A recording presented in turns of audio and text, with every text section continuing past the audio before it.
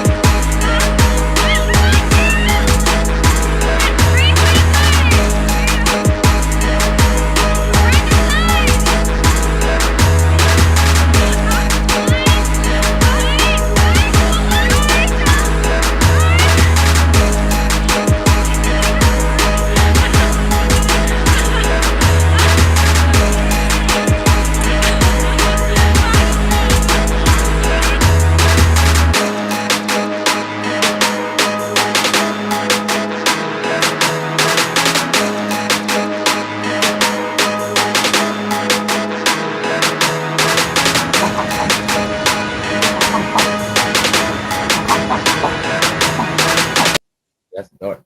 Oh, it You is are dark. Can y'all hear us? Oh man. Hey, what's up? What's up? What's up? Nonito turned off the lights. Yeah. He's trying to make it some mood light. I'm just trying to fix this damn thing. I haven't been on here for, Can y'all hear us? Give me a one in the chats if you guys can hear us. Boom. Give us. Oh That yeah, look hi. good. Oh, we're That awake. look good. We're awake. Perfect. Thank you, Yeah, BF. here we Love go. you. What's up, my brother? How you doing, man? Yeah. Hey Yeah, guys, yeah. what's up? I don't know. We just decided to come back in You know what? 2024. There's a lot of things to speak about. There's a lot of things that we want to share as well in terms of just the knowledge that we have, just our own personal opinion, and just the guidance that we have in the boxing world. So Yeah, like I think like there's been a lot of discussion, and we've given our opinion on like fighter of the year, pound for pound. Of course, like the things that's happening. Supposedly with what Spence had did before his, Mhm. 4 days before the fight. Yeah, I mean, there was a lot of things that people had questions about, and how it would affect their body if they did this or if they did that. And of course, some people were like, "Well, that's just An excuse. an excuse and stuff like that." And you know what? Everybody's body's different, But I Yep. mean, we got a lot to talk about, and I felt like, you know what? Let's go back into it. I'm very very passionate about boxing. I'm grateful for everybody being here and just always creating something for the boxing Oh, world. 100%. I think that's the whole reason, right? Because we always have And we always just be like conversations. in the background, and just be like, Oh my God, just you watching guys all everybody. go So live, and then we're like whiteboarding stuff out. We're like arguing behind the camera about like what we feel about like what people are saying. And so I'm like, well, why don't we just be truthful on our own platform about what we feel? Like I'm right, honestly right. exhausted from like trying to be I like, think that's something that because we always try to be we cater to everybody else, and for me, I'm just very nice and I say things and we just try to you're be all vent. Well, how about we say that let's you're just just say a gentleman? no, How about not even that? just gentlemen, right? Just I'm always politically trying to make things work in people's views and all of that stuff. But I think 2024, you know what? It's time to Screw just it. let loose. If we got some things to say, whether some people don't like it, some people may like it, some people may not. But I can't make you make me think another way because this is how I feel, and I think this is something that we want to go out there in 2024. Just be like, you know what? We're gonna speak our heart, our truth, and take it or leave it. Exactly. I think like that's the whole I'm thing, kind of scared right? for her though, because Why? you're gonna be like, bam. I mean, there's some stupid arguments. There's a lot of stupid. There's so many stupid arguments that I'm just like, and we could go down the list. Like, let's just leave 2023 on that back burner, but let me burn 2023 because like the arguments that people had left and right is like, you can't, you really can't be this stupid. And the thing too, in the conversation that we see from everybody else and just people coming in, they make a lot of excuses to why these people did this, and they don't really point out the accountability of a lot Well, of not things. You know just what I that. mean? Oh my God. I had like, there was a call that we had and it was offline and stuff like that. And they're like, well, so, this fighter felt he didn't Hey, feel hey, confident in the first 6 rounds. And I'm like, right, I'm sorry, did y'all switch bodies? right. How did How do you you know know? How do exactly? you know? Hey, Like, I'm I gonna start can't. my inner B.E.S.T over here. I'm like, fuck that shit, Oh my man. God. So We're I'm about to just be canceled. I'm Yeah, just, look you what know you what? did. Yeah, no, I'm just inspired. I'm inspired to tell the truth. That's it. Like everybody else. I'm just inspired to just be me without the feeling like, oh man, I offended this person. You know what I mean? It's just, I mean, not so much I care about the being offending people. I'm just saying like I've always just been want to get not so much I want to get everybody Riled? riled up and stuff like that because I'm very sensible. I just want to have a good It's just a conversation. conversation. But some people they lose their shit when That's because they're being emotional. yeah, and that's why I'm like my inner TBF just be like, stop being a motherfucking I Oh don't my know, God. whatever. Apparently, we're just starting 2024. 2024 is about being real. Uncensored. That's it. It's just being real, man. It's just being real. And for me, I've learned that that's part of my masculine energy. It's just, you know what? I've always been very gentleman and I've always just been, if you don't go along with me, I'm okay with that. But Why at are you least squeezing yourself on the camera though? I don't Like, know. this is weird. Can you like just no, you don't need to be that next to me. I'm Can just be you like leaning move on the this. camera, Okay. bro? No, it's good. That's good. No, That's move good. the I'm camera. nice. It's cool. Move All right. it. No, This is move my it. inner self right Move now. it I'm to like, the no, left. I'm good, woman. Move Let it it to the be. left. I put my foot down. Like, this is supposed to be our medium ground. Like, that's supposed to be, and you're like way past the medium ground. So like, can That's you move cool. the camera? Okay, fine. Just let it be. Let it be. This is our bed. Literally, we have a king bed, and I have this much of the bed, and he Yeah, takes see my up pillow. that much.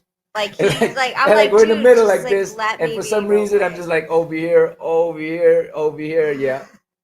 He's like, you keep walking away from me or moving away from me, and I'm just like, you know what? I'm gonna be right Because next your to you. body's hot, literally and Thank you, baby. Thank you. figuratively. You It's know what I'm just saying? so anyway, the whole point is the fact that, you know, like, it's interesting because the great part of boxing fans is the fact that they're very passionate, Yes. but then it's also weird. It's a tad weird. I mean, it's weird. The thing about it's weird. the internet is because you can't really go and slap a motherfucker up, boom, you know, just right in front of them, because they'll say all this other stuff, but then when they're in front of you, I mean, slap, how like, many virtually? times? We should have virtual slaps. Can you imagine if like YouTube like lets you, like, so YouTube allows you to do like super chat, right? Like, Yeah. if you were like virtual slap and then you could pay money to virtually slap them, like, I mean, how many would people pay have for come that. up to you or said to you that, I mean, I'm a front you when I see you. I'll be right in front of you, and none of them. I mean, granted that you had Zero. you had BFTV and Drew right next to you. No, the thing is that, like, I think I'm BF and Drew's size. That's the problem. You're those little chihuahuas, you know. Yeah, you're those I'm like, little chihuahuas that I'm just want to totally bark at like everybody. 6'1". What are you talking about? 200 pounds, 100%. Like, You know, I but mean, I'm that's not, so. how does the world we live in right now. You know what I mean? It's just being how do you say? It's just, you know, we have, this is why the crimes have gone down, is because nobody really want to go out there no more. Yeah. You know, they just want to go out there and talk their stuff out here, you know? So, I mean, that's, you know, this is the world that we're living in, and it's just going to constantly change. But how do we get from, like, Virtual slap. Well, a virtual slap, and then, you know, like, people really like dying on their sword. Hey, Drew said, "Fuck those drinks, though." Tequila watermelon. I had a New Year's resolution. Drew has 11 months to you and his birthday. That I will drink. 11 months. That I will drink. BF knows this. You guys are supposed to be training for your birthday party. And I'm gonna be so bad then, because I this year I said I'm not gonna drink, but I will drink. It's still January. But when I say I will. When my word says, you know, I'll follow through with that. You know what I mean? That's I guess that's being the masculine energy, and just be like, you know what? If I say I do, I will. If I say I'm gonna do it, I'm gonna shake my hands on it. That's real right there. Okay, so let's get down into dirt. We have been talking so much about the BF is saying hell no, because he was doing push-ups on the bar. Like, 1, 2. I was like, what number are you on? He was like, I think I'm on 50. I gave him a different number. I was like, 23. He was like, 23. I was like, yeah, you're done. But let's talk about, you know, let's talk about sex, baby. No, let's talk about that's you. Thursday okay, sex. That is Thursday. Okay. Fighter of the year.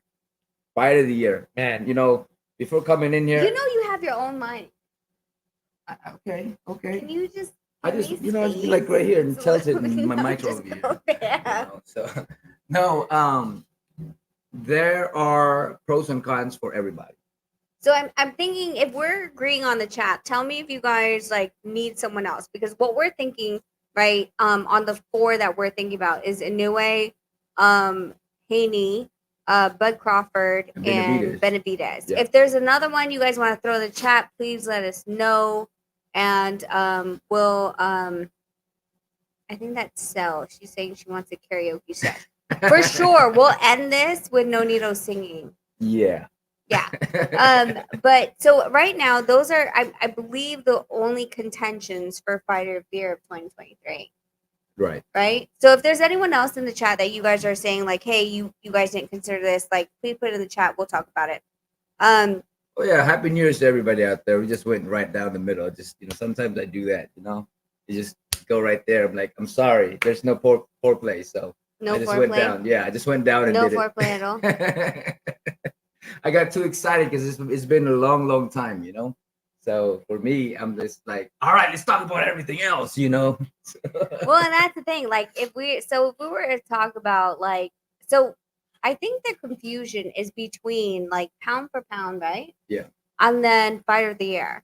And what people are not thinking about the two different categories is pound for pound, like, has, like, they have the resume behind them, and who they fought, quality of opponents for amounts of years, through what they're doing.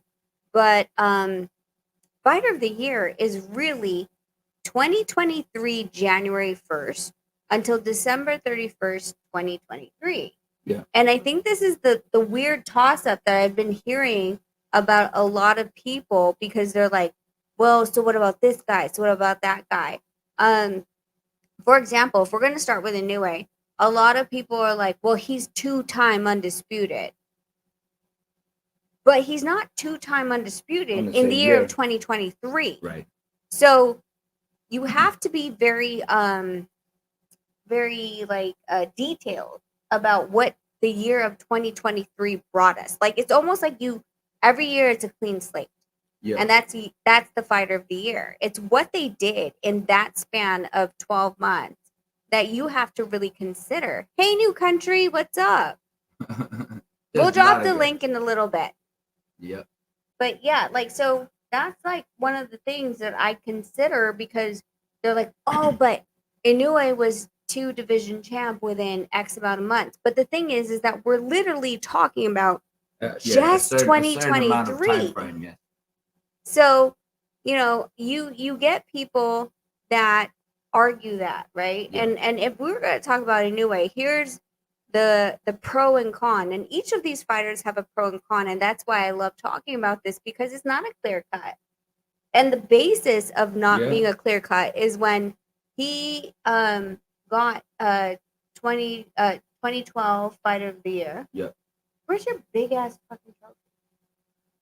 Oh, that's heavy. Go get it. Go get it. So okay, so let's precurse this. We're gonna do like a little like whatever. And he's gonna get his trophy for 2012. So you guys see what it looks like. While Nonito's getting it, can you guys hear like any of these sound bites that I'm doing? Press 1 if you hear a clap. You guys hear it? You guys hear a clap sound?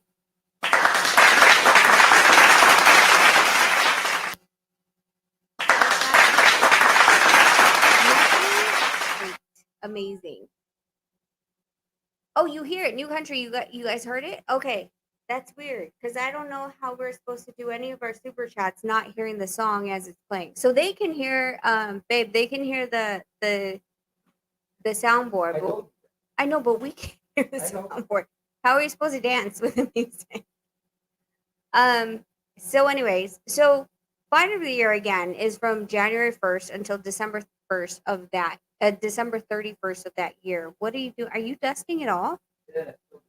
No one can see the dust. I don't care. Okay, so Nonito is dusting off his trophy. Is that the big one? That's what she said. Okay. So right here is Sal says Raph and Nonito Fight of the Year 2024. Yeah. Like all over. Yeah. Okay, so that's what you get for. It's heavy. It's heavy. Yeah. Heavy. 20. That's what you get for Fighter of the Year, and that's from BWAA. I don't know if any of the other, No. they don't get anything, but this is the Sugar Ray Robinson trophy or plaque that they give you. So when you get that, it's literally based on January through December of that year. Yeah. It doesn't matter who you fought in December of the previous year. It starts over. It's a clean slate. Yeah. Thank you, Ben and White. Please put down. Like those people, Will of Fortune. Oh my god. Okay. So that being said, That being said, okay, so let's go. I mean, like people are like saying that, in like there's a toss up between Inoue and Bud right? and Tapales and Benavidez. And so I'm gonna sorry. The pilot. The pilot's the Oh, sorry. Well, no, what I meant was that whole thing. So, we're going to give you the arguments for each. And so, if you were to say Inoue was the fighter of the year for 2023, here's his Right. pro and con. Pro went up to 22, fought a unified champion in Stephen Fulton that wasn't supposed to be a walkover. Right. And Fulton was supposed to move up to 26 to fight Brandon Figueroa. Mm-hmm.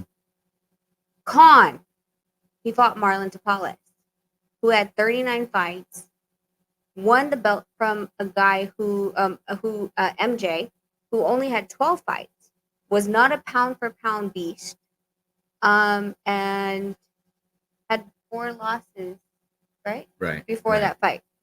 So there's your pro and con. You go over to who's the next fighter? Bud. Yeah. So the next fighter being Bud. Mm-hmm. The problem with Bud, the pro of Bud is he fought another pound for pound fighter. Right. Right. And the thing was, it was such a big thing that it was a fight that people wanted to see, and that was like the big thing on it, is because people wanted to see this fight. This is something that was kind of like people were getting mad about and all of that stuff because it wasn't happening and all of that. So yeah, but he did only fight one time in this year or last year. That's the problem. Right. So the inactivity of Bud, you're like, okay, well, he only fought once a year, one time in 2023. So how is he the fighter of the year if you only did one time? Right. So that's his pro and con. Then you got Devin, where a lot of people had the fight with Lomachenko very controversial. Right. It wasn't a clear win. Like Right. people were back and forth about like, okay, well, no, I think Loma won, I think Devin won, and it honestly was because there was that 2 or 3 swing rounds. It was a lot. It was a lot. It was just like, it was something that can be debatable because of how sometimes, like say my fight, right?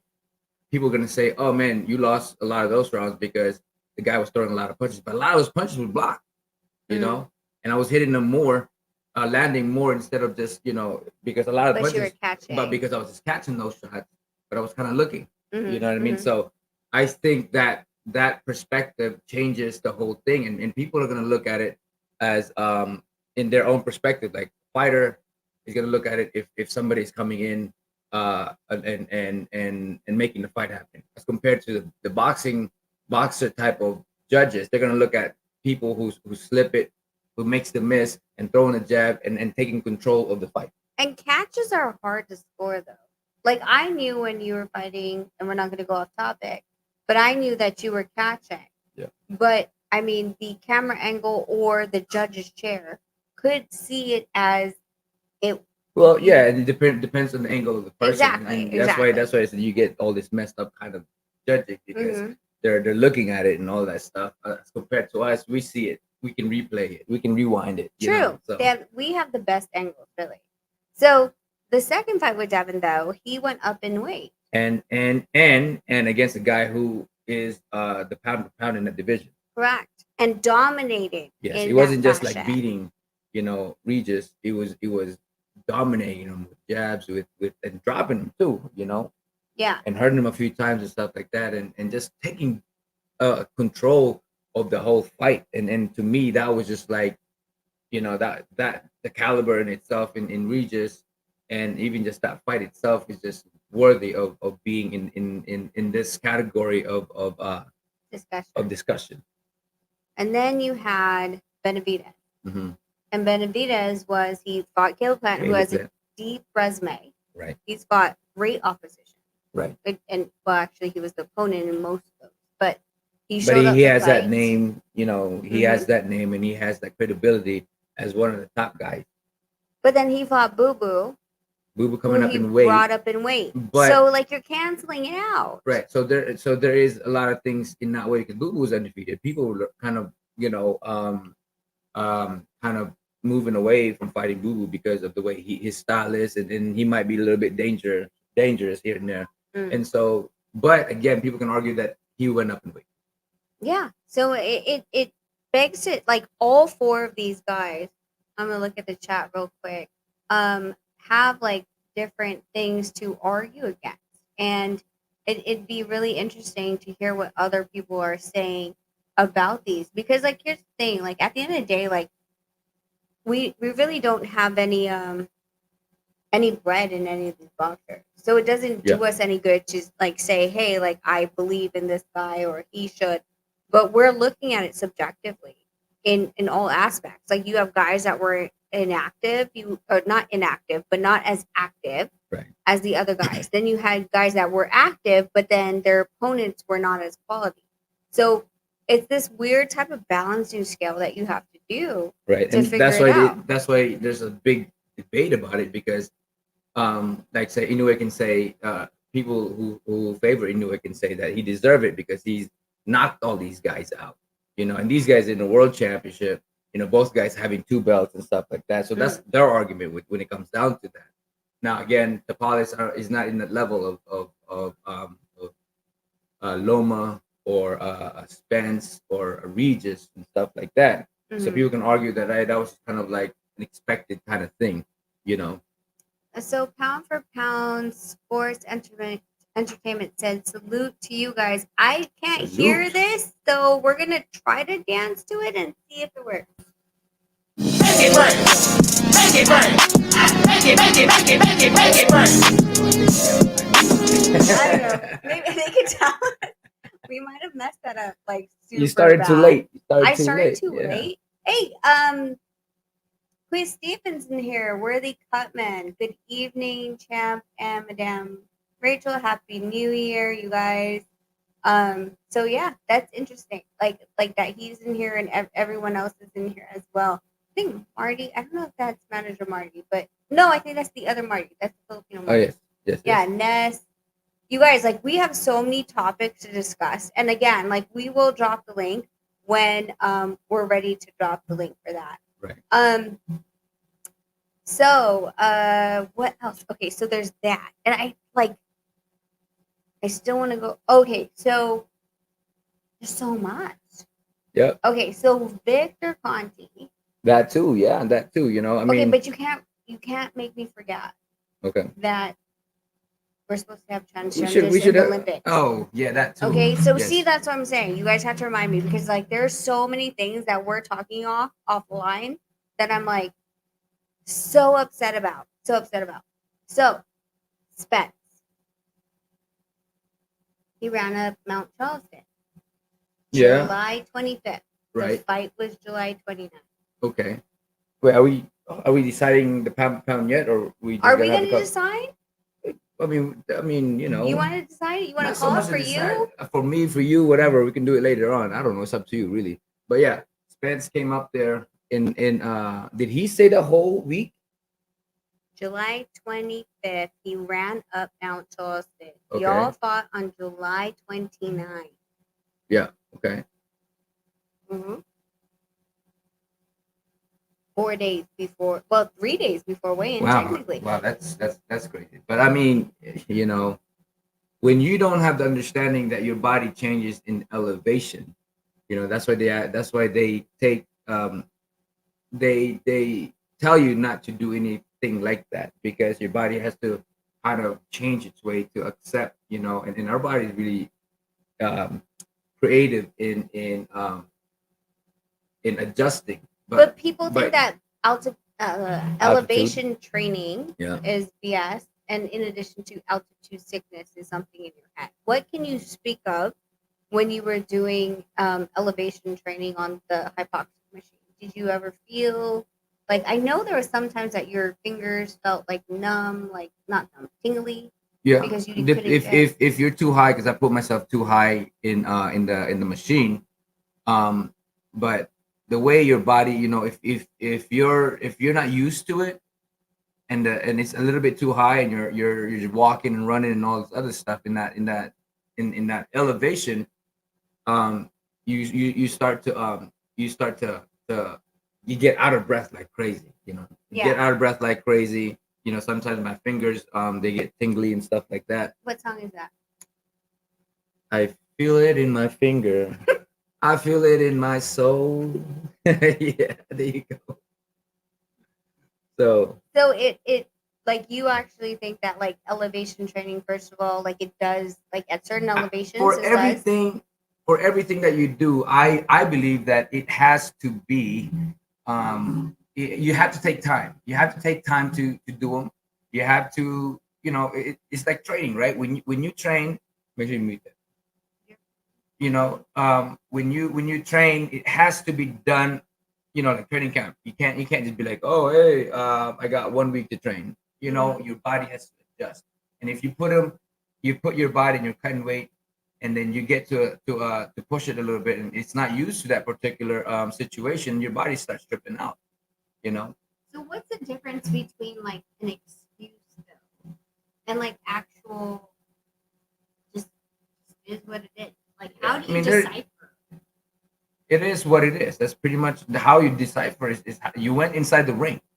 It didn't matter how much you felt. A lot of the fighters that go inside the ring are not 100%. They got injuries, they got this, they got that, and they don't make any excuses when it comes down to that. So there is really no excuses. You made the fight happen. As even to say, oh, you know what, man, that guy was so big. I'm like, yeah, he was big, but you can talk about it. But I'm not gonna make an excuse that this guy was so big. So So how do you as a fighter like deal with that though? Like because like people ask you, well, what happened? If you say what happened, like honestly, they freaking roast you. Yeah. If you don't say what happened, they're like, oh, he's not being truthful. Like how do you balance like truthfulness and the public perception that when you do talk about it, it becomes that's why you have to channel your inner BFTV and just say fuck them. Because you can't be happy if people are not going to be happy if they don't like you. And your people are always going to support you. Your fans are always going to support you and all of that stuff. So there's no winning when it comes down to it if you're trying to please everybody. Mhm. And you just But got do to you go find with it. that as like a psychological like battle? Like when If you're not ready for it, and you want to listen to people's opinion and all of that stuff, that's why you get guys, back then they have the feeling that they need to justify. Yeah. You know what I mean? And do you feel like boxers really have a need to justify, or is Nope. it the pressure to Not to it. say Look, something? no, though? that's the thing is, I don't think there is anyone who should feel that they need justification or reason to do what they do. That's your life. That's on you to feel whether what's the word, whether you're good with it or not. As long as you're okay with it, people are just gonna be unhappy. That's just how it is. That's the truth of the matter. There.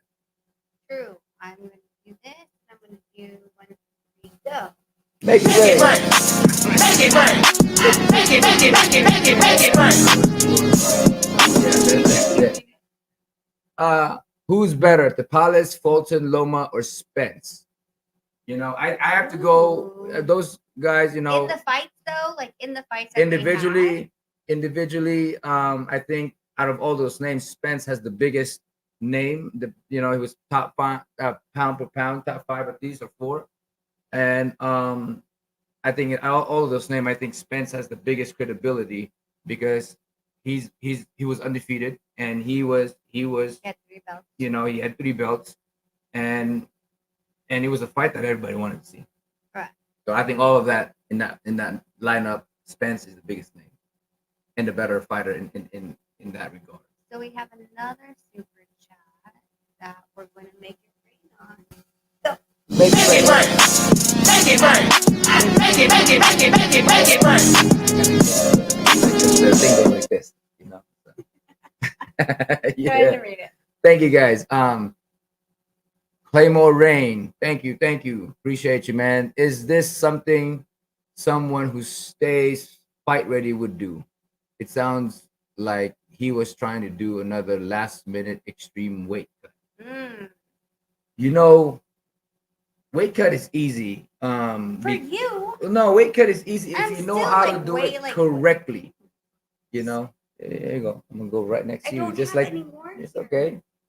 Go, but it's I think it was just the mentality of like, am I doing enough? Did I do enough? I gotta run this hill because I want to keep pushing myself. I want to keep pushing myself, and I think that's the thing. When the confident level is when you're questioning that if you did enough, you know. I don't think it's about the weight, but I think it's just feeling that you know what I want to keep pushing it more. You know what I mean? I don't think it was not a confidence thing. I think he just wanted to keep pushing it so that he can feel more confident or more like he did what he has to do for this training camp. Who's that? Yeah. I don't know. Like the thing is like I think he came out to Las Vegas early. Mhm. He's trying to get used to the dry heat that we have here. Yeah. I don't know who told him to run. Like that, I feel like that was like, hey, it's Instagram worthy. 'Cause Well, why a lot would of you- see the thing is a lot of fighters don't understand the effect of high altitude. They think that it's just So it's working just a hard. picture. It's just a working hard. It's just me working hard. Just me working hard, and they don't know that it actually, it your body changes. If you put so much time, months in training, don't change that. You've already established that. But if you're gonna put something that's out of nowhere that you're not used to it, your body starts freaking out. Well, I think that's the thing is that he's never done it. So the fact that he went to go run up there, first of all, elevation. Mm. Second of all, a hill incline. Like, why did you do that 4 days before the fight? Yeah. Or 3 days before the weigh-in? Like, you're already cutting weight, and like cutting weight does what to you? Like, you're not your full capacity. Your body's like in survival mode. Exactly. And then it's limiting every energy that you have, and you can actually pull muscles so easily because you're cutting weight. Exactly. So that's another whole topic. Like, Yeah. it'd be different if he came out here like a month or so before. Yeah. But you're talking about 3 days before the weigh-in. So there's nothing that you're supposed to do on fight week that is new. You should never do anything new fight week that you've never done before. Yeah. Because you don't know how your body's going to react. So I don't know if it was something because he for the cameras, like I said, for the ground, right? Like, because Mount Charleston is a I don't beautiful know. run. It is. It's I a don't beautiful know. run. I don't know. I mean, I think it's just a mentality that I need to push it. Maybe they'll help me more. It could be that way. You know what I'm saying? Yeah. So Exactly. I think it's so interesting because we have the Philippine side on here right now. Is it true? Is that true? Casimiro's team don't like you, champ? I mean, there's a lot of people that don't like me or not. I mean, I haven't. No. Let me answer that for you. I'm gonna answer real damn quick, and y'all could cut, paste, and reshare this. I know that Casimiro's manager, looking you dead in the camera, is close with me. The rest of the team, or who they think is a team, or who thinks that they actually have a contract and wants a phone call back, I really don't care about. So Team Casimiro, by contract, is Jose. So yes, Team Casimiro likes us. Sorry, I don't care anymore. I'm tired of this But BS. this is what it is. It's just I think they're just swayed in that decision, which is I gotta say they're just stupid when it comes down Who to it. And swayed? by these people, Casemiro and his brother and all that stuff. All I'm saying is like they are stupid in making stupid decisions. That's just all I'm saying. I don't know about that, but all I know is, Like, because you that get people who's there's talking and people all that right stuff. now that are really upset because Jose is not calling them, and he has no obligation, contractually or legally, to call you. Yeah, but anyways, that that's No, I'm done with this. We're Yeah. just with 2024 is me just saying like, I'm sorry, bro. Like, yeah. you don't get a phone call back. Your wife's not getting a phone call back. Your team's not getting a phone call back. He has no explanation to you guys. The only person he owes a call to or any communication is John Rail Casimiro because he's the one who signed the contract. Sign, seal, deliver, send the message. There you go. All right, back to the topic. Transgenders in the ultimate. Transgender in USA boxing. Is it just USA boxing? Well, that's why it says USA boxing. How does that work? No, you can't do USA boxing and they're trying to Well, go to USA Olympics. boxing. I mean, maybe it's the whole thing. I'm not quite sure, but what I said was USA boxing has allowed it. Now they didn't say the I world, need to look that up. Hold on. Okay, You go know. ahead. Continue. but I think What's it- their specification of the transgender. I mean, I've always been, stay in your lane because physical body. Okay, you're right. It's USA boxing. Yeah, You're right. physical body is different for every man, women, and You can't say that. I'm gonna say it. I don't You give a know why fuck. you can't say it? Why? Because USA boxing is saying post-op, which means that as long Oh, as you gotta chop it all the way through, yes, or put something in it. yes, correct. So if you're like the bodies are different, bodies like just physically, then post-op is what they're considering. Okay, You need so to do wake you- up that dog. She snores. That's your dog. I'm gonna go over there and wake up the dog. She's Anyways, snoring. That's crazy. At least they put it into the realm of like, if you really want to do this, not just to take advantage of things, what are you doing? No, I'm trying to move the chair so I'm not blocking you. Oh, Okay, go ahead. you broke my mouse. No, I didn't. You broke my mouse. No, I didn't. Yeah, you did. Go ahead. Okay, USA boxing. Yeah. So USA boxing, they have, what was it, 4 or 5 points that in order for you as a male or female to fight in a particular I match. think okay. So for USA boxing is first of all you have to be post-op. Yep. So And then you we're have to just have gonna like months or a year or two or something like that you you're have to. consistently under hormone Yes, therapy. hormone therapy, yes. What is it called? They're like making sure, Yep. like constantly, you're always getting hormone tested. But I think the biggest thing for me is you have to be post-op because I mean, anyone could correct me if I'm wrong, but I don't believe that Leah Thomas, who swam against the other female swimmers, had actually gotten that thing cut off. So I feel like at the end of the day, like if you're gonna make it like, hey, I feel some type of way, but tomorrow I could be back to a guy. Yeah. Like this is a full like I need to jump. Right. Like if I'm Right. going to You claim wanna I'm you female, wanna do it, then do it. You Yeah. gotta go all the way through, not just like, you know what? Tomorrow I identify as a noodle. who's I'm just saying, whatever it could be. You know what I'm saying? Like, no, because like here's the thing is that like I mean we see it with a lot of the even the pop stars today. Demi Lovato is a huge one where she was so like I'm she her, then I think she was they them, then she was he him at one point. Now she's back to she her. So with all these kind of like moving parts as far as what you're feeling, if you're really going to jump in the pool and say like, hey, I'm going to take away opportunities from other people, then you gotta go all the way through. I'm going to go all out. You gotta get it. Yeah, and I don't know if most of these guys are willing to do that. Like there was a guy that was put in prison, right? Oh, and then he ended up like making women He pregnant in made there. babies in the yeah. So what he was put in prison. He identified as female. He went to the women's prison, pregnated a couple women inmates because hello. So I just feel like if you're going to identify, there has to be like first of all like some hormone replacement as far as you being an adult, hormone replacement therapy, and all of a sudden, in addition to working over to a operation stage, because if you're really going in to ruin and disrupt the lives of the biological, then you need to Or you take away their opportunities. correct. So then they should completely like jump 2 feet in head first or no head if you have to cut that off. But you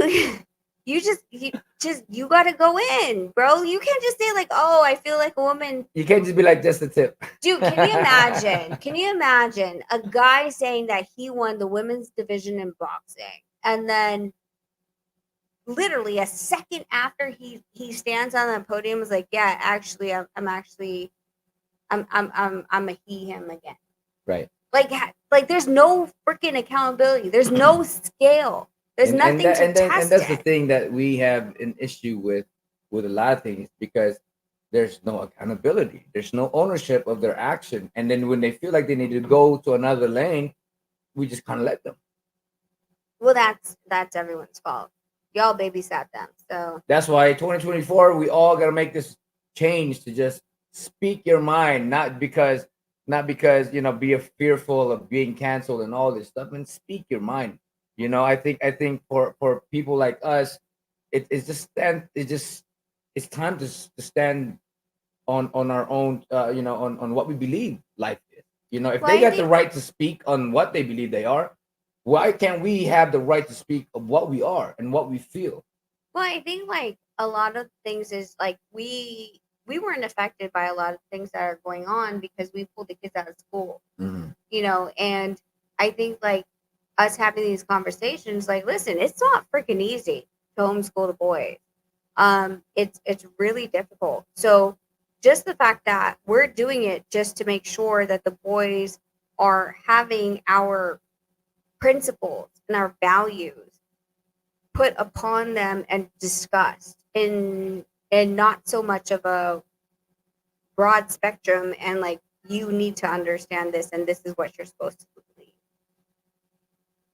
Trying to look for my mouse. The one that you try to break. I know. Okay, ready? Go. Okay. 3, 2, 1, go. Make it rain. Make it rain. Make it, make it, make it, make it, make it rain. So weird. We can't hear it. Are we doing it on time, guys? Because Yeah, we probably look drunk at this it's time. okay. It's okay. They Yeah, just we probably look weird. Go ahead, read the super chat. Beterbiev or Bevo, Usyk or Fury. Thank you, D, Ooh. my man D. That's a good one. Yeah, that's a good one. Beterbiev, Bevo. Um, the way, man, Better be if it's fighting. no, yeah, Beterbiev is fighting Smith. Oh, Yeah. we're just doing hypothetical. Yeah, hypothetical. Oh, okay. Sorry. Go ahead. Continue. Yeah, I think Bevo is a skillful fighter, but the relentlessness of Beterbiev can break him down. And we know that Bevo has been caught a couple times and was hurt a few times. But you get guys like Beterbiev with the heavy hand, just right in front of you with the great chin. That's a really good fight. I think it's one of those things of whose style is gonna prevail, dominant. Try. You know what I'm saying? Yeah. Yeah. I mean, like the thing is that Bevo is very technical. He's so, and I don't even know if he knows how technical he is. Remember we were talking about it when he fought Zerdo. Yeah. Like the things that he was doing, I don't know if he knows he's doing it technically. I think he just got used to his muscle memory His and movement. Yeah. I It's just a habit for him. yeah. Did you get the second part? Usyk Fury. Usyk and Fury. The way Fury looked against Ngannou's a big dude. And styles and body wise can change fight. But depends on even his father is saying that he's not he's not degrading, but like slowing down a little bit. Mhm. And that could be something that people are gonna look into. Usyk has always been the Usyk, who can box, but he is a lot slower in this division. And Fury is still the bigger guy, so that's always going to be one of those things. Usyk is a smaller guy. If he gets a little bit bigger, he's going to be a little bit slower. But then Fury is the bigger guy, he's a taller guy, and he's used to this division and all that stuff. But then from going out there, that he's just not as motivated or as I mean, all of that could change. So that's what I'm saying. Like, it's one of those discussion that, well, I really like music. You know that. I yeah. love like I when we watched Usyk in the WBSS series. But that it was him being a smaller I division, know, but just see, he was like he's a bigger Lomachenko, which is Yeah, weird. he was Like yeah. he moved. He had a lot of angles and lateral movement that was able to capitalize on slower guys. Make it rain. Make it rain. Make it, make it, make it, make it, make it rain. Like, you guys here. Remy, what's up, my brother? Happy New Year, man. Man, I am going. What, I can't see that. For a easy belt. I think that might be What up, fam? It looks like the other flag. What flag? If you What flag is that? Remy, Remy, You you got- gotta you- tell us yeah, what flag that yeah, is what because I flag don't is want to be that, like man? disrespectful because I think I know what flag it is, but I don't want to say Right. that I think it's that flag and it's not that flag, and then I get canceled because it's actually not that flag because it's so smaller. My goodness. So, are we going back into the whole boxing stuff or what? The amateur boxing? I don't know how that works because the Olympics Well- are not like they're not okay with it, and we also have not secured a spot in the Olympics as boxing either. Right. So Right. how does that play in the game? Like, what if a transgender won a spot in the female category? And oh god, this is such a mind bend. What if a transgender won a spot in the female category, but that female's weight didn't qualify for the United States? Well, not Can like, they boxing switch? doesn't do that. Oh, you Boxing guys don't does have everything. qualifying? Yeah, not it's not taekwondo. Boxing is Really? boxing. You So guys we have have more? every weight. If you can make it in all the elimination, then you get to go. It's not because you won and then it wasn't in your weight. Wait. What do you mean you have? Yes. Wait, I mean, wait, at least wait, from what wait. yeah. You're a man though. Like I would have to call Clarissa and ask her. Like, what do you mean? Like, so wait. So there's the eliminations. You have to go to Pan Am. You have to Yeah, qualify in all these regions. you gotta qualify for all of them. Okay, but beat your all of weight them. division might not qualify.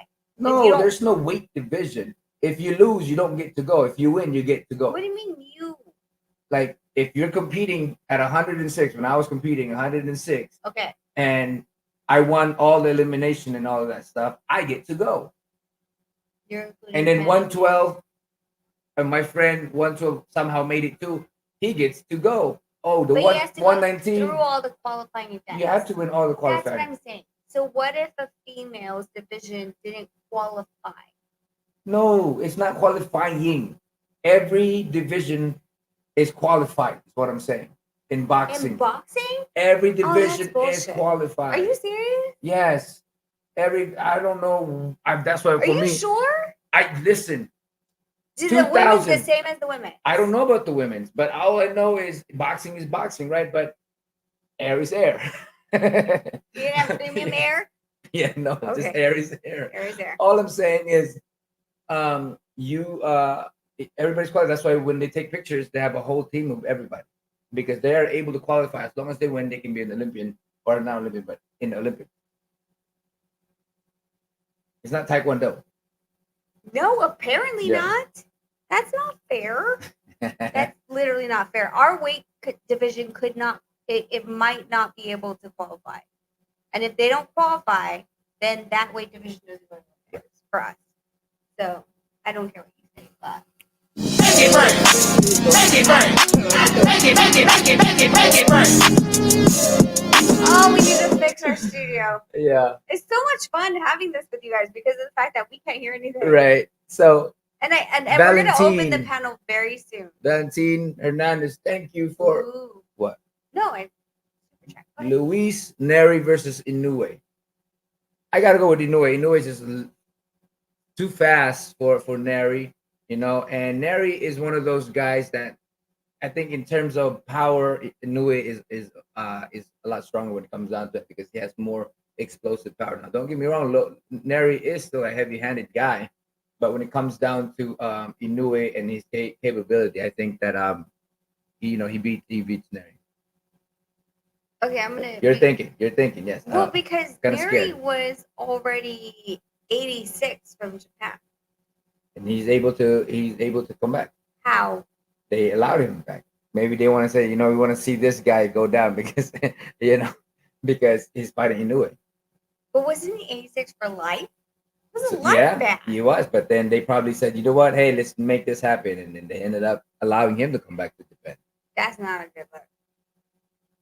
Maybe they just.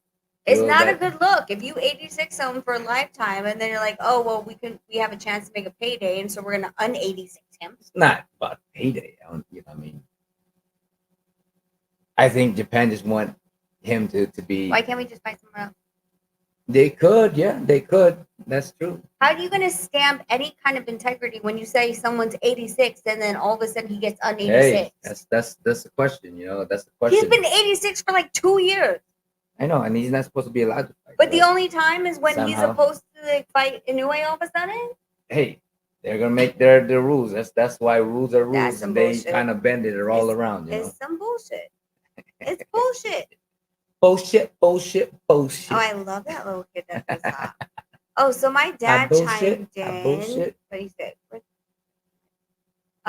My dad said the division is all open. Unlike Taekwondo, only qualified weight can go. There you go. All weight is open. See, I'm a little princess. Oh yeah, that's why. Yeah. Wow. I'm a little teacup. Teapot. But see, this is how you know you didn't read any Nope. of the like children's things. Nope. Didn't Pacquiao say he was going to compete in Olympics? That's what he since said. they letting impro. But okay, so the problem is that like there's an age limit. Is there? Oh, 35, 35, 36. I remember. Yes, I He's remember. kind of past that. Yeah. So they're trying to figure out how is he supposed to be able to. What if he identify as a 30-year-old? Oh my god! Oh my god! Just saying. Why can't I not be? Was that trans age? I should be like no, 100%. I should be like 16 because the amount of times that they card me is They card you a lot. actually starting Yeah. to get ridiculous. But you know what? Make it rain. Make it rain. Make it rain. I cannot We hear can't this hear thing, the so we're just gonna song. dance with it. So weird. Remy, thank you, brother. I appreciate you, man. Neri banned from Japan. Should Inoue fight MJ next? Well, they actually allowed him to fight, and that's what they are saying. That's his next opponent. Yeah, they're saying I'm about to get canceled. Emotional damage. Can't get canceled. You're Asian. I don't care. I'm just saying.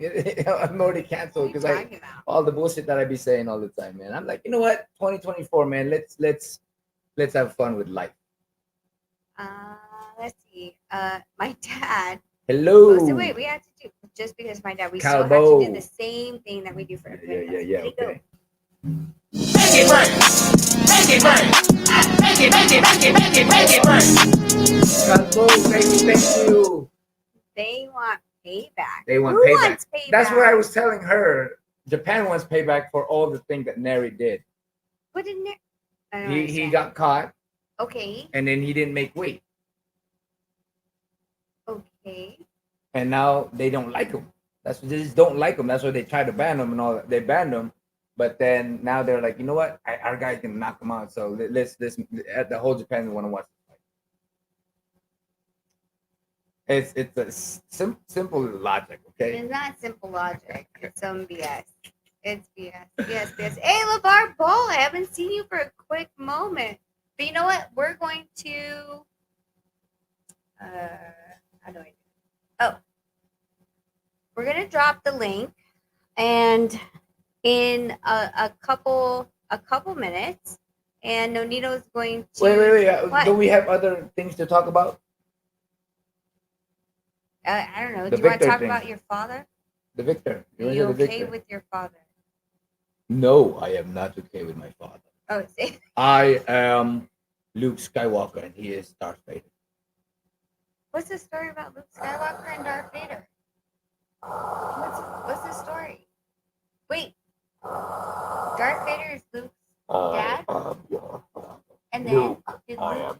Wait, did Darth Vader try to kill Luke? Did they battle? I'm so confused. How do you not know this? Because you know how old it was. I know. I don't even remember either. I'm just You don't acting. even know. You I'm just just thought that was a acting. good Come thing. on, man. Oh my god. Oh my god. Go. The Victor thing. And Which part of it? and accountability. Oh, okay. Oh, And then I'm gonna go pee. The thing that's irritating me about the Victor Conte thing is like there's people saying like, oh well, so Victor shouldn't be, in boxing. in boxing. And for me, I'm like, so let's just say that Victor gives you something. At the end of the day, like it's literally the boxer's choice to want to be doing those things. Like it's kind of weird to hear, like when they're like, "Oh well, Victor got hit by Bada, or not Bada, but Balco, the Balco scandal, and Marion Jones and Barry Bonds and blah blah blah." Like you could do the whole list; it doesn't matter. But at the end of the day, Victor wasn't like strapping you down BDSM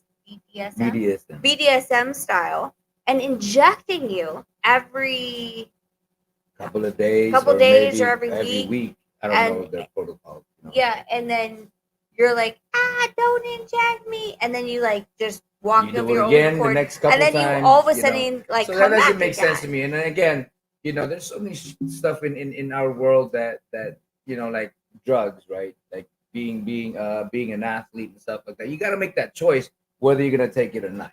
I mean, just hanging out and with friends and stuff like that, and they're all doing their stuff, and I don't even touch it. Well, how many of these boxers have really sketchy friends? Like you see, We boxers grew up in the street a lot of the time, No, yeah, but you see like boxers hang out with very sketchy individuals, but they might have his best interest. I have no idea, but their business relationships aren't the best for the boxer, and yet these are the people that they hang out with. Now, until the boxer himself is caught with those drugs in his pocket or in his system, even at that, the boxer is going to be tried as he himself having it on himself or taking it, not someone who supposedly forced you down to swallow a bunch of pills. Yeah. Did I miss one? I feel like No, I I missed don't one. think so. Okay. Yeah, but that's all I'm saying is you just take it. There's so many things out there, but ultimately it's the fighter's choice whether he wants to take advantage of things Correct. or walk away from it. Yeah, because at the end of the day, guess who's like benefiting from getting injected? It's not the one who's injecting you. Yeah. It's the one who freaking So is getting the trophies. it doesn't matter whether this person has done it or not. Whether this and whether that, and this is how people are gonna argue. Like, well, he can get around that stuff, right? Oh, they can get around that stuff, and like it's irrelevant because you still choose to do it. Exactly. That's what I don't understand. Yeah. I don't understand. I don't understand the lack of accountability or the finger blaming when these are grown ass freaking boxers that will knock you out if you decide to strap them down to a table and put an injection needle into them. And yet we're acting like they're little boys that don't have a choice not to be injected. And I think we're doing the thing again. Make it rain. Make it rain. Make it rain. Thank you, brother. I appreciate you, man. Salute. Love you guys. Happy New Year. Thank you. Happy New Year to you, bro. Okay, so I'm gonna drop the link. I'm gonna go to the bathroom, but you need to be careful about who you let out. Oh, I know. I'm not gonna let nobody up to you. So you go, hurry up and run. What? I have to do it? Go. I forgot. I can't be standing up because sometimes I'm not wearing anything down there. So this time, I'm just kidding. You have pants on? I'm kidding. I was just kidding. You're like, what? You might don't have underwear on, but you still have pants on. Don't worry. Okay. So you can stack them in the back. Yeah. Just know, guys, like when you guys are on the back, we're just not letting anyone in. You're gonna have to put your camera on. I'm going to give you instructions to walk you up, because there's some weird people lately. Yeah, I mean that's pretty much the whole thing. I mean, accountability is a big thing for me. You know, I mean, I've been approached with so many people who tells me that hey, we should do this, we should do that. I mean, just an example, prominent uh person had come up to me that they can make me into something bigger, and by having a scandal, having a scandal, and you know, having to do something that people can see, and they're gonna say, oh, wait, we put you to TMZ and all that stuff, and you're gonna be famous, blah blah blah. We're gonna earn a lot of money and all of that stuff. And I was supposed to be with a porn star and to do some kind of crazy, stuff that even though I don't have to do it, it just to put it out there. I mean, there's just a lot of things that they would say we can put you, and allow people to see that, oh, hey, it's relevant, and I just couldn't do that. For me, I was just like, you know what, that's not my thing, man. I am not gonna sell my soul for just the money thing, and that's something that I can be proud of in myself, that when I say that I do, I will. My word has always been true to me and what I want to do. You want to go over here? Okay. All right, all right, all right, all right. You country, you have to put your camera on in the back, and then you can turn it off when you come up. Oh, there it is. So give me a number 1. Give me a number. Perfect. Okay. So, There it is. Yep. Cool, He's cool. live. All right, now you can put the camera off if you don't want to put the camera, because I just want to. Yeah, There thank we you. go. Thank you. Go. Hey, Hey guys, how you been? Happy New Year. up. It's Yeah. been a long time, man. Hey, I haven't been getting any notifications for you guys. Either you guys haven't been on in a long time, or my Yeah. notifications are messed up. We No, haven't. We we haven't. haven't. This is We- actually. We had to move the studio because it was too close to the boys' room. It was the room next to the boys, and you would see Keeping them them awake. like, yeah, they're like, you're too loud. Right. So we had to. So then of course, we had to do this whole setup again, right? Like, how does this look? Blah blah. Lighting, camera. Oh, looks good. Looks good, man. It looks Thank really good. Thank you I'm just so happy you guys. I'm happy you guys are back. Yeah, I think like our like Well, we you shy the camera. see now you feel like I'm being shy. Yeah, come here. Come close. You can see- Now, Rachel. Now, Rachel. Let me say one thing. Your husband is right. The Japanese won a revenge match on Neri because when he was there, he was unprofessional. He might even have been a little dirty, and he pissed them off. So Oh, they yeah. banned him, but they're gonna let him come back because they know Inoue's gonna kick his ass, So you think that and they want to see it happen. you just think it's more so the fact that they want to see him get knocked out because of the disrespect. Yes, 100%. I do. See, he's with me. Your dad's with me. I'm pretty sure everybody's I gonna be. didn't think of it that way though. Well, but that you know what that's kind of more of a. I mean, I hate to say it like this, but that's kind of more of a guy thing. Yeah. You know, we just want to see when us fellas get pissed off. We want to see we want to see whoever pisses off get fucked up. No, that makes sense. But I mean, he's still like at the end of the day, he's still gonna get a payday. Yeah, but Is I he- guess don't care about- evidently it's care about worth the that. payday, Fall.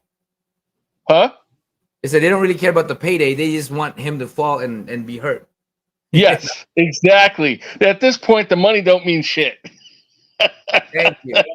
See, But it's They good. just want to see him get drilled and knocked out, man. And yeah, they don't really give a shit about that. See, that's the But- thing. by the way, you guys brought up a very good point that I was not looking at about Inoue and Crawford for fighter or for pound for pound and fighter of the year, etc. Is what they did in this year or last year of 2023. Because I think a lot of people were looking at overall accolades, Yeah. and I was, Yeah. but if you just restrict it down to the year of 2023, things tighten up a lot. That makes it that much more harder. I always said that I wouldn't mind if it was a tie, because both of them are such great, exceptional fighters, Right. and they both accomplished a lot, so, Has there and ever been a fighter of the year? they both, No. huh? Thing. Tie? No, there's no such thing as tie. There's never been a There's fighter no of the year? crying in baseball. No. No, I So don't when- know. There has been, but that'd be interesting. We get so who did you have before we had this, whiteboard discussion of like yes, no, yes, no? I had Inoue as a number one pound for pound, but I gave Crawford fighter of the year. But that was just me. No, Not everybody's going to agree with me, and that's fine. I mean, I'm just giving my opinion. Nobody has to agree with me at all, But to me, both fighters are very exceptional. And, again, if somebody's going to argue with me that, no, Crawford's over Inoue, no argument with me, because I feel like it could go either way because both have done great. Well, Yeah. no, I like your thinking though, because I think 100%, pound for pound discussion is different from fighter of the year. And if you were to say Inoue's pound for pound, I believe like that's a legitimate claim. But I just think it's like people are not separating it. It's weird. Like they don't understand the difference.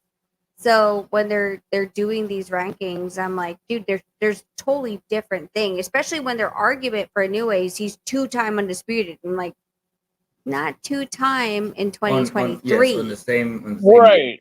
But you know what? It's an easy thing to do because I did it and a lot of people did it, So it's a very easy thing to do, You look at the overall, because that was kind of my criteria, is that the only reason that in my opinion, that he edged Bud out was because he was, they were both undisputed twice, but Inoue was a champ in more weight divisions and he took more belts from more champions. That was how my criteria went, that he slightly edged Bud out.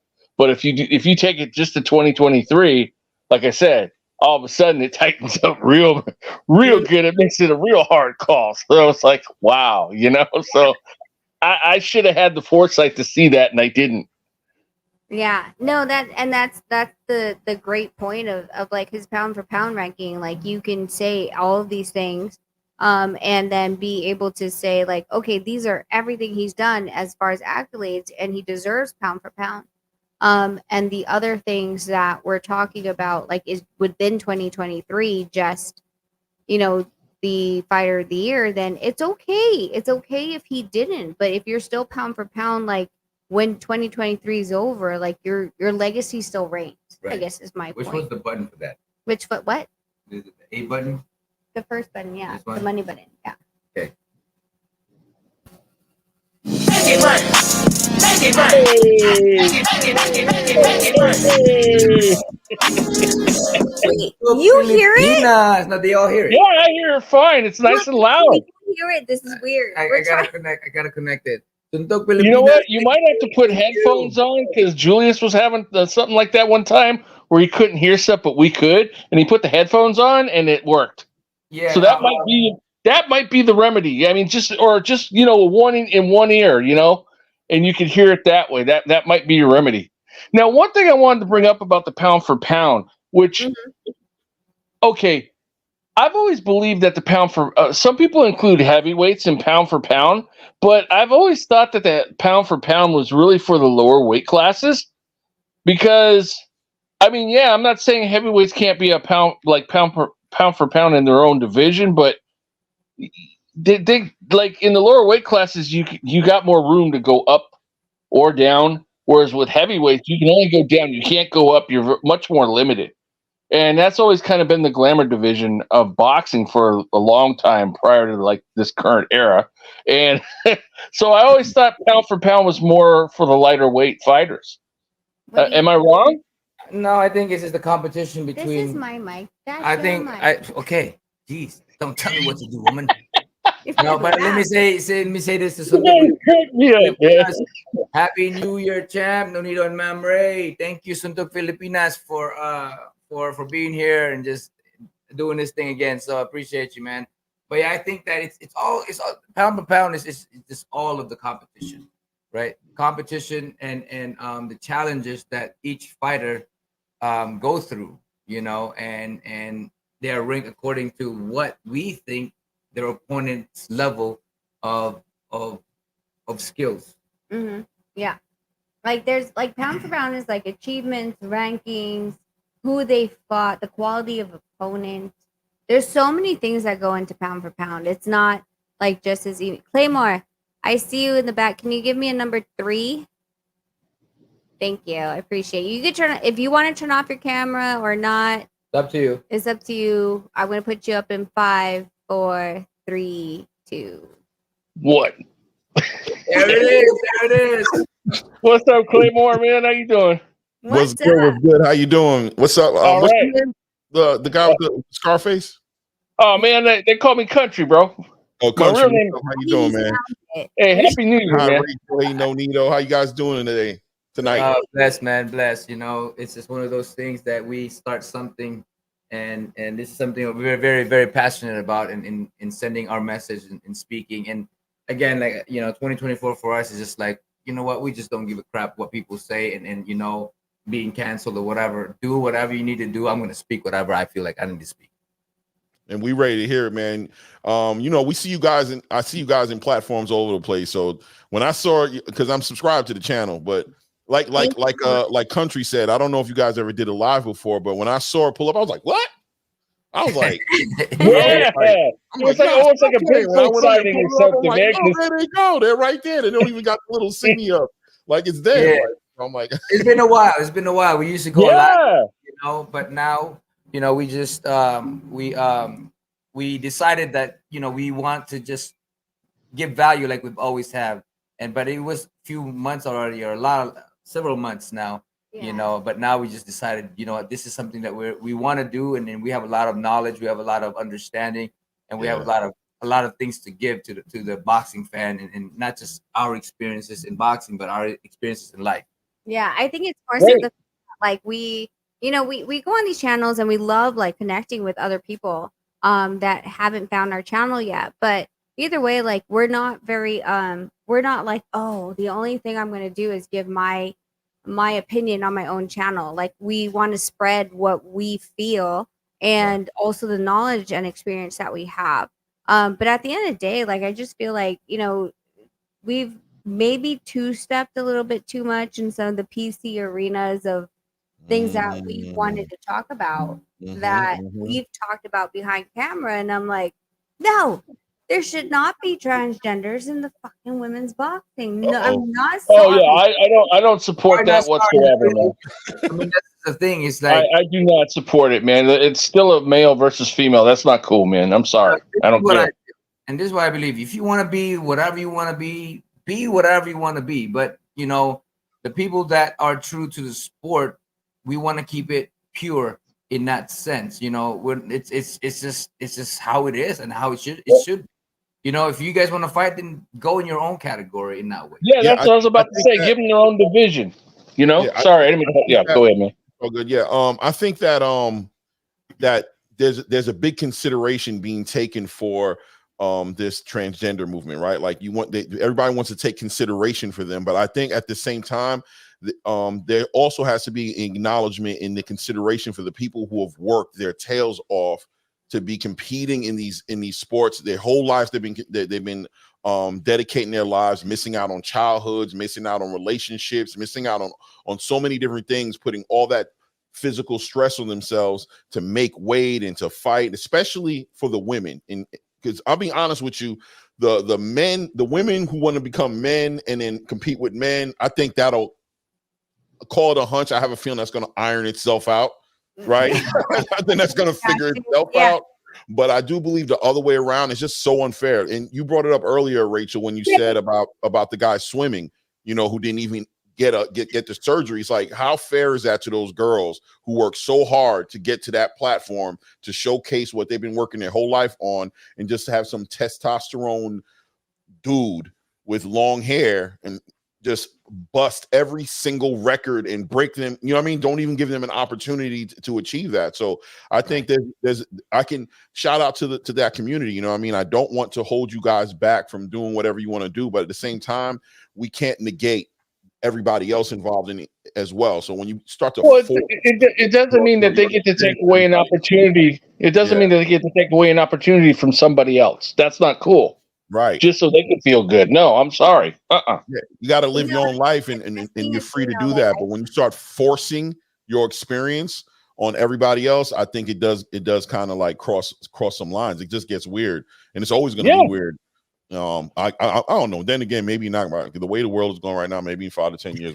That's why, like I said, like I said, I came to the point where, like, you know what, I'm gonna. They're allowed to speak their mind. They're allowed to speak in their emotion and what they want to be and what they want to do. For me, I'm gonna do the same thing. Whether you're gonna be offended, I don't really give a shit about it. You know why? Because now I'm telling you guys how I feel. Why do you guys have all the right to speak when how you feel when I can't speak about what I feel before I get canceled or this and this? And I'm like, go ahead and do it, because I'm going to keep speaking why about don't you talk about, I'm going to check on the boys, but why don't you talk about, like, you're fighting at 118. You're sparring Jelena, who's an 8-time world female okay, now I feel like I have to say biological female champion.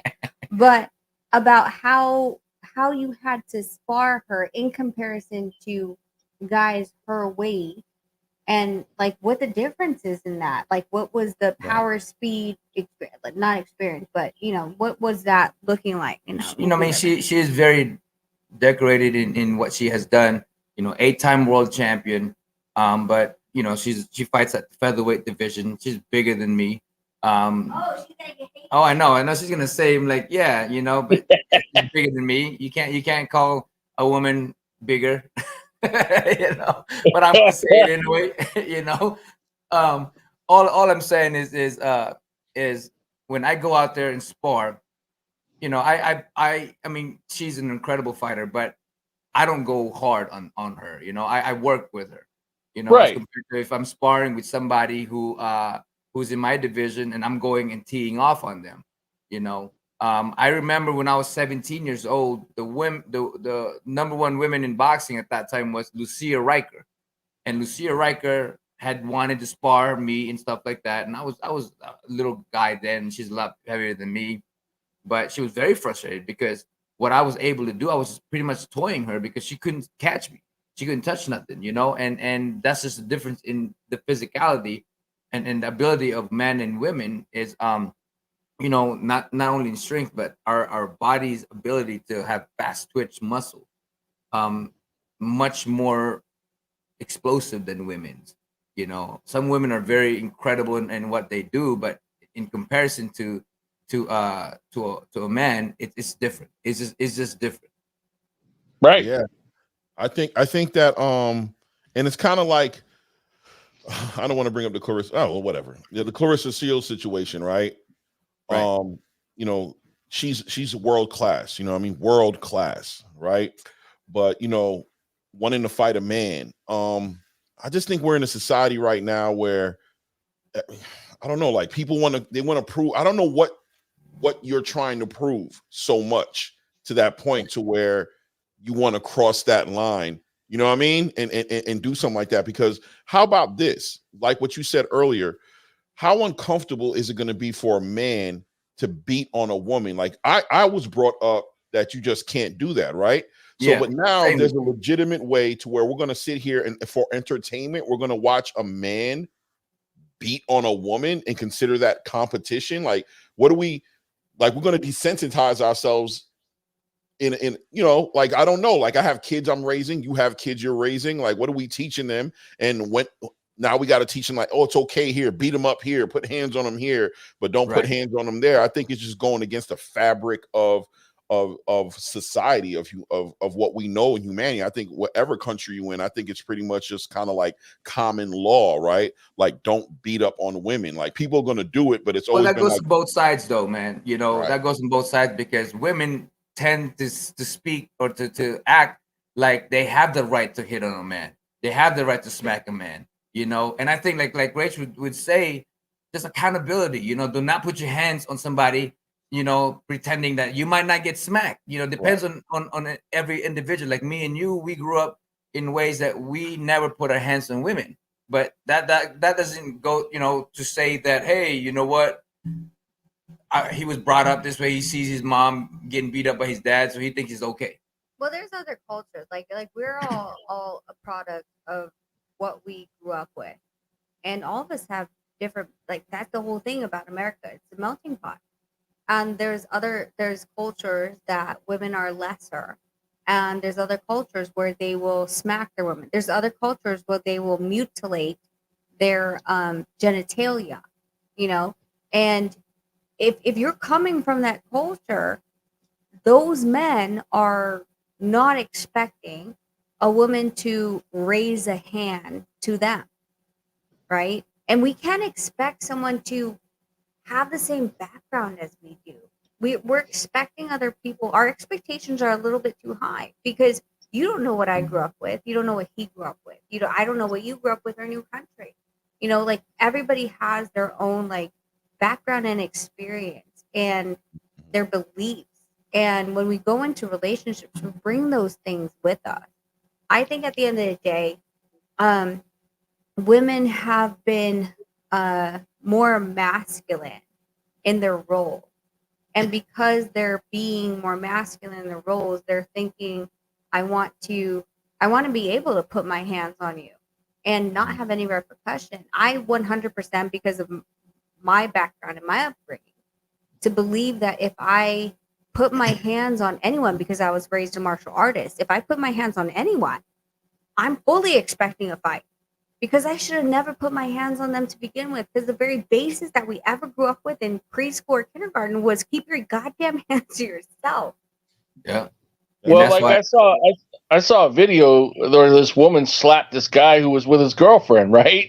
And then and she was a mother with a child, and she slaps this dude who's with his girlfriend, and they were arguing over something. He turned around after about a half a minute and slapped her back, and then she acted shocked. And it's like, well, you just hit the man in the face. What do you expect was going to happen? Yeah, it's kind of like with the Dana White situation, right? With the way that whole thing kind of panned out. You know, two people got alcohol in them. You smacking me in front of a bunch of people. He just muscle reflex. You know, he just came right back. But like I said, you know, it's like the entertainment part though. For us to even be like in a space to where we're thinking about finding that to be entertaining.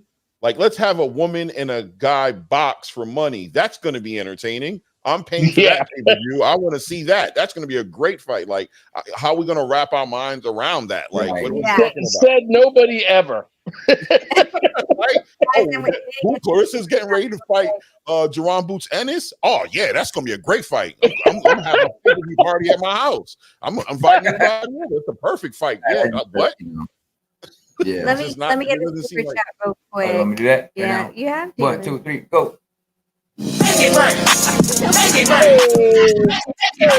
Make it rain. I know this is the Philippine chat.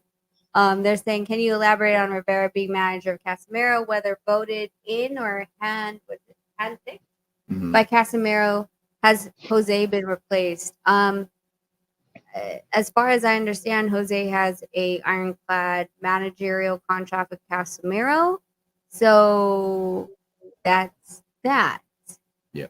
I mean, you can play anything that you want. You but can say whatever you want, but contractually you're obligated. Yeah, I mean, and at the end of the day, if you want to be like handpicked and you want to say what you want to say and act on, like the thing is, at the end of the day, Jose's going to collect his picture. So there's that.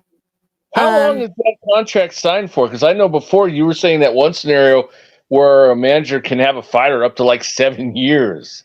So how long does he have Casemiro for under that contract? I mean, I would have to check, but I mean, like let's see, how many fights did he have? He had Paul Butler, right? He had the Paul Butler, the UK fight. That was one. He And didn't get then that. no, but he was Slated to fight. slated to fight, so he Yeah. already signed a contract February of that year. And then the African kid in the Philippines when he fought. When we we were there, and then this last no, Japan. alcohol first. Oh yeah, that's right. One. So one, Paul Butler, two, alcohol, three, 4. and then yeah. Yeah. So four fights in what, 2 years? Something like that. I mean, most managerial contracts are about 3 years plus. Like, so, I mean, I'm talking about like if there's an actual like clause in the agreement that says like, hey, like if I rank you top 5 in the division, then I get an extension. I don't know. I would have to ask Jose based on that. But yeah. Sorry, I wasn't trying to get sidetracked. I was just curious, man. No, you're good. You're good. So Yeah. So, but yeah, so I mean, I believe that that's just how it's gonna be. You know, people just gotta kind of stay on their own lane. You know, because especially with men and women. You know, I mean, there's always gonna be disagreement. There's gonna be disagreement with a man and a man, and a woman and a woman, and you know, and whatever cross thing, men, women, women, men. You know, there's always gonna be a disagreement. But in the ring. But yeah, but in terms exactly, but in terms of being inside the ring and comparing the physicality, it's just on a different level. But don't you guys think like, and I'm going to say this collectively, do you feel like we allowed this to happen? 100%. 100%. 100%. Unfortunately, yes. 100%. We, you know, a Pandora's box has been opened in this society a long time ago that started off with good intentions. It started off, I'm sure it came from a good place because you didn't want to make people fall out, but it just seems as if the whole I give you a finger, you try to take my whole hand thing has been just having a life of its own. It's getting to the point to where, in my personal opinion, it is out of control. I think it's intense. And now I mean, let's be honest, they're coming at the kids, they're in the schools, they're everywhere, and they're trying to make it to it's just, now you're a bad guy, right? Because now everybody has a line that has a line in the sand, and there's a line where it's like, okay, I'm cool until you hit this point, and they're hitting that point now, and now it's like, oh, what? Now you're phobic in this area, or you're you know what I mean, you're prejudiced in this area. It's like, no, I have no issues. I didn't have any issues when I was cool with you guys doing what you did years ago. That's how you guys got here. Remember, you guys got here because we didn't have any issues.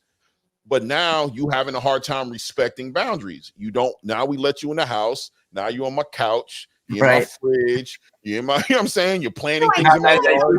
You put your feet on my couch. Well, no, yeah, like what's going on? Like, nah, you know what I mean? Like, the message was like, let me love who I love. Right. Right. And I don't think any of us I care about what happens in anyone's bedroom. You know, but I'm saying I personally think that life in itself, like any economic thing, it's gonna hit a bubble, and when the bubble bursts, that's when everything just go crazy. Hey, you know what? That's like their business. I don't care. Let them. They do whatever they want. You know. I mean, I don't care. You know. Yeah. But just don't. No, I'm completely don't care. I'm okay with you doing whatever you want with your private life, but when you want me to do things, when you're telling me how to think, and you're telling me how to see things, you're telling me I gotta call you this now, even though, and you're making me tell my kids to call you this now, and you telling my kids that they can do that now, and you're telling them what they need to learn, and it gets crazy. Tell him what happened with Jay, who's screaming at his video game. But tell him what happened with Jay and why they're home. Oh man, so I had to pull my kids out of school because in their school they're teaching them, you know, that, you know, they got the girls got separated with the guys and stuff like that, the boys, and they were saying about it. My son is 10, but he advanced a grade. So they were telling him that there's 3 kinds of sex. Okay, there's genital sex, there's oral sex, there's anal sex. And I'm like, you know what I'm saying? No, I'm like, no. my son is 10, and even for me, you know, I remember that when they talked, they had to sign a waiver or a signature from the parents that it's okay to talk about sex. Mm-hmm. Mm-hmm. And I you remember know, that. now you're talking about all this other crazy stuff, and my son's telling me all this stuff, and I'm like tripping out. I'm like, wait, well, what? You're talking about anal sex, you know, and all of that stuff. I mean, I had to make that decision that I'm like, you know what? I pull the kids out. I want them to have their own identity they got from me, not what people Right. uh, uh got them to think, you On, know. on top of that, they're telling them to not listen to you. They're telling them that you don't have to do what your parents tell you to do, Yep. and you don't have to. They're like, it's so much undermining going on 100%. today. It's just, it's dangerous, and it's just like, I feel bad for the few. Like, I got my kids. My kids are like, you know, I got a 16-year-old, a 14-year-old, and a 21-year-old. You know what I mean? So I'm almost out of here. You know what I mean? I got a couple more years to go. You know what I mean? And I made it. I made it. But you know, for the like, you have a 10-year-old, and for the people bringing children into this world, you know, man, it's gonna be hard for you guys. It's a war going on out here, man. You know, my son, I tell him, you know what I mean? Fall in love. I told my son, he's sitting right here next to me, by the way. He's 16. I said, fall in love, man. You know what I mean? Like, don't get like, don't that whole entire party mode, party with your girl, bro. Respect your girl and find her, because the pickings is getting slim out here. It's a different world you're going into. You know what I'm saying? It's gonna get toxic real quick. It's gonna get toxic real quick. You know what I'm saying? Like, Hey, you listen, playing games. You don't know who you're talking to in the club. You don't know who you're going home with, who you're laying down with when you come home from the club. You don't know. There's a lot of stuff you don't know. And I haven't heard any laws that say that you need to know according to, you know what I Yep. mean? Like, it gets That's what crazy. I'm saying. It's so crazy now because as boys, they don't even know if it's a girl. You know, like Listen, all this they big know up, they know one thing they gotta Yep. what the hell is going on? What the hell is going on? It's like playing Russian roulette, man, or gambling. You have no idea what the outcome's going to be, man. listen, Scary man. for the man right now. It's a scary moment because I'm telling you, I had this conversation with him, dead serious. I had this conversation. He's sitting right here right now. He knows I had it. I said, listen, man, you know what I mean? Don't play. Be serious about it. I know, you know what I mean? Find the one that you can respect. Don't find the one that's just ready to have fun. Yeah. Yeah. Find her early. Like, find her, like, you know what I mean? The earlier the better. The later, the bigger chance you're taking. Like, you just don't know. They don't gotta tell you, bro. They don't have to tell you. man, that's so crazy to me, man. It's you know, that's the thing that we're battling. We're battling with a lot of things in just our identity as human beings. You know, it's and again we go back into accountability. You know, about being who we are, owning who we are, owning our mind, and owning our own personality. You And that know, goes like to every like aspect. Like we talk about like drug cheating, we talk about steroids when everyone's Yeah. like, oh well, you know that person's in their camp. It's like, bro, like why are you acting like they're strapping them down? Like to if they take to take Tens, steroids, yeah, yeah. like to get an injection every day. Like where did the accountability go? Like no one has any accountability anymore. It's everyone else's fault. right. Why you're like that, or why like it's someone else's fault and not your own. Like it's such a scary part of life right now because they literally could just be like, oh well, you know, it's not my fault just because it's just not. Because I don't feel like it's my fault. I identify that I'm the victim. Like this is where the hell we're going. It's so Yeah. scary. Yeah, they It's can be even animals. They're letting them identify as dogs and cats. And Oh yeah, man. I'm like, it's Oh deep. my It's not god, just- the furries! oh my god, Yeah. I'm tripping me out. It's crazy, it's crazy, to me, you man. know what I mean? You could be a dog if you want to be a dog. Don't let your parents Right. tell you you're not a dog. Like, what? You telling my Right? what? I think Yeah. like people think like this is only happening in like public schools or whatever, but there's a school here in Las Vegas and it costs $30,000 a year for break a kindergartner to go to. And it's a private school, non-denominational. But they have furries and they have litter boxes in the bathroom and they put Wow. and this is a Really? private school. Yeah, so I'm like, you've got to be kidding me. Like Dude, they got litter boxes. The kids are going. Yes, in the bathroom. So does that mean that they In the get to take bathroom, a the litter shit box? in the in litter box? They get to take a shit in there? Yes, that's a Wait, hold on. You gotta take the pants off. Oh man! All that stuff. Whoa! That's crazy. Time the F out on that one, man. Wait a minute. I had to bring the camera back on because I'm like, wait a second. I'm not gonna let that go over our heads. She just said they got litter boxes, bro. I just want to be clear that the kids are going in the litter box. Ask A. He'll tell you. That's my God. crazy. Yeah, man. I'm you guys are privileged to be able to, you pulled your kids right out of that. Yeah, I would have too. I would have too. Straight up, you made the right decision. What? 100%. Oh, homeschooling? Yeah, no, that's Yeah. fine. Only option. First of all, I look like I'm 16, but I swear to God, in like a year, I'm probably gonna have gray hair. Now, look, with the homeschooling, they still give you guys a curriculum that you have to Yes. have your kids go through, right? But it's not So, sex, I'm though. assuming that at this point the curriculum doesn't involve the things that you weren't interested in. But Right. would we agree? Is it reasonable to assume that at some point that will be in the curriculum? Mm-mm. No. Nope. No, because we don't have like what is it? I don't know what the hell you call it, but humanities or whatever. We only Gender have studies. 4. Yeah, gender No, studies. I'm saying in the future. I'm saying I'm assuming right now that definitely isn't the case.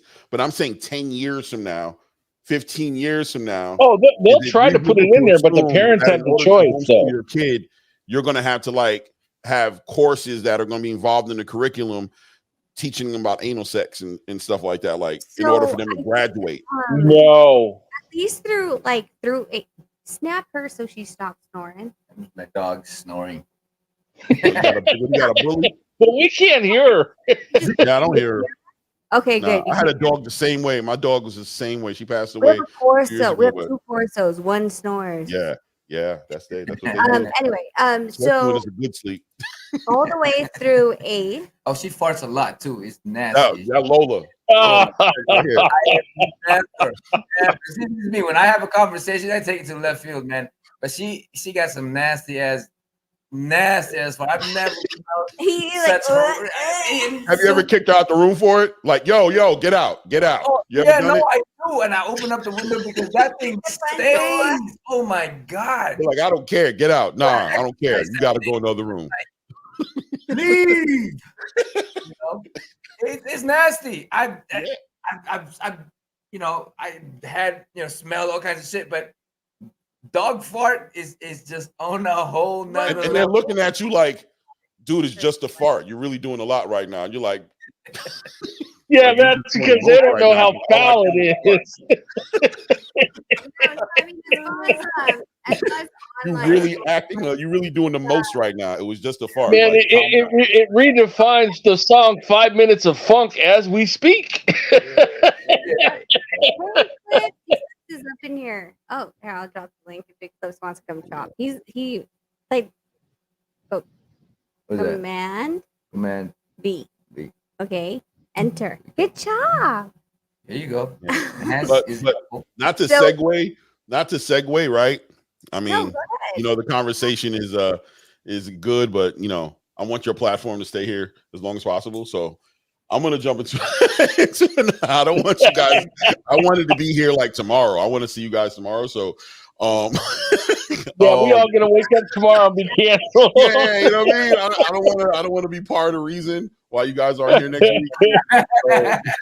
2024, man, into a year of truth, a year of standing up with our own opinion, our own mind, our own heart. If they got to do it, why can't we do it? We should be able to. We should can, be able to do it without being painted as hatred, or what I mean? Because that's the name of the game, right? Like, it's like, oh, we didn't know that you guys were prejudiced, homophobe. We didn't know. Yeah, I didn't know I was that either. I'm just saying, bigot, all that shit. I didn't know I was that either. Go as I mean, if we were to bring it back to boxing, like you can go like, Jesus, that dog, like this is wrong. This is even if you were go to as far as like Bud hate, like because I had spoken so much about like what Bud did outside of the ring, and they're like, "Oh, you're just a Bud hater. You're just Bud this. You're just Bud Bud or that." Arrow? No, Bud. Oh, what did he do out of the ring? So outside the ring, my whole thing was I didn't think that he was going. He was, the whole thing with Avanesian, Oh, how okay. I know he what you're talking conducted himself with that, and then went to Golden Boy, was trying to make something, and then realized that he was going to get called for WBO mandatory. But Golden Boy wasn't going to pay him enough for the 3-fight contract, and then made the only way out was his decision to fight Errol Spence. So outside the ring, and the whole stupid hedge fund thing, I couldn't stand. But inside the ring, I can compartmentalize it and be like, hey, but inside the ring, Bud's gonna kill Spence. But it's like, like people are like, oh, you hate him, you're jealous, you're blah blah. I was like, dude, like, if you don't understand what a hedge fund is, I don't know what to tell you. Like, I don't They use hate the him. word so loosely, don't they? In 2 seconds, they'll call you a hater. They'll call a fighter a Yes. ducker. In 2 seconds, Rachel, come right out their mouth and say something. It's just like, wow, it's all or nothing with you guys. Like, there's no gray area. There's no. Right. It's crazy. Rachel, a lot of them dudes really don't know what a hedge fund is, though. That's serious shit. They think it's another bank account. They're like, oh, what is that? Like another checking? Is that another checking account? Like, what is that? What did I say? I was like, is it clean and clear? Like, is the money like clean and clear? And they're like, what? And I'm like, okay, is it clean by a bank? Like, what bank account do you have that actually like can transfer that? What hedge fund is giving their 100% on that donation into, not donation, but the investment into that? And what's the return on investment? Like all these things, I feel like, what? He has a hedge fund. You don't know what you're talking about. I was like, you're retarded because our money is in a hedge fund, and if my money is being betted on freaking the Spence and Bud we Crawford didn't get that thing, money back. yeah, like no, First. we had to sign off on that. Right. No, type I'm of saying like investment, when though. everything else comes, the person that is performing is gonna be the last person to get paid. But no one, they didn't understand what the hedge fund meant or what it does. But anyway, yeah. They have a hard time wrapping their mind around somebody being a good boxer and not a good businessman at the same time. Yes. They You don't guys like that. know who Bud has What a do you friendship think? with, though. He can be a good boxer. He can be a pound for pound generational talent, and he can also not be good at managing his business in the same. Like it can happen at the same time. It can coexist. Like, well, you guys know who Bud has a good friendship with, right? Doesn't matter. Yeah, no, but I'm saying like, Bud's friends with Warren Buffett, so of course he's gonna know about that stuff, no, man. like you said, it's just it doesn't really matter when it comes down to that. Some fighters are great fighters, but they might be horrible businessmen, and you just gotta call it out. You can't just because I call it out, you're gonna hate on me when I have bigger support for the man. Yeah, look what happened to Mike Tyson. I mean, he wasn't good with his money, I mean, he got into stuff later on, but the money he had, Don King took most of it from him. It's not even that. Like, it's just, it's. I don't think it's Bud himself. I think it's like his supporters or over supporters that create narratives. Because like when I exposed, I was like, BLK Fireman, like, oh, so it's Bud Crawford Promotions. I was like, Bud doesn't have a license. And they're like, yes, he does. I'm like, it's Bud Crawford Promotions. Like, no, it's not. I was like, dude, fucking off. Like, you can't be this dumb. And like, I have to like take a step back and realize it's not them being dumb. It's just the fact that they're not in the business the way that they're we not are experienced and understanding, to understand it. So, but at the same time, it's like, they'll fight tooth and nail. They're like, no, of course he has an LLC. It's Bud Crawford Promotion LLC. It's like, okay, so an LLC business license is different from a promoter license. Do you get that? Like, no. What's the difference? I'm like, oh, Jesus Christ. That's okay, right? Like you don't know the difference isn't the issue. It's okay you don't know the difference. You know what the problem is that you barking at me like you know the difference. That's the problem. Instead of asking questions and trying to get your game up and get the jewels you need so you can make a proper decision, so you can actually have some legitimate perspective on a topic you have no knowledge on. Instead of being more eager to learn, you want to check me, and you don't even have the answers to the most simplest terms. that apply to this conversation. So now I got to look at you and kind of check you a little bit, or I got to look at you like a lower. I got to look down at you because now you know what I mean. I love people who live in the know but don't know nothing. They're checking you without being able to check you. they built a house in the know. Like everything is coming from the know. They're speaking from the know. They're all into the, you know what I mean? Everything they're saying, but then you ask them a simple question like, do you know what this is? And they're like, what? And you're like, Right. What are we talking about right now? Like they're like, oh, I think someone said like today they're like, oh well, Tio felt he wasn't like very confident in the first 6 rounds. I'm like, how do you know that? Did you see like you know what I'm saying? Like they're projecting their own like weird freaking interpretation. Wait, Rachel, didn't you know they consulted the great Nonito? Oh no, don't let them have a conversation like this one, because now they definitely know everything. It only takes a 20-minute conversation with Rachel and Nonito, and they're on other platforms like swinging Nonito put on a prediction outfit. Rachel and Nonito, so and like Nonito has a prediction outfit that he wore before. It was great. What was that? What did you call yourself again? Yeah, Nonito Damas. That's it. Yeah, that's it. You know, I do my prediction on it and stuff like that. You know, you failed with the one that was the tank, the first Garcia, not the second Garcia. The first Garcia. I don't even remember. Yeah, he had on the beard and the wizard hat and everything. Man, he looked great. It was hilarious. Yeah, and then now he's over here like when Wilder fought Parker, you were like, why didn't you tell me that was the odds? And I'm like, I mean, you asked me, about the fight, and I said, you know, it's not like it's a walkover. You know, I felt that Parker, you know, watching him before, he had a lot of boxing skills and stuff like that. You just can't count somebody like that, you know. And Wilder is a fighter that relies on his power, but it's very limited in his fire punches.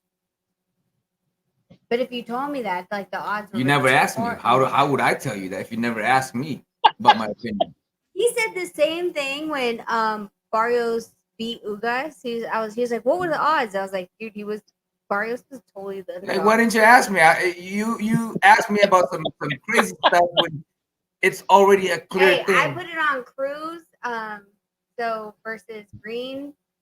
That was a good payday, so I didn't ask you about that one. That one was a fight because both of them can fight, and you know, Green, Shadeja is really strong, you know, but then you can't count somebody who is also a world champion and is, you know, also is capable, but you can't count that out, and then to have it like 8-1 or something like that, you're gonna have to give it. That was pretty. You know, you're gonna have to just give it because, you know.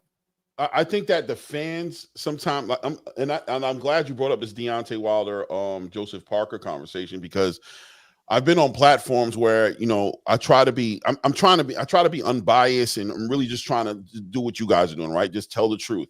So where I can give Deontay Wilder his credit for what he does, I don't see nothing wrong with being honest with the fact, like, there was this conversation going on that Anthony Joshua cannot beat Deontay Wilder, right? Like, he just can't do it. And I'm just like, what do you mean he can't do it? Like, are you saying Deontay's more than likely going to win? You clearly think Deontay is going to win. I'm okay with that. But now you're being so much of a fan of somebody that now you just cleaned all his capabilities. You clean the fact that he was in the Olympics. You clean the fact that he was a unified champion. None of this matters anymore. Who he fought doesn't matter anymore. He beat the Klitschko. It doesn't matter anymore. He just can't do it.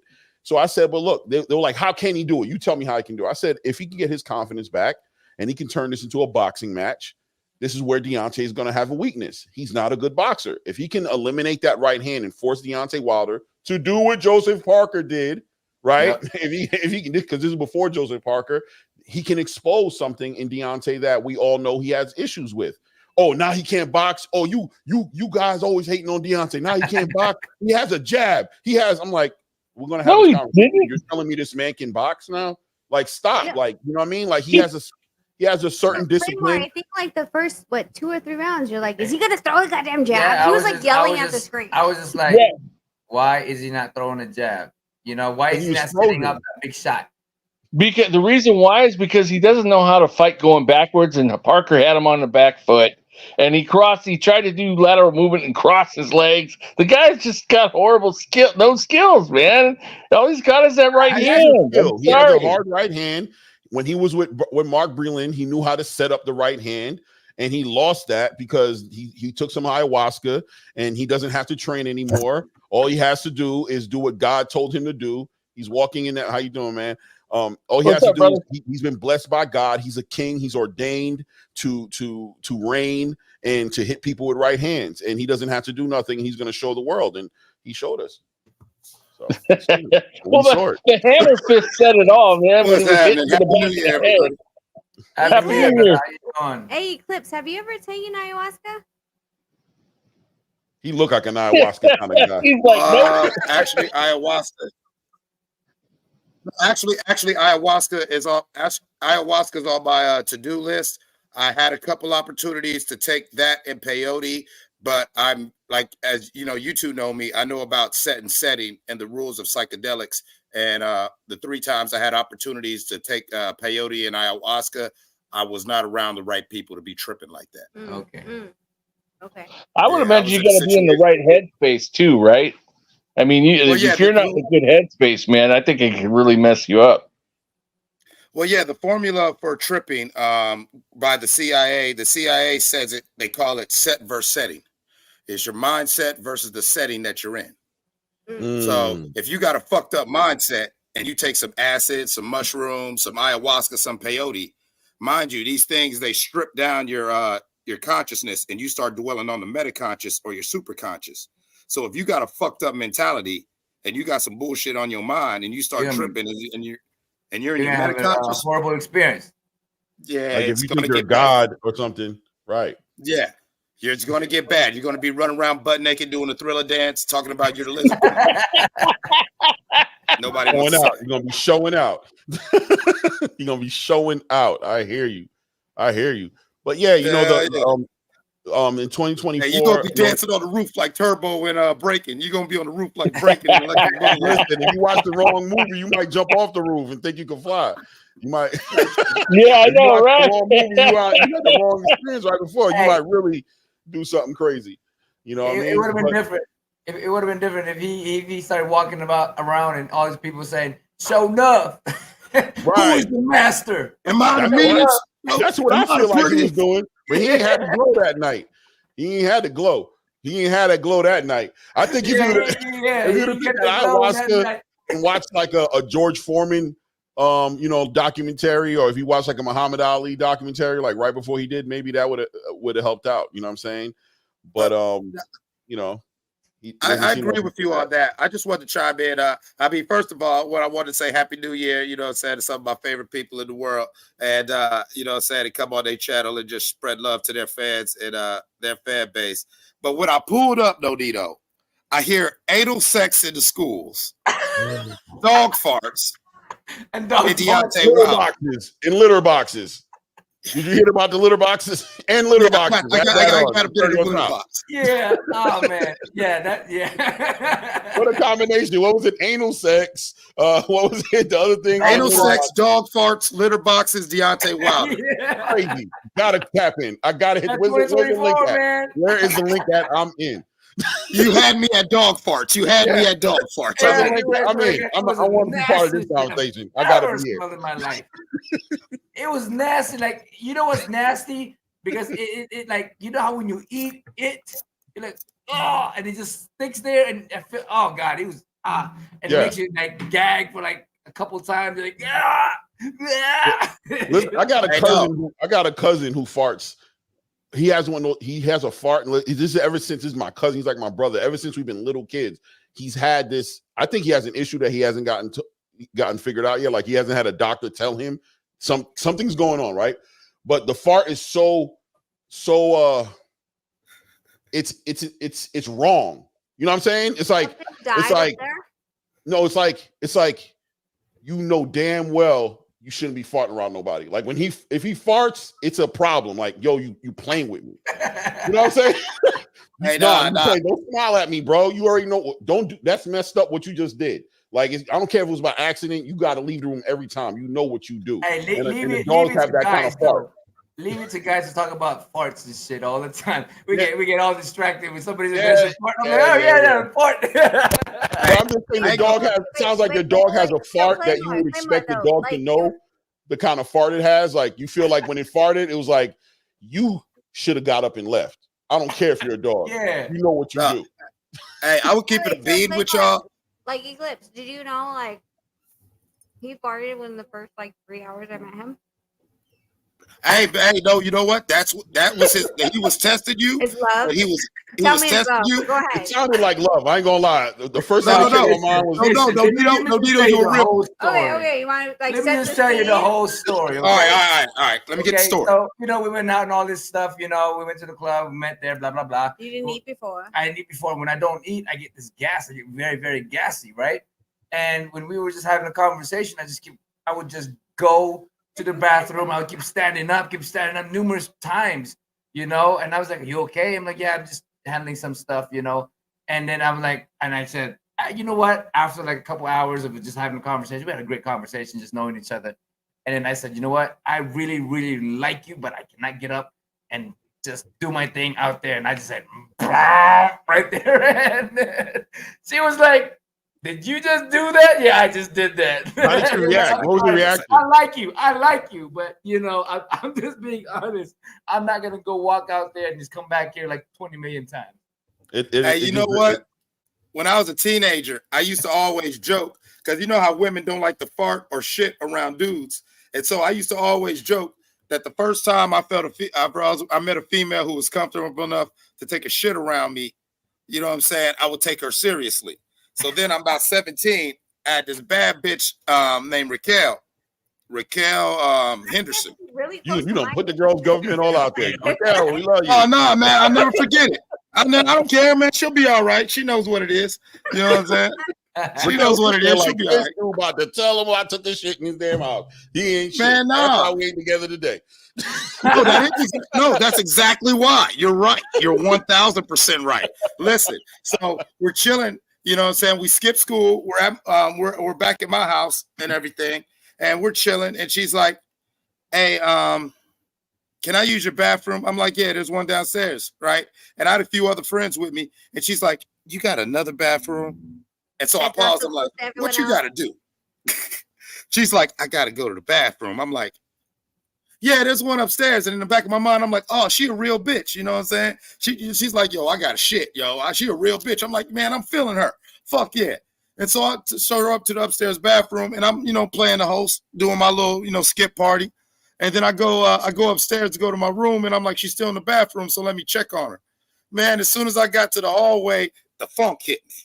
And she was upstairs already? Did she get a little too real? Yeah, she was upstairs shitting. Yeah. Crawler. Right. It smelled like I had a morgue somewhere in the hallway. And the freezer shut off. Oh man. And so, real talk, me and her were always cool, but I always teased her. But she was like, "How come we never did anything?" And it was like, I ain't gonna lie. After you took that shit. Look, and you thought that was gonna be what did it for you. You thought that was gonna fall in love with that. You found out reality was like, yeah, I need a little bit more I need discretion. I need discretion. I need you to some discretion. Yeah, that's the word. I mean, I'm just saying, man. I'm just saying, like, little does she know when she took that shit, she friend zoned herself. Yeah. It didn't go the way you thought. You thought you was gonna fall in love. You like that was gonna be the one. You was like, no, it ain't. Oh man, she too comfortable, bro. She too comfortable. I can't do it. She too comfortable. Well, nah. Here's the thing, though. The last thing about the story. The worst thing about it is when she came out the bathroom. Finally, she came down the stairs, just wiping her hands, and looked at me like, "Hey, what's up?" and everything. Like she just wanted to party and get back to it. And I'm just looking at her like, "What's up?" Did you touch her hands and like make sure she like washed her hands though? I want to Yeah, make sure. sure it's Sure, dry. hey, It's dry on your hey, hands, hey, right? You're not just sometimes, rubbing them together like you sometimes- washing things, right? Like you ain't just coming up on me. No, like but that. That's what I'm sometimes saying. the horrible thing sometimes is when you get those nasty ass shit and it smells so bad that when you smell it around, like you felt like it's following you, but it's in your fucking clothes. You know, you're like, I'm like, you know, it's like, what the fuck is going on, man? It's like, What is following you on your no, clothes? because like it stinks so bad. Yeah, that it's a stinky one. No, it happens. stays in your Yeah, it clothes. follows Like, you. Yeah, and then when you walk out, like it follows you, man. You try to get away from the it's smell, in and it your follows clothes. you.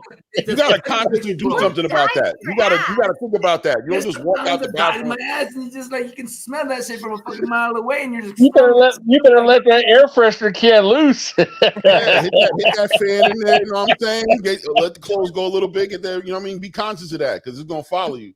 I'll do. I swear to God. Take a walk outside the back door. Come back to the front door. You know what I mean? Hit outside a little bit. You know what I mean?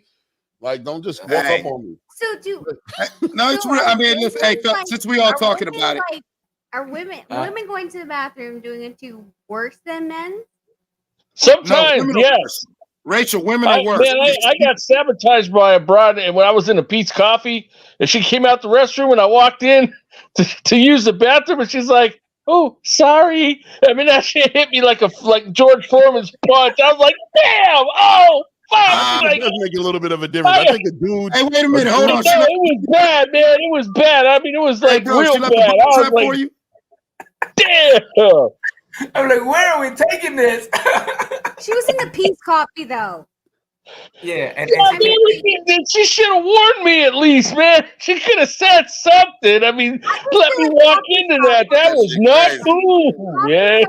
Hit you some type of way. Everyone needs to go to the bathroom after they have their espresso. Yeah, but she tried to look cute and walked away, man, and the smell hit me, and I was done. But for real though, with me, my ass is special. It's just like it don't want to go to public bathroom. You know, I will hold my shit. I will hold my shit until I get home, and I will drop a fucking bomb in there. But I am not the kind of person. I will make every possibility to get home. But I, you know, unless I really, really have to. But yeah, I'm the kind of person to be always telling me this shit. So I'm like, what the fuck is wrong with you? He says he has to go to the bathroom. I'm like, why don't you just go there? I'm like, no, I'm not going there. He's like, no. Hey, no, Rachel, you don't understand. All right. Now, first of all, two things. Women are more disgusting than men. I used to be a janitor and a maintenance man at I was a bouncer. I'm telling you, that's a fact. Women are gross. Women are fucking gross. That girl's bathroom looks crazy, bro. No, that girl's bathroom is an unholy place. That is an unholy place. It's an abomination, damn it. God does not look at the girl's bathroom. That is a blind spot in God's eye. There is nothing crazy. It looks crazy. Listen, at the end of the night, when them lights come on, bro, when you put them lights on, hey, it's a place we don't go, man. We don't go. Bad things happen in the girl's bathroom. Hey, listen. Hey, when I was a janitor, I'm not trying to be gross, but we adults, man. I've had to flush out toilets where there was shit and blood on goddamn wires. I'm here to co-sign. It never fails. It'll be bro. It never fails. You go into the apartment, it'll be that fine ass single girl who you was trying to holler at work, and then all of a sudden you get the maintenance call and you go to her apartment. Her bathroom is fucked up. Her house is a goddamn mess. And now when she sees you at work and she's saying hi, you don't even want to talk to her. She's like, hi. You like, hey. I want nothing to do with it. I want nothing to do with it. You probably thought you walked in on a murder scene, man. Blood and number two is like literally like that's crazy. Y'all crazy. Oh no, I got one for you because I used to I was doing pest control, right? I walked into this chick's apartment and I walked into the bathroom, right? Because it was it was supposed to treat for some stuff. It stunk and the toilet was broke. I was like, what the hell? I mean, literally the toilet was like cracked in half. I was like, what? I was like, what did you do? Why do you have to come as like toilet control? Don't they understand? Like, I mean, at least in the Philippines, we understand like if you get a big bucket of water, you pour it in, and the It'll inertia, flush. like, It'll what flush on the its fuck own. is the science of that thing? Like, there's inertia, water, Yeah, but whatever. my question is, how do you break a toilet like that? I mean, what the hell were you doing? In my experience, a lot of single women, they get things like flush tampons. They flush tampons. They turn. I call it Q-tipping, where you take way too much toilet paper just to wipe your ass, and so it's like half a roll of toilet paper. You know what I'm saying? Just stuff down there. When I was a maintenance man, it never failed. It was always a toilet full of tampons and wadded up toilet paper. Wait, what the fuck do you want us to do? Like that shit, like you're saying, okay? Like, She said, "What the fuck do you want?" I've never Oh faulted my you guys God, you so much. did it! to the garbage? Like, what the fuck? The toilet, it's flushable. Look, Hey, look. depending I upon don't what think country you you're in, so I think we're just Rachel, more you're so right. calling out Some what we people see. will I'm sure wad there's it a up. good reason for it. You know what I mean? I'm sure there's like a practical reason for why these things happen. But I'm just saying, dudes ain't the nastiest people in the world. They're not the nastiest. I've seen a lot of depending upon as far as the bathrooms are If I concerned. can get guys to bleed, I would fucking pass that buck on. 100%. hey, depending no, we upon good. what We straight. country you're in, This is depending beyond. upon what country you're in, some people do throw it in the garbage can instead of flush it. Oh my god. Not That's a very tampon. true. That's true, They'll too. throw away a pad in the garbage. No, because- no. They will wipe it in certain countries. They will wipe with toilet paper and throw it in the garbage and not No, flush it. Yes, but not the tampon. Like, you're literally like, it's like a fucking like alien like thing. Like, it comes out, you're like, it's dripping. You're Oh, like, come on, man. Oh, all right. That was too much, man. Crazy. Just had you up and Crazy. Oh man, Rachel went there. and everything's all Hey. like, Hey, no. hey, homie, you said you was a bouncer at a club, right? Yes, sir. You said you was a bouncer at a club, right? Yes, sir. Yes, sir. Yeah, in Okay. Miami. So have you ever went to a girl's bathroom? Uh-oh. Have you ever here been we to go. girls? Have you ever went to girls' bathroom and seen a scenario where they went the shit went everywhere but the water? Yeah, the whole back. Yeah, whole all back the of whole the back of the toilet, everything. Yeah. No shit in the water, but it's all I'm gonna over. tell you why that happens. I'm gonna tell you why that happens to them, right? Because they bougie in the club And they don't want to sit on the swear to toilet. God, Yes, they're they not, yes, and they hold it too long. They hold it too it's like long. it's squirt So everywhere. the pressure, the combination of the pressure and the idea that you're not going to sit on the Sit on the toilet wall, turns sit into turns into a horror movie in the bathroom. A straight horror movie. I'm telling you, that's what it is. It's the pressure, and I'm not going to sit on the toilet. I'm gonna And have it goes nightmares left. tonight, man. Why the fuck are we talking about shit in the first place, man? That's your boy brought that up. Your boy brought that up. You know what said it. He said it. No, I seen it. Yo, guys, I'm a segue. Ugly segue. But yo, this year, 2024, are we prepared to hold Gervonta Tank Davis accountable for the fights that he fights? No. It's Abdul Wahid, man. It's Abdul Wahid. I mean, I'm sorry, 100%. Abdul Wahid, formerly known as Gervonta Tank Davis, is this the year that we will hold him accountable, or are we going to continue to say he's just fighting who Al puts in front of him? Until he shows us any different, no, he's still going to be held accountable. Until he shows different, we're going to consider him the same. Well, last year and the years before, he was able. Well, not last year for me personally, not for me last year, but I would say a lot of his fan base were basically saying that Al. Like anytime you talk to him, you try to hold him accountable for something, or you spoke anything at him, or you try to. It was Al. You guys know it's Al Leonard, Al. You know, vice versa. Tom Brown, Al. You know what I mean? Like juggling. Nope. Don't say nothing to Abdul. Don't say nothing to him. You guys are just hating. Is this the year where we're going to start talking to Abdul Wahid, formerly known as Gervonta Tank Davis? If we don't like what we're seeing in the ring, are we talking to him or are we mad at Al?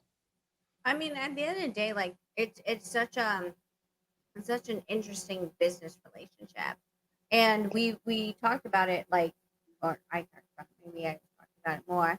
At the end of 2023, like, people were like, "Oh, he said Cole out." I'm like, "Al's an advisor, he's not the promoter. Tom Brown's the promoter, and who, like, so when they were saying like he should be talking to Al, I'm like, just tell who the fuck he's supposed to be talking to, because at this point I think people are very confused what Tank's position is, because if he does, and I don't know if he does, have an exclusive distribution right with Showtime, which was bought out by Paramount, and they need to sell the rights over to Amazon, then that's a different story. In addition to the fact that Al is not his promoter, so he can have advice by Al, but the promoter behind it would be Tom Brown. Just tell us, like, I mean, and I'm saying tell us and not me, but tell the people who you need to negotiate with, who they're supposed to be negotiating with. At the end of it, like some kind of and again, we go back into accountability, because for me, when I fought, I had asked my promoter, I want to fight this guy, I want to fight that guy, I want to fight this champion, I want to take all the belts. You know, it was me initiating the conversation. It was me wanting the fight to happen. And if this is something that he wants, he has to speak for it. He has to make it happen, because you know, whatever the promoters. I mean, I don't personally give an excuse when people say, "Oh, talk to my manager or my promoter." I got to talk to my manager or promoter. I just don't believe in that, because for me, I've always talked to my promoter to want my fight, not my manager or promoter deciding my fight. Hey, Nonito, but he openly admitted that he never asked for any of those fights, and that was a problem. I mean, I just want to see him fight an elite, some elite fighters, and because I mean the guy does have some talent. I'm not saying he doesn't, but I mean this in-house stuff got to go. I mean he's got to fight some better competition. That's all we want, all of us. I mean, that's a valid point, but I will give you a little pushback. Say what you want to about Brother Wahid.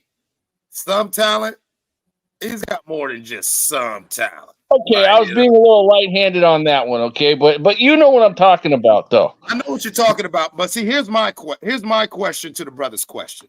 Wait, Eclipse, real quick. Dub, say something.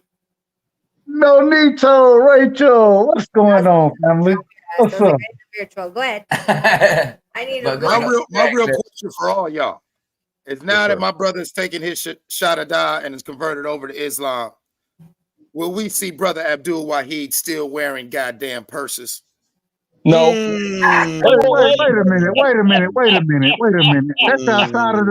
That's outside of the boxing conversation. What these fighters do, I think we have to say it. What these fighters do outside of boxing, that's on them.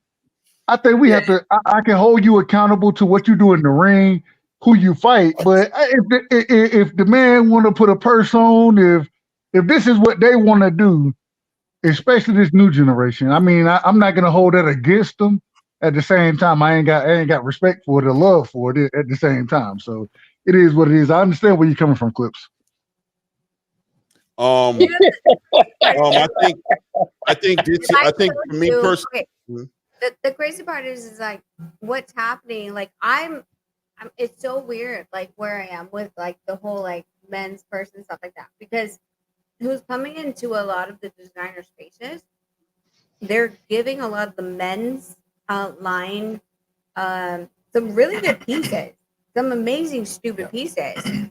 And I'm like, well, so I mean, I guess if that's a men's purse, all right, I'm not gonna be mad at it, because I'm like, so okay, did you buy Nonito a purse? Did you buy Nonito a purse? No, I will show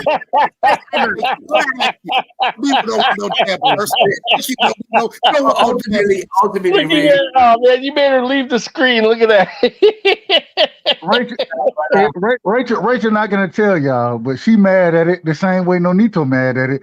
But at the same time, because we see this happen on such a wide scale. If you look at, I watch niggas in the NBA respectfully. I say it respectfully. I watch them come in skirts. I watch NFL players come in skirts. So it's not just boxing. So regardless, at some point in time, man, this is the culture that we're coming up in. Do I agree with it? No, I disagree with it 100%. but that doesn't affect how I look at a fighter. That's all I would say is That don't looked like bring it something into the Devil ring. Rock. I think that looks like when they got when they got the purses. When they got the purses about his on them. outfit during the Parker fight. I could see Javante walking into his next weigh-in with that. I love it. But- Like you guys know me. I love it because I don't like pink. Like I hate it when it's like, oh, like let me bring you some women's selection and there's like flowers and pink and shit like that. So I'm like, great, I'm all fucking for it. Like I'll shop at the men's collection all day, but this is a fucking men's purse. This is a men's purse. All blingy, sparkly. That ain't no men's purse. That's on a man's purse. Wait a minute, Rachel. Let me ask you a question. Before they told you it was a man's purse, if you would have took a step back and looked at it, would you say it was a man's purse, or would you just say it was a purse? And normally, this is what females do. Before they told you it was a man's purse, before they told you that. Jesus Christ! Like, hold on. Now it's like purse fashion show right now. You know? Let me say this real quick though, man. If you a man carrying an alleged man's purse and women are going, oh, that's a really cool piece, you got a problem. You got a problem, man. It started off. It's kind of like going into the conversation we had a little bit earlier. Look at that. Yeah. That might pass as a travel bag, but it's still a purse. Right. Man. This is the men's line, though. That's not the No. That is ladies. the men's line. No. Rachel, listen, real quick. I played AAU basketball back, and this, I will give it to you. I graduated high school in 2006. So this was a while ago. But when I played high school basketball, we wore backpacks. You know what I'm saying? There ain't no way you can come on the bus with us and have a purse with you without us getting on your ass about it. We clowning you for that shit. We clowning you.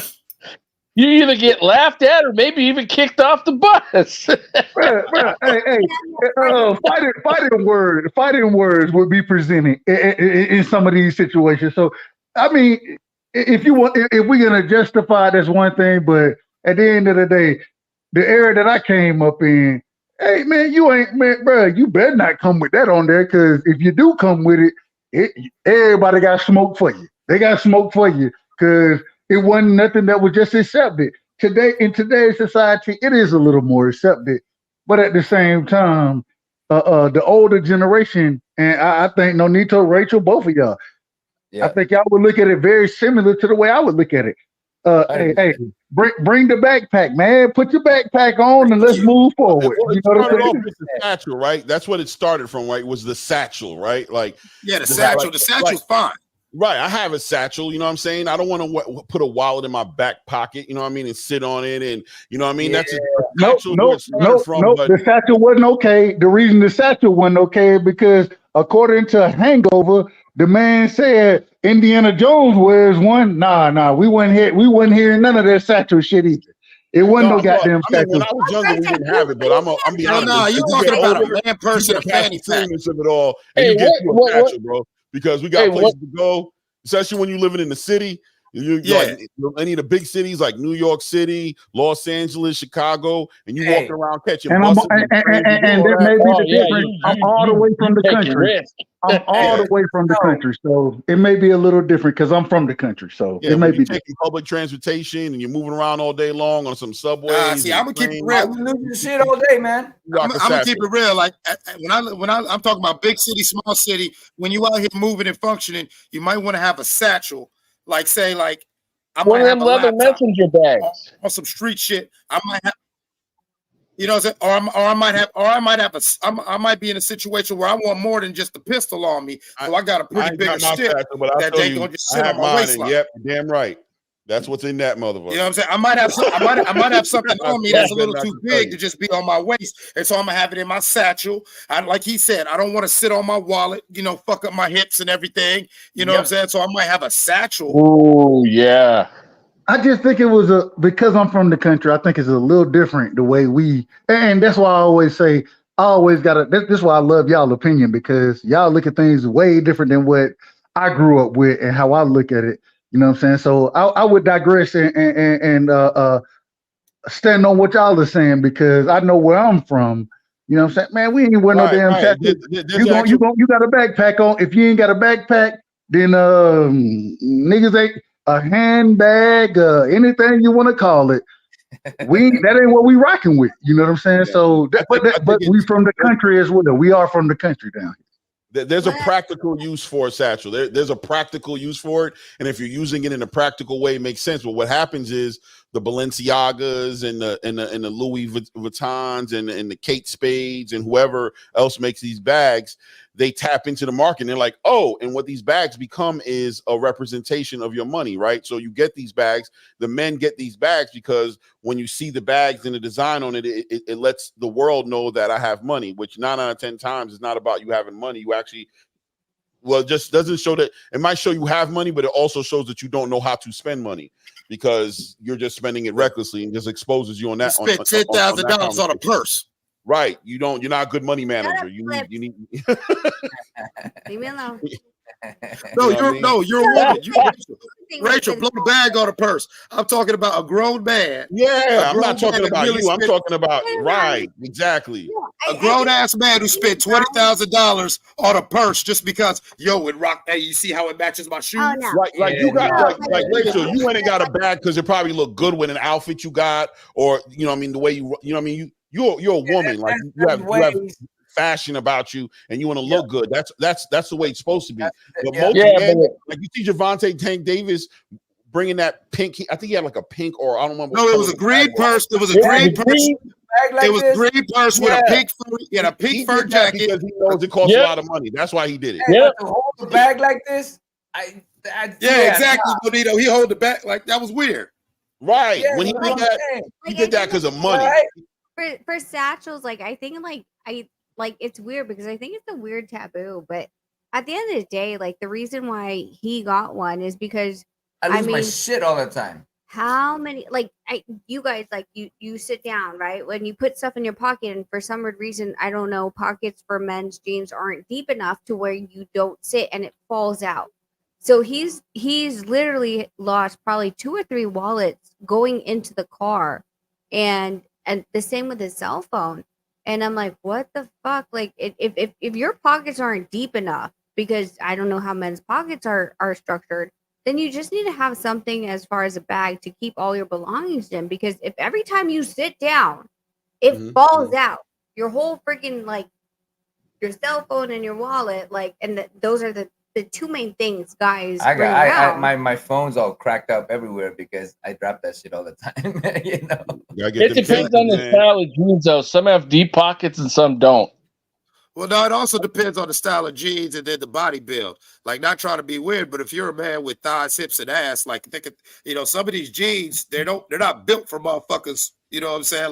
Like not trying to be funny, but if you got any size to yourself down there, some of these jeans don't really work in that area. So where if you got shit in your pockets and as you move it around, it's a little tighter than the other motherfuckers. And so if I go in the car and if I got a truck where I got to get up and do this, shit might slide out my pocket. You know what? And if they're too tight and you got your phone in your back pocket and you bend down, that should have cracked your screen. That happened to me. That part. What was you doing? Wearing spandex? That part. I had on some jeans, and I guess they pulled tight because I bent down, and I had my cell phone in my back pocket, and in the pocket put pressure on the cell phone and cracked my damn screen. So you was bending over, you heard crack. What were you doing? I didn't even hear it. I pulled it out and looked, and it was cracked, and I was like, "Son of a." But it was at that point, it's too late. All right. So segue back on this conversation real quick, right? With Gervonta, right? So this year, I think the panel seems like we're in agreement for the most part. I don't know, maybe not, but we're going to hold Gervonta Davis accountable for his career this year, right? This year. 100%. Wait a minute. Hold on. Wait. He's a boss. He owns his own promotional company. He just bought the block. right? He just bought a whole bunch of houses. He's doing boss things. Are we ready to hold him accountable to boss rules for his career in 2024? Are we ready to hold him accountable for being a boss? Or are we still going to first off, before and I'm gonna answer your question directly.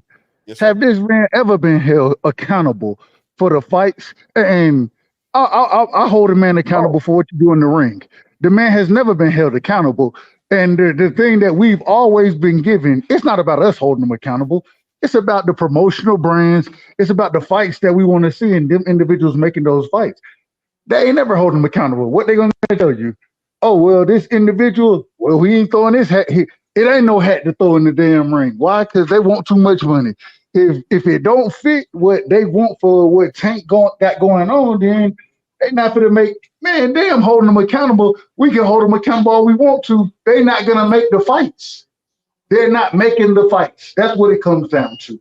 Well, let me say this, right? Ryan Garcia, who is not who doesn't own his own promotional company, right? Who is under Golden Boy, wanted to fight Gervonta Tank Davis, and he was relentless and did not take any shorts, and even was willing to take a hiatus to get that fight.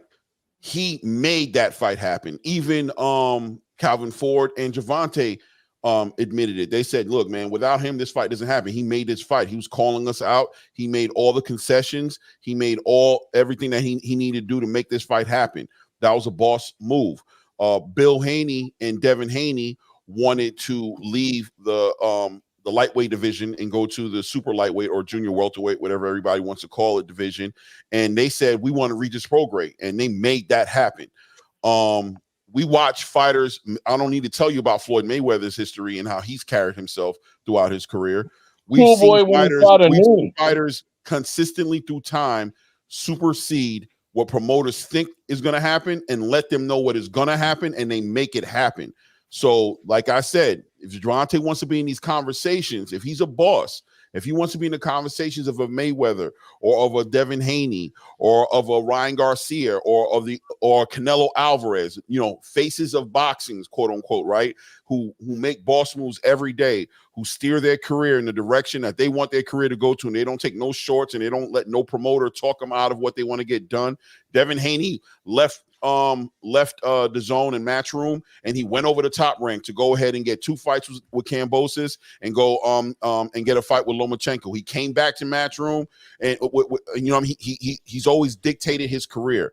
Gervonta Tank Davis, for argument's sake, is a way more powerful and popular fighter than any of these fighters I brought up. So at what point are we going to hold him accountable and demand and understand that he has the power to steer his career, that he's actually making a conscious decision not to do that? I want to hear from Rachel. I want to hear Rachel answer it first before I say anything. Well, I like Rachel.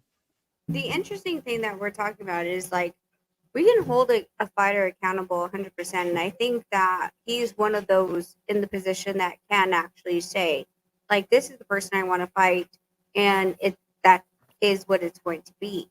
But at the end of the day, like, us holding him accountability as fans, and I'm going to say collectively, hardcore fans that want to see quality fights, is our voice big enough against those who just want to see him fight, period? It means nothing.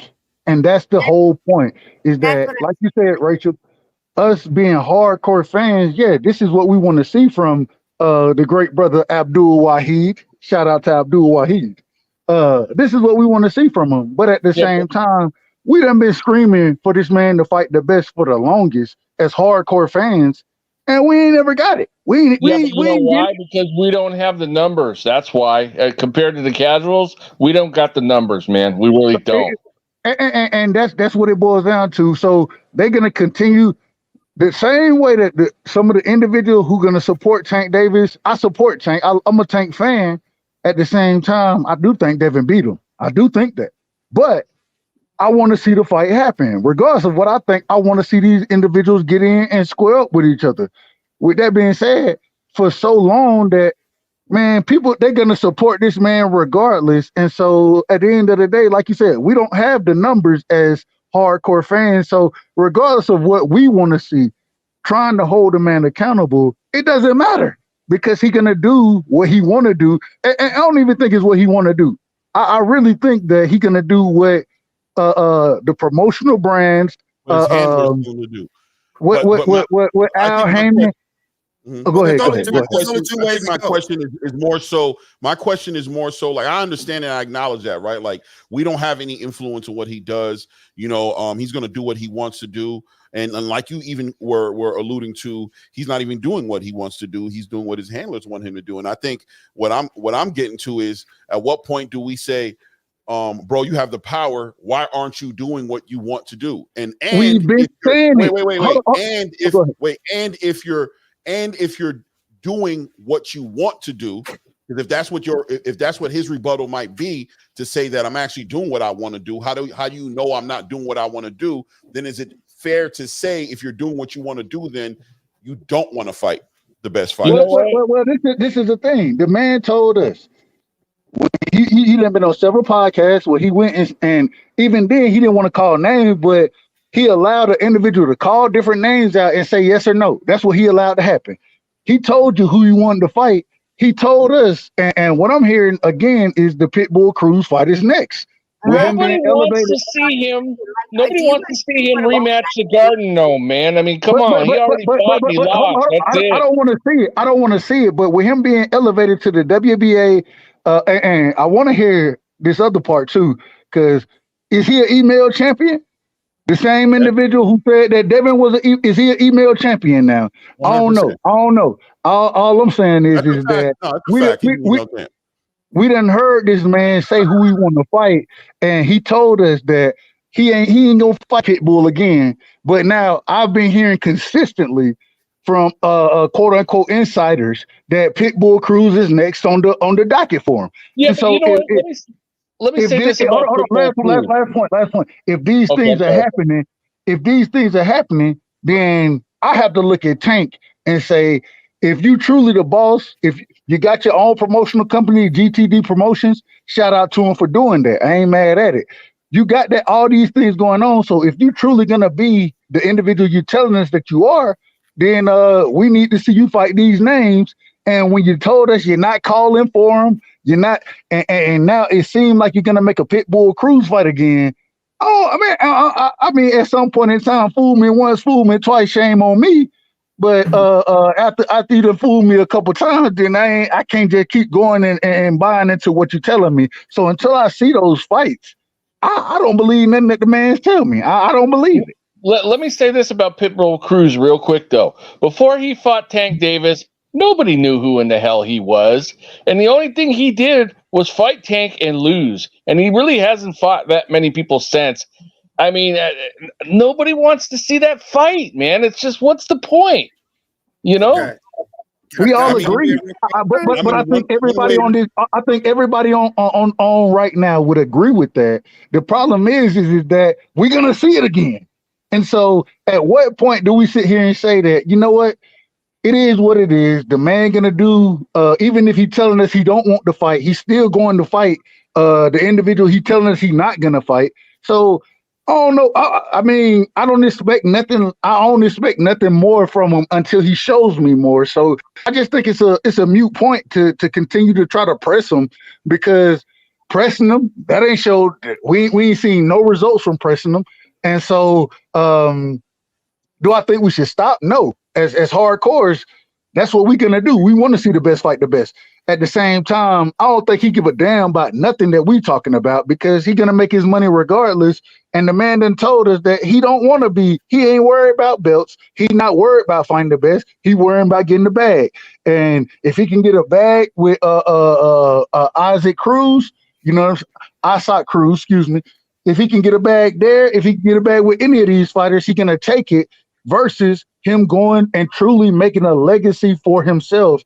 Hence the reason, I always say the reason the man, I don't think he'll ever fight Devin, and the reason I don't think it is because Devin continuously is challenging himself. And Rachel, correct me if I'm wrong here. The way you get better in the sport of boxing is fighting better, the best competition. That's when you really improve, when you make those fights happen. And if the man don't fight Devin this year, he not going to fight him because Devin going to be levels above him because Devin continuously fights the best. And it seems like Devin is progressing at a level that Tank isn't progressing at. And so I don't think we're going to see it, but I hope we do. I pray that we do. Okay, so I'm gonna drop mine and I'm gonna let you guys click on it. My whole thing with the whole like the landscape in itself, saying that Javante Tank Davis now has a promotional company called GDT. We can call that an LLC all damn day. That's not a promotional company that's actually licensed, because what happens when you're trying to be a licensed promoter, your fingerprints get read, and you have to have certain things by the commission that is not suspect. So when everyone says to me like, "Oh, I have a this blah blah blah promotions," I look at it sideways, like, because you can literally stamp any LLC that type of way. That is like blah blah blah promotions. It's not really a promoter because you actually don't have your license to be able to do those things. I think when it comes down to Tank and to Devin, you're looking at now like Tanko has already said he didn't like the 140 division. Now he's saying, sorry, my dogs. Now he's saying that he was moaning. I don't know what they were doing. He's saying that he would or would not. It's like this whole back and forth about this BS. But the thing is that what we have to understand is Tank is at a limited growth at this point. Tank is not 19. Tank is an older gentleman, which means that his growth spurt has already it's already gone. Yeah. So at that he ain't point, gonna get taller, that's for sure. yeah, he's not gonna get taller. He's not gonna get bigger. I mean, maybe wider, possibly. But at that point, you're having to balance out. Like, okay, what is the highest I can go where I can still be effective? And you're talking about someone like Devin, who had to go up to 140 because of the fact that he's just too fucking big. He's having when you were 18 and then 24, like you had a growth spurt too. Right. So that's what I'm saying. Like we're talking about two different people in two different realms of where they are. And I just feel like at the end of the day, like I said, 24, I don't really care if I want to burn bridges, because I'm telling you the truth, or I'm asking you a question that might hurt your feelings. Sorry, not sorry. That's your fault that you can't answer it. But if Gervonta Tank Davis Promotions is really a promotion, show me the damn promotional license and where they actually have the promotional license in. Because if you don't and you can't, then this is a smoke and mirror that we've seen before. Exactly. I agree with you, Rachel. I think the whole GTD thing, shout out to brother, you know what I'm saying? Shout out to Tank, you know what I'm saying? Brother Wahid, getting his bag, trying to put his name on some paper. But at the end of the day, let's be realistic. That's probably a shell company. That's probably a shell corporation. So what we saying, Hold on, and man. Hold on, Dub. Come on. Go ahead. I apologize. Thank you, brother. But I think it's a shell corporation. I'm one of the people who, in real time during the Pitbull fight, I said on several occasions, you can make an argument that Pitbull won on points. However, let's keep in mind, Devin, as of the third round, had no left hand, I believe. And so this is Pitbull doing this against a one-handed Gervonta Davis. Tank, not Devin, Tank. Yeah. I mean, yeah. He was doing it against Gervonta Davis. You know what I'm saying? Because he's Gervonta Davis at that time. No need for anybody to correct me in the chat. And so it was a great showing for Pitbull Cruz. It definitely launched his career. But that's all it was. If you watched Isaac Cruz's last fight, that man looked terrible. That man looked shitty. I thought that he actually lost that fight, honestly, in real time. So I think it's just a money grab because there's a lot of people who want to see that again. And I think a lot of people who want to see that again really don't know what they were looking at. As somebody who said on points, I know why he won, and I know that in a rematch, no, you're not going to get no upset or a better fight, because if Tank goes in there healthy with 2 good hands, this shit's over with. Even with the 2 hands thing, my thing is that makes I'm agreeing with you, Clips. That makes it that much more of a reason that we shouldn't see that fight happen, because if you were able to beat him with 1 hand, you're gonna fuck him up with 2. And the thing is right now, Pitbull Cruz, I would have had, and the same way we done seen individuals. Canelo, he told an individual, man, y'all need to go fight somebody. You know what I'm saying? And I'll fight the winner out of these individuals who fighting each other. Man, Tank ain't even worried about that. Tank just he fighting, in my opinion, the lesser competition. And so I don't know what we done talked about this for so long, and I think I am biased. I'm very biased in this conversation because I think Devin beat Tank, but I want to see the fight in the ring, and I don't think I'm ever get that fight. And I'm starting to come to understanding that because I'm not going to get the fight, it don't matter what I say. It don't really matter no more. So, Dub, well, actually, the entire panel, Claymore, I want to hear you, like, I want to hear your opinion on this, Claymore. If you were to put Tank against anyone in 135, because again, we're talking about 2 different weight divisions, who would we want to see him face? And if we would want to see him face someone in the higher competition later on in the year, then who would you want to see him face after that? Like, I feel like we need to talk about the weight I division think he's in. Stevenson's better. Right, Rachel. Stevenson- That was my point. What you just said right there. In all honesty, Devin Haney's not even part of this conversation. I'm not even putting pressure on him to fight Devin Haney. What I'm saying is, in 135 pounds weight class, he has fights that make sense, and then he has fights that don't make sense. And if he's not taking the fights that make sense, who at this point are we going to hold accountable for not making those fights happen? Forget Devin. There's Shakur, there's Lomachenko, there's even Frank Martin. I don't even care. You know what I'm saying? Like, I don't want to see you in the ring with Rayo. I don't want to see you in the ring with Isak. I don't want to see you pulling up some 130 pounder to 135 pounds, making them go blind, and everybody saying you're the best and all that. Tank Abdul Wahid, I will respect your name. The eye test does tell me that you are one of the pound for pound best fighters in the world, but your fights don't tell me that, because you're not fighting generational talent.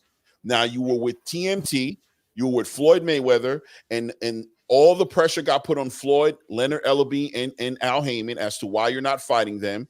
You made a power move, supposedly, left TMT. You didn't sign back with them. You supposedly opened up your own promotional company, and through Rachel educating me today, we don't know if that company is even a real promotional company, because there's certain steps that we have no proof that you've done or haven't done yet. But regardless, you did these moves, and then when you were done with that, you got to fight with Ryan Garcia. Fool's gold. We thought you was that guy. We thought you was a boss. We thought you were doing things. But now Devin Haney comes with $20 million, supposedly. You don't even want to look into it. You sit there and you do your tweets and you erase your tweets. And then Leonard Ellaby comes out a day or two later and says, nobody gives Tank Davis offers.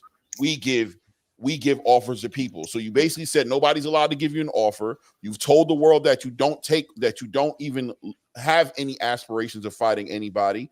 That's cool. Everything, all of the above, I'm cool with it all. My question is still going to come back to the same thing. Are we going to hold Tank Davis to boss rules in 2024, or does he still get to fight who he wants to fight, and it's not his fault because he just fights who goes in front of him? Are we going to say, I'm Tank, asking you like a us this direct fight? question. Like, you're asking us to hold him accountable. Who would you want to see him fight in 2024? Like, if you were like, Frank Martin. I would like to see him fight Lomachenko. Let Teofimo come back to 135 and fight him, or he could go to 140 and fight Teofimo. Well, let's do this. Hold on, real quick. Let's do this because I think we would all say, all understand when individuals talk about sides of the streets and all that other nonsense. My question would be is who would you want to see him fight from a PBC standpoint? Somebody who's in the same stable. And I understand that. I do understand it, and I agree with you. But at the same time, we got to understand how these individuals operate, and this is how Tank Whatever you gotta Davis. do to make it happen. You're Tank Davis. Devin Haney didn't let that whole. I'm just being honest, right? Devin Haney didn't let PBC rules or top rank rules or matchroom rules, or he didn't let those rules hold him back from making the fights he wanted to happen. He did. He was a boss. He got up and left matchroom and said bye. He said, Top Rank, Bob Arum, what's up? I'll do a 3-fight deal with you because I want to be a champion. He went to Australia and fought and got paid, you know what I'm saying, less than what he was supposed to. He did a rematch cause and went back and fought again. He did what he had to do to make the fights happen. Gervonta Tank Davis is not a child, man. That's a grown man. He's older than all the people. Pretty much all the people who we're talking about, he's older than all of them. So he's older than all of them. So at the end of the day, who do I want to see him fight? I want to see him fight Shakur Stevens. I want to see him fight Lomachenko. I want to see him fight Teofimo. I want to see him fight even a Frank Martin. I want to see him fight talent worthy of me being like, man, that's that guy. And if he doesn't fight those guys, whose fault is it? Well, I mean, like Dub, I understand what you're trying to say, but the funny part is at the end of the day, like, you know, Tank was able to create the with the Ryan Garcia, the Golden Boy. So we know that there's a crossover. The money talks. The money. Yeah, but that wasn't really that was more Ryan's fans than it was Tank's, because his numbers were consistently much lower than that until he fought Ryan. Ryan brought a lot of his, Are you doing Rick Glacier numbers again? We don't do Rick Glacier numbers here. No, I'm not doing Rick Glacier numbers, but I'm saying he didn't do those kind of numbers consistently at all until he fought Ryan. Forget the numbers. Forget the numbers. The thing is, go ahead. I'm sorry. Based on whose numbers? New Country. What? Based on whose numbers, Rick? I guess it's either Rick's or there's a couple different people, 2 people that put him out, and I've been hearing that he's averaging about 250 per fight. That's not what Rick said, but anyway. I think we need to say forget the numbers. Forget the numbers. If I'm wrong, I'm wrong. Then I'll stand corrected. That's fine. I don't have a problem with that. Like, listen, the only thing, and I'm going to stamp this, is my channel. I don't care. My opinion is, unless Rick Glacier tells me, the lawyer, that he's saying that he has his numbers from, and he's get the numbers from all across the globe. He can get the zone numbers and Top Rank, ESPN, Showtime, like freaking all of those numbers. I really, until you actually tell me who the hell like your lawyer is that would actually break what is it called, client confidentiality. You got to prove them numbers. I just made up a fucking lawyer yesterday that told me, the opposite. Like. So I'm just saying, like, it's just interesting that we never see the Top Rank numbers or anything that, if it's going to put him in a weird predicament, he doesn't ever release.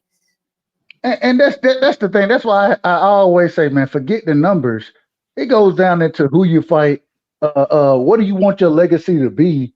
And it just seemed like at this current moment in time, the man, he ain't worried about legacy. He worried about the bag, which is okay. That's okay. Already, though. He doesn't care about the legacy. He doesn't care about the belts. He cares about the money. All right. Exactly. But he's not fighting these guys. He's not fighting these guys because he doesn't want to fight these guys. I'm cool with that. I just want an understanding amongst the panel that's here. I just want an understanding amongst all of us that Tank is, I want to know, is Tank doing what Tank wants to do, or is Tank getting handled? Tank's been getting handled. Tank's a creation. That's it, then. That's what it is. He's handled. No.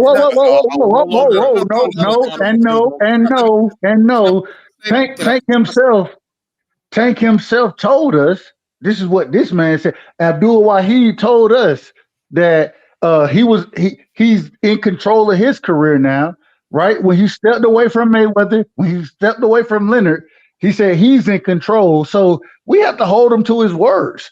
So if he tell us that this is what's going on, and then all of a sudden he's gonna tell us he's not gonna fight Pitbull Cruz ever again, and he end up in the ring with Pitbull Cruz, it's on Tank Davis.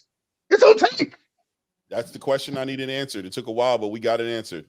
Rachel, as far as a fight is concerned, I think I think there's a lot of fighters he can fight out there. I'm even willing to see him fight Edwin De Los Santos. Let's do that fight. I don't care. That's a good I'll fight. take it. I'll take it. I think that's a good fight. That's a hell of a fight. I'll take it. I think that would be a better fight than with Shakur gave. That's a great fucking fight.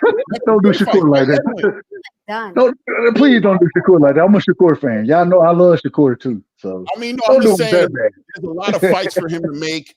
And if we see him taking a fight, if we see Tank Davis standing across the ring from somebody who we don't want to see him standing across the ring from, no.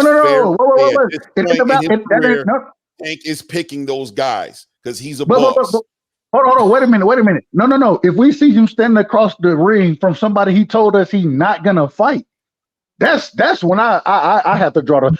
If the man told us straight up that he don't want to fight Pitbull Cruz again, he said that.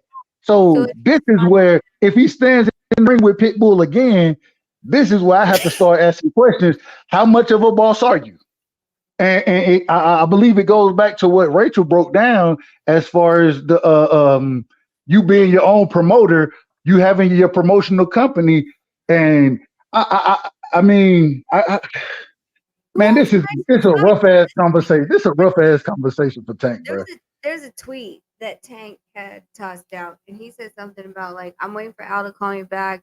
He's talking to Steven. We already know, like, in this about he hold on real quick, Rachel, finish it out. He talking to Steven about a deal I don't know about or I haven't been talked about. So if y'all see me somewhere else, don't be surprised. I believe that was the rest of that tweet. Go ahead, Rachel. Which means you don't own everything that you think you own, or you're saying that you don't own what you want to own, and you can't actually move the career that you want to the way that you want public perception to be. I say all that because of the fact that when it comes to like Shakur, like he needs to get off fucking Twitter. But anyway, Shakur is like, oh, well, we offered this guy this, and this guy offered us 25, and this is like, bro, like, stop. You're under a promoter. So even when Bob outed you and he didn't know he was, when he was saying these things about like, oh, well, I don't know if he was really, if the Haney's really wanted the fight, and I don't know if the 25% was really a real thing. I like sat back and I'm like, are you fishing Shakur to see how much he would actually take it? You want to sell him off to the other promoter to fulfill your contract? Bob knew exactly what he was saying when he said that, Rachel. You know that. And then 15 days later, the same shit happened with Tio, where Golden Boy, Oscar said, he's like, we never told Tio 1.5. Like, what are you talking about? Like, Bob's telling on himself. No one's fucking listening. But he has an obligation as far as the contracts on how many fights and has to fulfill those fights in so many the terms. And he's telling you right now, like, I'm going to sell my fighter off because I have the rights to my fighter. And I'm going to fulfill my side of the contract because all I have to do is make sure that you have a fight. But I just want to know, how much are you willing to take as the lowest ball so I can skim off the top on the top? And no one's listening. Everyone's fighting against themselves like, oh, it's a fake contract. It's a fake contract. And I'm like, first of all, if it was real, I would take 20 steps back. If the offer was real from Devin, then why would Bob say he approached the Haneys and they weren't really keen on the fight? Well, if they're giving you the offer, they're keen on the fight. What do you care about how they feel about the fight? They're trying to lowball you as like what will get you in the ring. And if you say 1.5 is good enough for me, hey, cool. I'll get that for you. I'll sell you for 1.5 because if I put you, so that's Devin. So if I put you on Matchroom and I sell you for 25%, let's just say $3 million. I sell you for $3 million. and I'm getting a shave off the top for 30% because I'm your promoter and I have the exclusive right to actually promote and make your fights. So we shave that off the top. I still am abiding by my last fight rule to give you the fight that was based on our contract, 2 fights a year, whatever it is. So they're not held accountable for not being able to bring up the money for Shakur, because now they're having problems with Shakur's last fight to get him the money that is to be expected because of his last showing. So why not just pawn him off? Let's just dog fight him. Just put him over there. Doesn't matter. I don't care about the back end. Just I'm gonna sell him for 2.5. You're gonna buy him for 1.5. I get $1 million. Don't have to carry about any of the other things that are happening with promotion. Yeah, you're right. I think there's a lot of things that we don't know as fans, and that's why I try to keep it simple, and I just say, listen, man, from a fan's point of view, you know, I'm gonna tell you, I'm pointing the finger at Gervonta. If you don't do what you're supposed to do, if what's happening in your career is not happening, I'm gonna blame it on you, and it's up to you to change it. I don't know what you're gonna have to do to change it, but it's up to you to get, because I see other fighters doing it every day. So I'm gonna hold you. I'm not gonna treat you like you're stupid. I'm not gonna treat you like you're incapable. I'm going to treat you like you are capable and that you are smart. And I'm going to hold you accountable to capable, smart people standards. You know what I'm saying? That's what I'm going to hold you to. And that's where we're going to move forward in 2024. In 2024, we're going to move forward. I'm moving forward with Gervonta ain't do that. Gervonta didn't want that fight. Gervonta, you know what I'm saying? That's who I'm going to be. That's how I'm going to be talking all 2024. And if he does the fights, I'm like, look at Gervonta being a boss. He made the fight happen. He did that. That's what's up. That's what Gervonta do. Well, yeah, but it's a ruse. It's been a ruse, and the reason that they've been able to get away with it. People have always told me one thing about Tank Davis is that he following the blueprint of Floyd Mayweather. He following Floyd blueprint. No, he's not. No, he's not. Floyd, when Floyd was 30 years old, Floyd had separated himself and started to become his own boss. Whereas they telling me that Gervonta is following, or excuse me, Abdul Wahid, excuse me. This man is following that blueprint. This man is about to be 30 years old. When we look at Tank, when we look at, when we look at Devin, when we look at Shakur, all of them, man, they 4 or 5 years younger than what Tank is right now. You know what I'm saying? Tank has had the opportunity already in his career to be what they've told us that he is, to be the boss that they're saying that he is, and he hadn't showed it in the ring as far as the fights being made. Ryan Garcia, I remember talking to Elder, and he was telling me during the time the Ryan Garcia Gervonta Davis fight is trying to be made, he was like, man, Ryan, he done went all the way around Golden Boy. He done kicked Golden Boy out to promote out the situation. He got his lawyers negotiating to make the fight with Tank. You know what I'm saying? That's a boss move, telling your promoter that, bro, you work for me at the end of the day. So if you're gonna work for me, this is the fight I want, and I'm gonna find a way to make that fight happen. We done seen it happen, so we know it's possible. Whereas we've been sold a bag of goods saying that Tank Davis is his own and he gonna make the big fights happen. And hell, you tell me a fighter that don't want to fight Tank. According to everybody who talked to me, they're gonna tell me that they're gonna get their biggest bag fighting Tank. Well, I need to see it happen, and I need to see the best fighting the best. And I hadn't seen Gervonta Tank Davis doing it. Excuse me, Abdul Wahid. I hadn't seen Abdul Wahid doing it. That's not gonna happen, though. That's not gonna happen. Then is he truly the boss? Is he truly the boss? Hold on, Clip. Let me ask you a question. Let me ask you a question. I'm gonna give you the flow. I'm gonna give you the flow. No. You cool. You had the flow. You good. So look. No, I'm giving it to you. I just got a question for you before you. Look, no. I don't need the alley-oop because it's not gonna happen. Frank Martin been out there, and Frank Martin is food. We saw that last fight. Frank Martin is food. Been out there. Okay? Shakur Stevenson, been right there. That is competition, and that is actually the best fight for both them fighters' careers. We all know that. Okay? So the fact that we are talking about rehashing Isak Cruz, who you beat with one hand.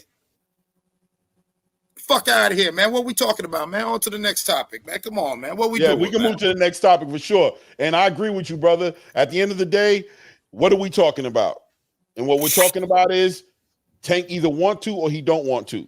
At this Thank point. you. It's either gonna happen or it's not gonna happen.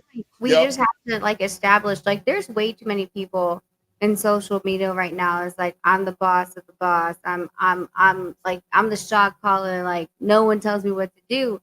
But at the end of the day, like the management agreements and the promotional agreements that are signed by these boxers they give away your name and likeness and the rights exclusiveness to your fights to create the fights and distribute your fights.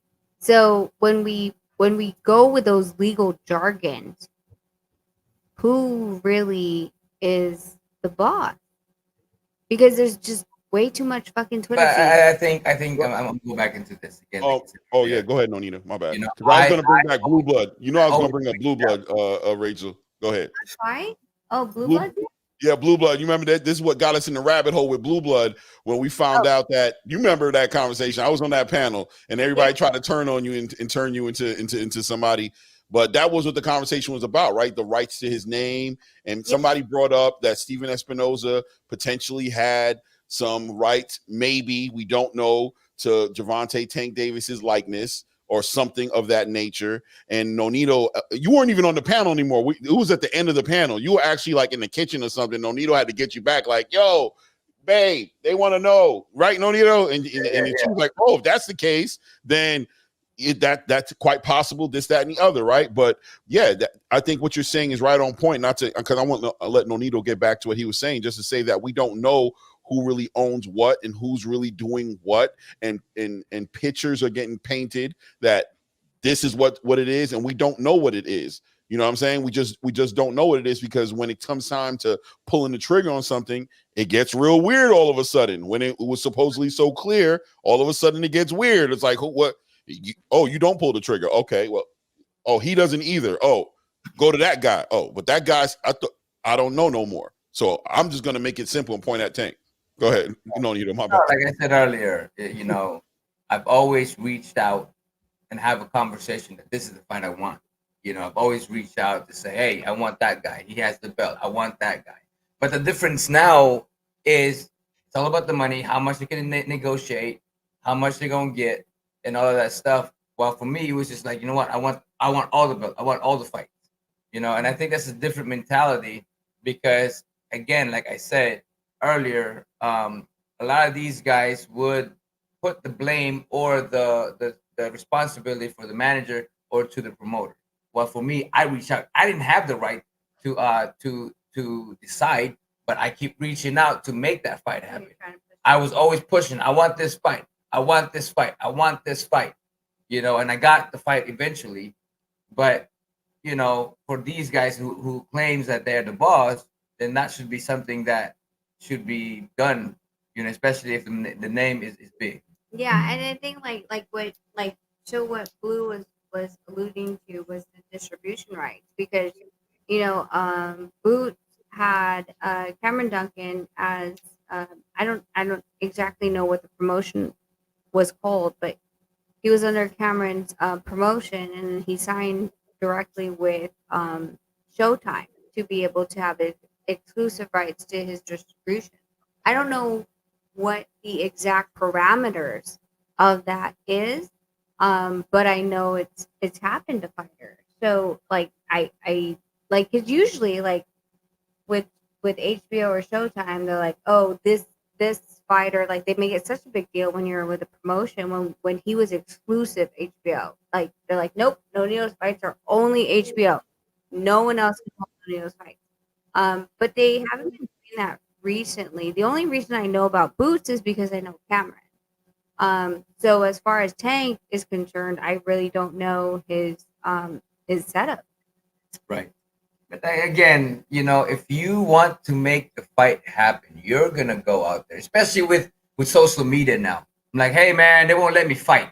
Now everybody's going into the promotion. Now everybody's aiming for that. You know, now everybody's talking about it.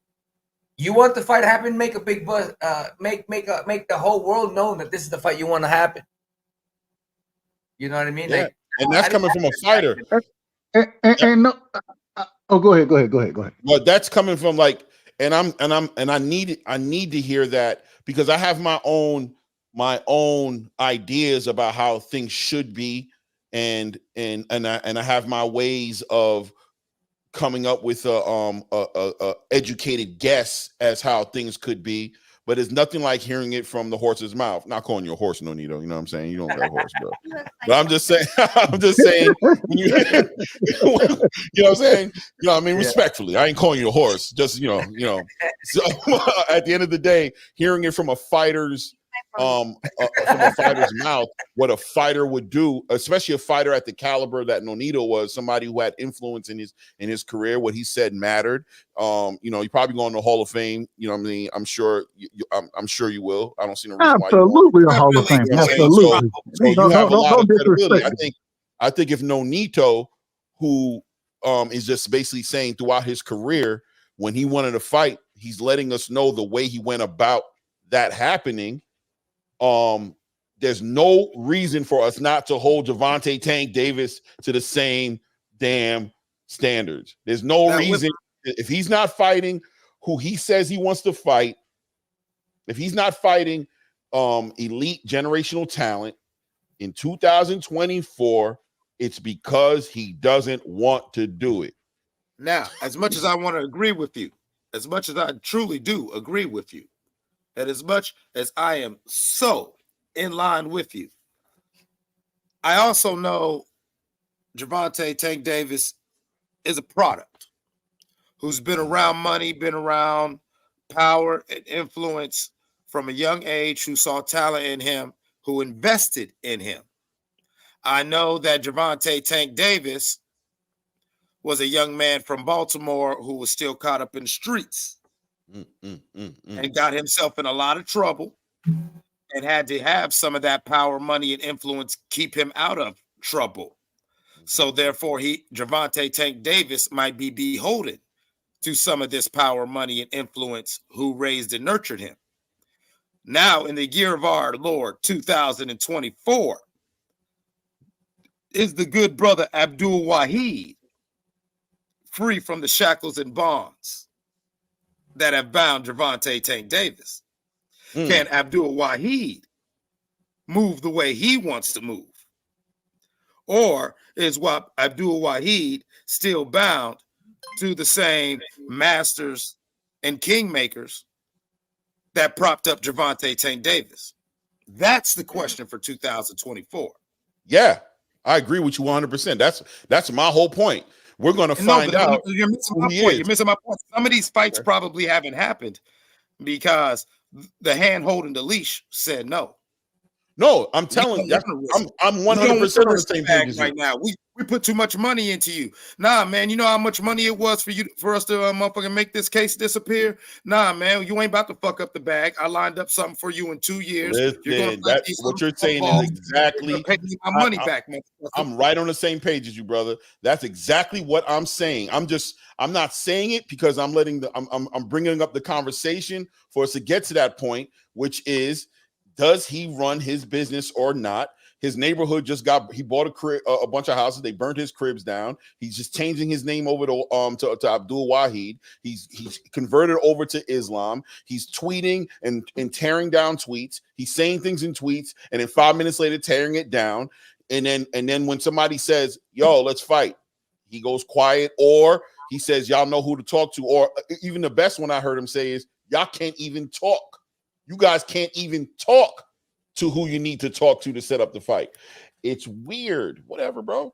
I mean, we can move the conversation on. I know we beating up a dead horse. It's whatever. Because I'm a lot of kings. A lot of do this year too. So I'm interested in what he does. What he's gonna do this year as well. So whatever. Yeah, I'm gonna see that too. But I just close with this. I'm on that topic because now we're in the same neighborhood, brother. Yes, sir. Because a lot of kings, a lot of bosses are just figureheads. Like, you know what I'm saying? Like, you know, people really don't understand what power looks like. You know, why? Because most people aren't in power. and power stays in power through anonymity. No, hell no, Javante ain't making his own choices. If he was making his own choices, we would have had, like I said, nothing against Frank Martin. I love Frank Martin, but I would have been when gobbled up that belt. Just for the shit Tiafimo or Devin and him talking to Shakur, that would have been happened if you was really making your own choices. You feel what I'm saying? But remember the trouble he got into. And he didn't get out of that trouble by God's grace and good luck. He had help. Them people need their money back. They're not going to risk the bag on any risky fight on Gervonta Tank Davis no time soon. Now, the question that I want to know is, will Abdul Wahid say, fuck that? I want to be great. Michael Jordan used his greatness. Michael Jordan, I'll just end it like this. Michael Jordan used his greatness to free himself from the people who had leashes on him. He won, and paid off his debts. And that's why he still can just gamble and do what the fuck he wants to right now. There's a price. Freedom ain't free. So David. David real quick, I want to touch on that real quick before we jump off it. Do this super chat. Wait, no, doesn't know how to do it on that side. I don't know how to do all this stuff. Man, what do you like? It's because you're on my side. Okay, ready? All right. All right, we're gonna dance for the money. What a song. Make it rain. Make it rain. Make it rain. So weird. Go ahead. So, Hollow Ninja 10 said, "Happy New Year, everybody. I hope the politics doesn't get in the way of Bebo versus Better B.E.S.T this year. Bud whoops Canelo." I think that fight is signed though for Saudi Arabia. Isn't it? I think that fight's been made. Well, Better B.E.F have to get past Callum Smith. Callum Smith, after correct. that, he is the next guy in line to fight. So yeah. And I believe that fight is in Canada, the Beterbiev Callum Smith fight. I think that's a good fight. I like that fight. Yeah, me too. I like that fight. All right, can I bring up a question? Like what he's saying is the Russian. Real quick, I just want to put this last point out there on what y'all were talking about.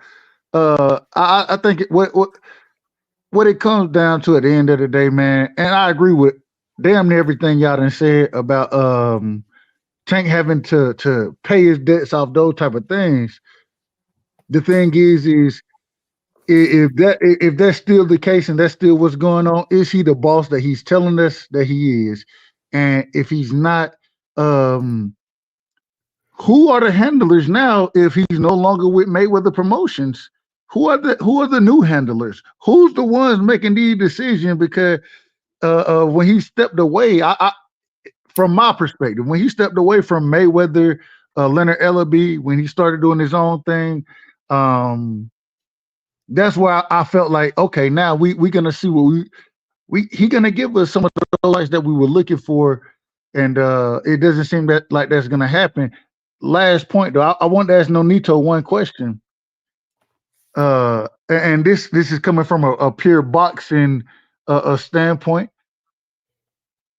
Once again, I'm a Devin fan, so I think that now if Tank don't fight Devin this year, the man not gonna have a chance to beat him because it seemed like this individual getting in the ring, he continue to get better.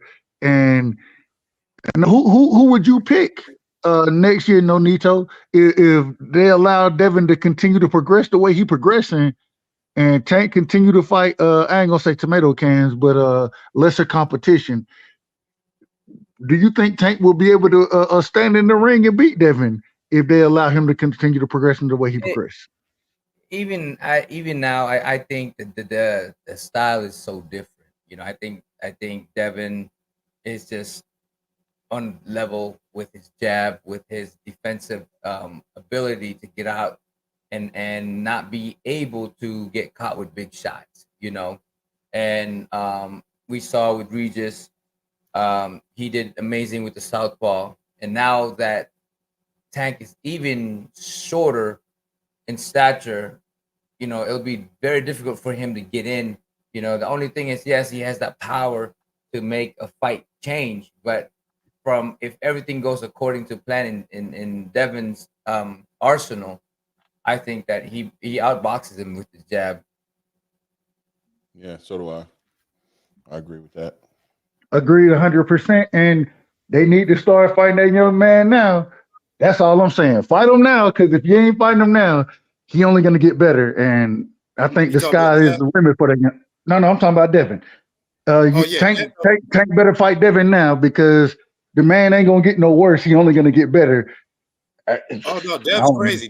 Did you see that most recent IG pic, like from yesterday or whatever?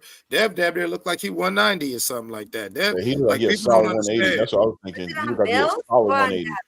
Man, that man big as shit, man. Respectfully. Man, he like Respect. 185 something, man. Dev look cute because I'm like 185. I just ain't got the arms. Dev He's a got the big arms. boy. I don't believe you, Eclipse. Like, take your shirt off. You start that shit. Don't you Don't start take your that shirt off. I'm just kidding. I don't Oh, believe we need man, more. y'all they better fight that young man now, because Oh yeah, Dev I a don't know, problem I don't know who's gonna beat him. because here's the thing about Dev. In 2-3 Dev years, I don't doesn't know who's gonna need beat him. everyone know he's pillow fisted. He's I said filling that. out. No, he's a big boy. He's a big boy. You know, Yeah, he's just, fight him while you Can you think hear he's me? still good. and the difference with all of this is he's actually maturing enough. You know, his body's maturing and he's gaining all that strength now too. You know. They better fight it. They better fight that young man now, because if you're not fighting him now, he's gonna fuck you up later. Respectfully, I say that respectfully. Yeah, when you start getting that train going, like it's hard to stop. But let me get this super chat real quick. Make it rain. Make it rain. Make it, make it, make it, make it, make it rain. You make it rain. You gotta do it again. You gotta do it again.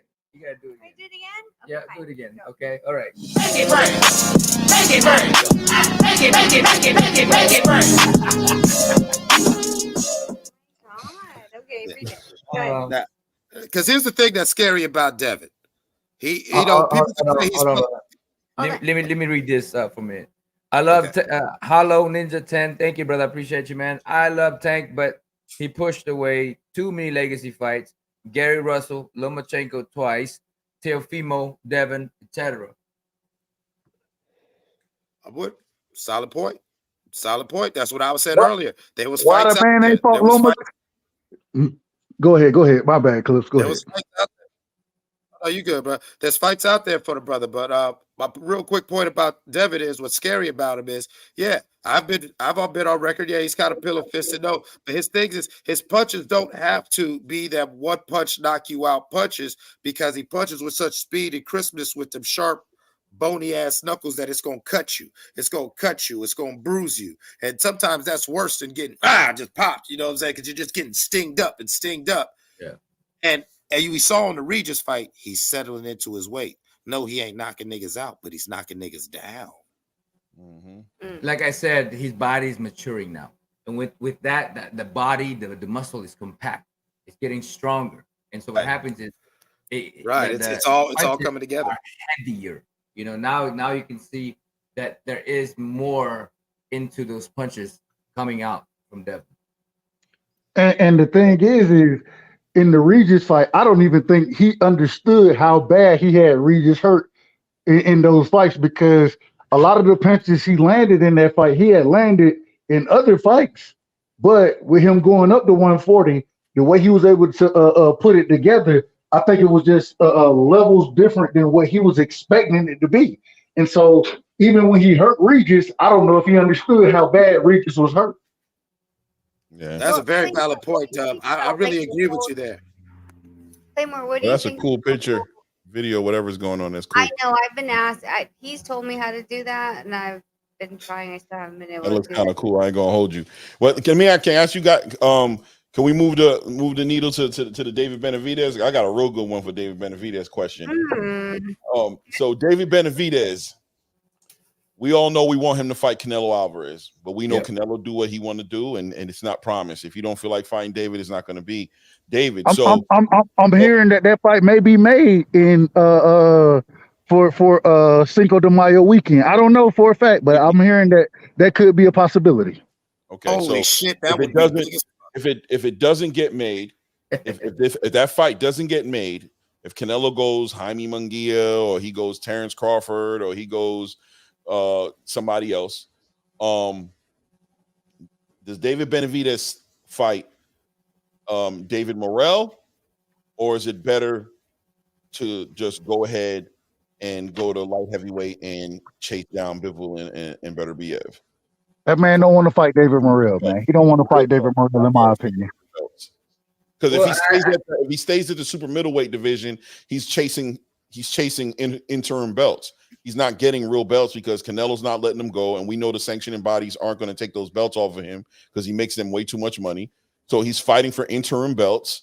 And is that worth him fighting a David Morrell for an interim belt and risk losing because David's not no sucker? Or is it best that he goes to light heavyweight, doesn't do those hard weight cuts, and chases down some real legacy, and where he only has 2 fighters who got the belts? Potentially one fighter will have all the belts by the time he goes up there, and he has an opportunity to become undisputed. The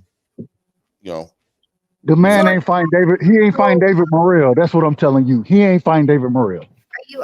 You're asking more so of Benavidez's path if he doesn't get the Canelo fight in May. Yeah, if he doesn't get the Canelo fight, should he fight David Morrell and fight for an interim WBA title or WBO title, whichever one of the ones that he has? Or is it better that he goes a light heavyweight and just goes ahead and just forgets about Canelo Alvarez? And even if Canelo's already made it clear he'll go to 168 to fight anyway, so he's not losing the fight with Canelo if he leaves not 168 to light heavyweight to 175. That Canelo's willing to go up there. So should he just go up there and go beat up on Bivol and Better BF? For me, as a fighter, and what would make sense to me is going up to the weight with Bivol Beterbiev. I think that makes more sense to me as a fighter, and it's more lucrative at the same time. For who? For Benavidez or Canelo? For Benavidez. Okay. Yeah, I think that'll be a good fight for him. I think that'll be a big fight for him than the Morrell fight. I think the Morrell fight, he's a talented guy. He's a talented kid. He's a big boy. And it's just high risk, not too much of Don't say it, Donito. Don't say it. Don't say it. Risk for reward. Don't tell me that. I know it's the belt and all of that stuff, and big respect to Morrell. He's amazing, but if you had to choose as a fighter, having a guy with a big name like Bivol Beterbiev, I think that to me is more enticing, than somebody who doesn't have that much fight, who doesn't have that much he has some, he has his fans and all that stuff, but it just wouldn't make sense at this time. Have the kid become bigger with bigger names, with bigger fans, and rather than that, go with somebody who already has established as the big names, a guy who has beaten Canelo. That right there is money, and at the same time, it's legacy. So that would be the route for Nonito. I don't know if I've ever said this, Nonito. Man, I can't stand what you just said. I can't stand that.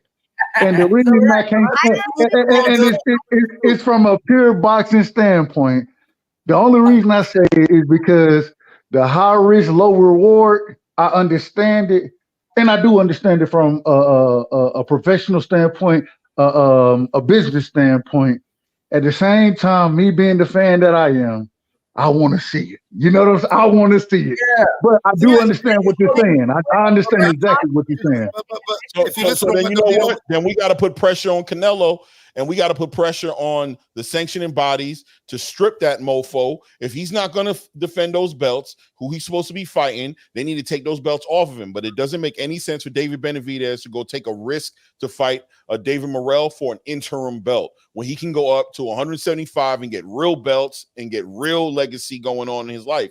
Because I know David don't give a damn one way or the other. He'll fight David Morrell, but at the end of the day, we got decisions to make. We're not getting any younger. We're getting older, and we got to start thinking about our legacy. And if Canelo's going to sit on this belt for another 2 damn years doing what he feels like doing, which it seems like he already done said it. He already said he's going to do what he want to do. Huh? No, I said it exactly. Just like you and Nonito were saying, why not go that route? Because after you get this legacy fight, if you're successful in that campaign, David Morrell's not going nowhere.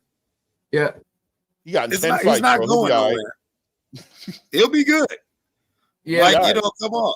You know, you never eat dessert before. You never eat dessert before the appetizer. And you know, and David Burrell's not dessert, but you know, saying the guy's no slouch, but he's an interim belt.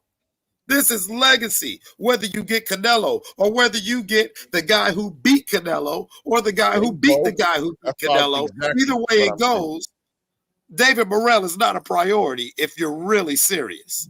If I you're agree really with you.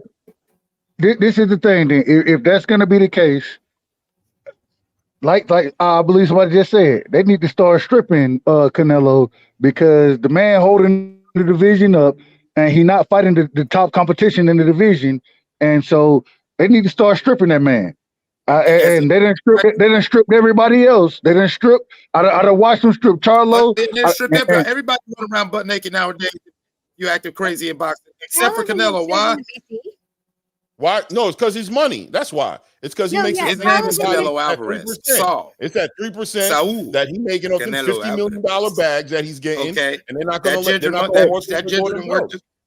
Hey, like we always say, everybody 3% ain't the Thank you. That same. ginger And done put himself in a crazy Canelo place. 3% is different from the majority of fighters. So I do understand it, but they need to start stripping that man the way they strip everybody else. That part. Okay, let me get this real quick, guys. Go. Make it rain. Make it rain. Make it, make it, make it, make it, make it rain. There it is. Hello, Ninja 10. Thank you, brother. Appreciate you, man. Canelo should pick Bud. That is the fight of the era. Bud is willing to take the risk. Terrence Crawford by round 10 KO. Yes, Why are yes. you clapping? Because Bud beats everybody. Oh my god, I can't right now. If Bud beats Look, I'll tell you what on that Bud conversation. If Bud says he can do it, I'm not saying. Listen, I don't know who wins that fight. I'm a Bud fan, right? And I'm a boxing fan first. And what I can tell you is this: I think at this point in the game, Terrence Bud Crawford has earned the respect, and he's earned the what's the word I'm looking for here? He's earned the benefit of the doubt that if he believes he is ready to fight Canelo Alvarez, then who are we to say he's not? Who after the career he's had, if he says, man, I could beat Canelo's ass, all we supposed to be saying is, I want to see it. But this is the problem. This is the problem with that. But here's Go the ahead, thing. Rachel. Like, here's the thing is why though? Why? Like Canelo's not pound for pound number one. He's not even two. It's money. Money. okay. But hold on. But this is the thing. This is the thing right here. This is the thing. Bud Crawford himself said that Benavidez deserves that shot before he does. Bud said that. So No. I don't know what the argument is. No, but if Bud is like, look, your Canelo going to do what he argument's won. like If he's not left, going to give okay? Benavidez the I fight, know give you're me the the fight. right side, but your argument went left. So my argument was, if you're gonna state that he's, like, hey, like, he's going for greatness and blah blah blah blah blah, and I look at it and I'm like, well, where's Canelo sitting right now? Canelo's sitting in the top 5, and Inoue is 1 and 2 with Bud. So it would be you just sit there and you call fucking Inoue up to 147. Everyone's gonna say, like, you're out of your mind. You're out of your mind. That's too big of a weight class. Blah blah blah. You're looking at 23 pounds one way, 23 pounds up. Right. So why aren't we asking for that? Can I answer that, Rachel? Yeah. Okay. Number one, Inoue's not asking for that fight. So he's not asking for it. Bud is asking for it. Number one. Number two, Canelo is an undisputed super middleweight champion. If Terrence Crawford is able to beat Canelo Alvarez, his legacy is that's all legacy. He's a 3 weight class undisputed champion. Number 3, the bag is crazy. The bag is crazy. You gotta get the bag. What did he say? Do anything. Don't mess the money up. Not the money, not the chicken. You gotta get that right. You might drop. Hey, bro. What'd you say? You might drop the baby. Don't drop the bag. Don't drop the bag. Don't drop the bag, baby. You know what I mean? You thinking about somebody who doesn't wants to retire. And that's the thing. I think, like, at the end of the day, like, we all know it is like, you fight Canelo, you can retire. Like, I think that's the end game, right? Like, and it's not bad name. He's not like not on the pound for pound. Like he's still like he's had a great resume, and he's still in that pound for pound ranking. So it's not like it's just bullshit. I'm just saying, like when people like play that game, like, oh well, it's only like 3 weight divisions, and then you talk about Inoue going up to Bud. They're like, well, it's 4. I'm like, yeah, but you have to remember, like the lower divisions are by 3 pounds. Yeah, no, but what he's saying is like, Bud is asking for the fight. He's not asking for the fight, so it doesn't make sense for having the other guy. Bud could call him out. Why? The guy's not calling him Canelo's out. not asking for Bud. But Bud's asking for Canelo. But Inoue is not asking for Bud. No, so Bud can ask for Inoue. Why would he ask? But why are we going this way, not that way? Because he's asking for Canelo. Why? Because that's who he want to fight. Why? Why? Because he thinks he can beat Canelo, and he doesn't look at Inoue in the level as Canelo. So he can't. He doesn't think he can beat Inoue. No, I didn't say that. You just said that he could beat. Did you listen to what I said? Yeah, you said he thinks he could beat Canelo. Yeah, but he believes that Inoue is not in the level of Canelo. But Inoue is number 2 pound for pound. It don't matter. It don't matter. All I'm saying is that he's not gonna look at it that way because he's looking at Canelo as the guy. Because everybody's talking about Canelo still. As the money back. It don't matter about the money back. It is the money. It's the money. Yes or no? If we took everything off the table, it would be about how much are you gonna walk away with. This is gonna be like yes, dear, yes. No, this is why we started going live because literally, white flag, no need no white flag, white flag. Like if we were to wipe everything clean, besides like their accomplishments, what? It's the money. No, Nito, don't do it. No, Nito. You can't win this one, bro. You can't win this one. You gotta understand. Man, I know that. You can't. No, Nito, you can't. No, you can't. Go ahead. No, go ahead. Go ahead. It's content. Go ahead. Go for it. Yeah, here's the thing. Go ahead. Content. Go for it. It's not a win. Bigger I'm here with you, brother. Go for it. Get her. No, it's get her, money. Get her. No, I got no Nito's back on this one because it's not money. It's not money. Remember, here's the question. Are we still in the Canelo Alvarez era, which it kind of was at Floyd Mayweather's retirement, or are we in the Bud Crawford era? That is the question. We're so at this current moment in time, and I think boxing legacy and ego. And remember, you're talking about Saul Alvarez and Terrence Crawford.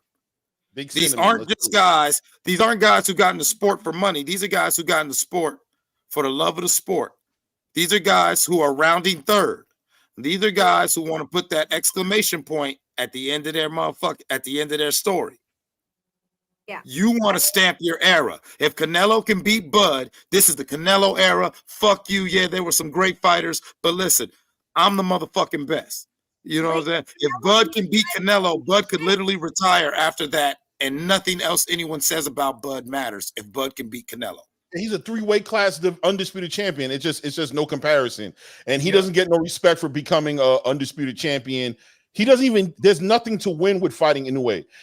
Inoue does not bring the belts with him, so he doesn't get no belts for it. He doesn't bring the money that Canelo brings. It just doesn't make, Inoue doesn't make any sense. Canelo makes all the every sense excuses in there too. Like, oh yeah, that dude came up and played. I mean, he was just picking on, he's just being bullied. That's the same thing Canelo's gonna get if he beats Bud. So you're fighting for Canelo. That's what you're fighting for. You're saying, why should Canelo take the fight? Is that what you're saying? Yeah, right. He's gonna look like okay. You're right. I thought you were trying to say, why does Bud want to fight and not want to fight with Inoue? I thought you was focusing on Bud, but you're saying why would Canelo put himself in the same? I see what you're saying. Yeah, you're right. It's the same situation. What benefit does he get? Right. Because Canelo, yes, money. Well, that's Canelo saving grace from really going into that fight. Yeah, like, Canelo is gonna get money regardless who he fights. Exactly. Well, I'm just saying that's the only thing he gets from it is money. And that's it. He gets nothing.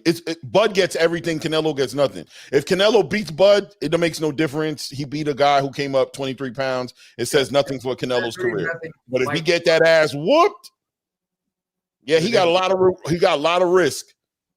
All I'm saying is, I think Bud could do it. That's all I'm saying. I'm not saying he will do it. I think he could though. Yeah, I think he you could, got though. like Bud Crawford is one of them fighters. And I'll be honest with you, and I'm not even trying to, say kiss your ass to the host or nothing like that. I always felt like that about you and your career, Nonito. You were one of them fighters that I got to go with Nonito until somebody beats his ass. Right. I've seen you in too many fights. I've seen you in too many times where you was up against some shit and going against it, and you pulled it out your ass to where if Nonito says I can go in there and fight, I'm not saying he can't, and that's the way I look at Bud. Yeah, you know what I'm saying. So Hey, real quick, I couldn't help I couldn't help myself as far as make it rain. I couldn't help myself. All right, here you go. Here's your Make It Rain dance. Make it rain. Make it rain. Make it, make it, make it, make it, make it rain. Hey, did you know my son made this beat? Oh no, he didn't. Oh, really? Yeah. I did know that. So he did the even the DJ. countdown. No, the countdown. So the countdown on a song in the beginning when we're just kind of setting the up 15-minute like countdown, like this is the new one because so we went offline for a quick minute. So we turned off a lot of our subscription plans of whatever. And then I was like, wait, why am I doing this if I have like a freaking producer in my backyard? I was like, hey, make me a 15-minute beat. And then so he did that, and then that was the 15-minute countdown. But even that one, the Make It Rain is Jay's. All of this is, it's my son is 10 years old, man. Hey, shout out to him, man. Shout out to him. My ring walk, he's actually the one that made it, and then Mark put it all together, man. So yeah, he's very talented. And we got another one though. Oh, we got another one. Yeah. People just want to see us dance. That's I it. We feel gotta like dance. we're just Everybody gotta dancing dance, this man. Yeah, whole. everybody I feel gotta like you dance. should just sing the whole time. Just sing. Ready? Make it rain.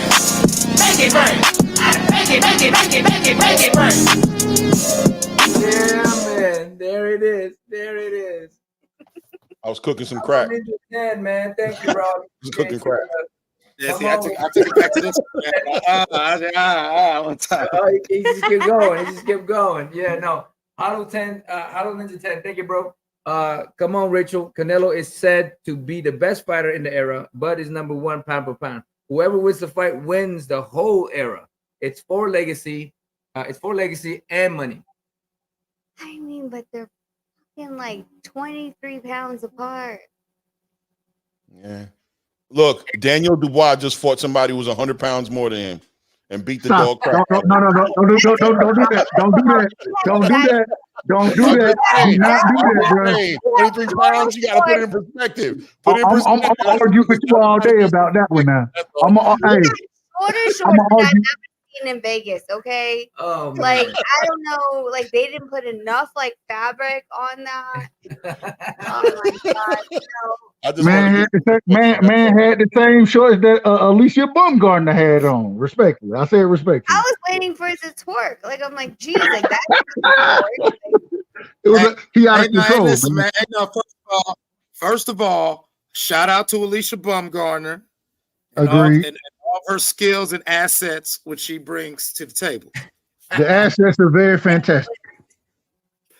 And I just want to say, you know what I'm saying? We build them strong in Ohio. Yes, sir. Yes, sir. Okay, Here we go. Here we go with that Ohio nonsense. That's right. Ohio versus all y'all. The great state of Ohio. Hey, we're gonna give you Montana love the same way he from Ohio. We're gonna give you him too. So if you want to argue about it, you'll find it all in Ohio. But you know what? That's what I'm saying. Find it all in Ohio. We got everything from greatness to goofy. It's real. I got you. How did this fight between Alicia and freaking Clarissa come from? Out of fucking nowhere. Out of nowhere. Baumgartner. I thought it was WWE. I thought it was WWE for the longest. I thought it was just smoke and mirrors. I thought they got in the back room and said, "Hey, let's get the attention away from Clarissa getting knocked out and me being on these PEDs." You know what I'm saying? But it's actually got some real traction. It's got real traction now, and so I wanted to see it happen. And I'm like, listen, I love both of them. I want them both. Treatment right there. Is that where it came from? Get away from the PEDs and the knockout? God damn. I'm gonna tell you this. I think that If the- that Alicia Baumgardner, I don't think it was WWE. I think Alicia Baumgardner feels that she's that talented. I think she understands that she does have to deal with the PEDs as far as the black cloud of it. I think she's reaching for greatness to get a fight that no matter what you think of her, No, you she guys are not. going to No, want she to not. see. I think she's If she really, if she was really reaching for greatness, then instead of calling out Clarissa Shields, she would be Amanda. going after what's the girl Amanda from Serrano. Chicago name? She'd be going after the girl from Chicago. You know what I'm saying? And so, I agree. It's a money grab, and she also understands that Clarissa Shields ain't fought down at damn 47, and who knows when. She Well, ain't. wait, hold on. She tapped into the 147 conversation for two reasons. Number one, she tapped into it because Clarissa Shields fights at 147 pounds in mixed martial arts at the PFL. So she's basically saying if you're willing to go down to 147, well, hold on. If you're willing to go to 147 to fight in mixed martial arts, then you should be able to go. That means you can make the weight. So you should be willing to come down to 147 for a match where I'm coming up for 135. You know, I'm not coming to 154. But I mean, regardless, she was reaching. She was just basically letting know that I think it was Fight Hype who did the interview, and she was just basically letting them know like there's no fight that she's going to turn down. She's willing to fight anybody. I don't know how serious she was like about making the fight happen. I think she understood Clarissa never hit 147 as a boxer, only hit 154. But I think Clarissa gave it more gas than Alicia Baumgardner gave it gas by the way she reacted towards the hypothetical fight. I think by the way she reacted to it, and I'm be real with you on some street shit. I don't know about you talking about go fight Amanda Serrano when I'm calling you out. Like, you know what I'm saying? Like if I'm calling you out and you offering me somebody else, I think that kind of looks weird on you. I think Clarissa could have chose a better way to deal with that. I think she should have just been like, girl, go ahead. Bye. You on steroids anyway. You don't need to clear the fight. Can I piggyback on your point right there? Because I think that was the element right there. I think Alicia knew what it was. She knew she had to deflect. She knew it's time for her to put herself back out there. She was quiet for a minute, and she knew she had to come out spicy. And so she, you know what? Yeah. So she, it's like when you ever been. We're all guys. You ever been in a moment where you can smack a nigga. You know what I'm saying? So you at the party or whatever, and you might feel a certain way to where you might look at a nigga, what's up? You know what I'm saying? You might throw something spicy out there just to see if somebody gonna latch on. And I think Clarissa latched on, but like you said, the way Clarissa latched on showed a little Timmy. She showed Timmy. You know what I'm saying? Instead of saying, "What's up, nigga?" You know what I'm saying? She was like, "Hey, bro, I think this nigga her, right? Just being like, girl, you too small for me. You don't even want those problems, man. Stop playing with me. You already know if I come down there what I'm gonna do to you." Instead, she jumped into go fight Amanda Serrano. It just looked weird. Well, this is cap, man. And the reason this cap is because and shout out to Alicia Baumgardner for saying these things, but at the same time, when you have a Katie Taylor there, you know what I'm saying, and you have a McCaskill there, how you gonna jump them? McCaskill at least was fighting at 40, you know what I'm saying, trying to become undisputed and then trying to fight Clarissa Shields. You ain't even been up there yet. So man, it's cap in my opinion. It's a money grab. It's a grab for attention, and I think it is to get some of that PED, because when you tell me you got unequivocal proof that you didn't use the PEDs, but you ain't showed it yet, I got questions. And then when I say I got questions, all of a sudden I'm hating on her. I love Alicia. I love her. No, you ain't hating. I love Alicia. You ain't hating. They gotta drop. They gotta drop. Pulling up. Yep, hold on. We're gonna dance. We like dancing. Make it rain. Make it rain. Make it, make it, make it, make it, make it rain. All right. Canelo versus Crawford is a cherry pick For Alvarez. So pick it. Yeah, don't pick a bad cherry. Pick your cherry, Canelo. Pick a cherry. Pick a bad cherry. What was John Ryder? If that's a cherry pick, then what was John Ryder then? What was John Ryder? I don't know. But look, hold real quick before we jump into John Ryder, right? At the end of the day, when Devin was calling out Gervonta Tank Davis and said he was sending over, Bill was trying to send over offers, and Eddie Hearn was like, I got 20 million for you, and all that was happening. Everybody said cap. You know what I'm saying? And my whole thing was, well, call him out on it. You know what I mean? Like Javante, if it's cap, call that bluff. But you ain't call that bluff. So we don't know if it was cap or not. And the same thing with Alicia Baumgardner and Clarissa Shields. If it's cap, well, Clarissa, call that cap. You know what I'm saying? Do that. Call that bluff. If she don't really want that fight, call that bluff. Yeah, let's make that happen. Hurry up and get your PED testing squared away. Hurry up and get that. And then have your peoples call my people. I'm going to call your bluff because I know you don't really want that fight. But I think we all know Baumgardner will take that fight. We all know. Man, but that's what I'm getting at. I don't think we all know that. I don't think we all know that. No, I think that's. No, I'm with you on this. I'm gonna stay with you in this neighborhood. I think Alicia was just talking her shit. I mean, she might believe what she believed, but she was just trying to get back into the mix. And the way Clarissa went about it, she saw Timmy. She saw a little intimidation, and she said, "Oh," and now she's pressing the gas, like, "Nah, bitch, what's happening? Nah, bitch, come on, let's fight. And Clarissa with her ego's like, "Well, you know what, bitch? I ain't scared. Fuck that." You know what I'm saying? And it's like, But Clarissa ain't saying that though. She ain't saying I ain't scared. Let's fight. She ain't saying I ain't scared, but now she's like, she's going outside. She's going outside, slowly taking off her earrings. You know what I'm saying? And you know, I'm putting my drink down, like, oh, these bitches about to fight. Right. As you bounce at the club, I'm looking outside, like, oh, what's going on? These bitches about to do something. Hold on. Let me get through the crowd. Hold on, what's going on over here? Wait, don't you think it's funny though? Like how it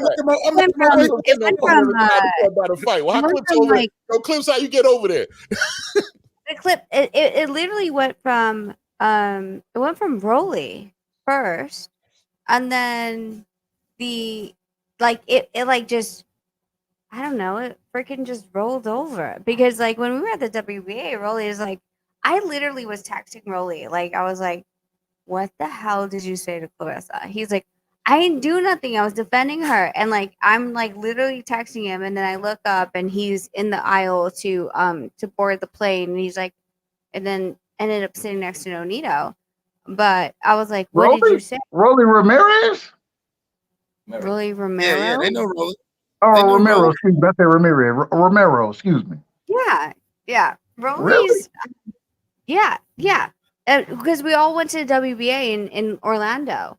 Right. But it's just more so the fact that, like, you know, she went from that discussion to all of a sudden the Alicia discussion within a matter of days. And it was like, you're just finding anyone that wants to fight with you on social media at this point. Like, it was just like this whole, like, we're going to go at Clarissa because Clarissa just, I don't know, just is the topic of the day. And, you know, Alicia decided to just come at her. I think Clarissa just wanted to help, but she's always got to clap back. But Clarissa was, well, I mean, Clarissa with the whole Rolly thing, yeah. But then Alicia decided that she was going to interject herself into the conversation. Like, it was like, you know what I'm saying? Like, it was like, oh, well, so since you're down, I'm going to kick you too. Kind of, I don't know. Like, it just seemed like kind of off timing. Like a convenient timing, like a convenient, like a right. So listen to what we're saying. So listen to what Be Above Me is saying, Rachel. It's like Alicia knew she had to try to do something to get into the mix. So she's seeing Clarissa going back and forth. And so she just threw some shit out there. Right. And Clarissa being so reactionary, Clarissa gave her that reaction she wanted. And now Alicia's like, ooh, I got something. Yeah, bitch, come on, meet me outside. You know what I'm saying? And while all we're doing all this, like he's saying, Clarissa didn't do the boss move. Like, okay, bitch, you want to talk that shit? All right, show me your proof for your PEDs. Go on and test clean and give me a date, you punk bitch. I'm outside right now. No, Clarissa's just doing all this typing, and it's making Alicia look good. Yeah. Remember, like Alicia is a fighter that everyone likes anyway. Clarissa's intimidated. Because if listen, man, I mean, we all know what the truth is. We're boxing fans in here, so we understand that more than likely Clarissa gonna bust that ass, right?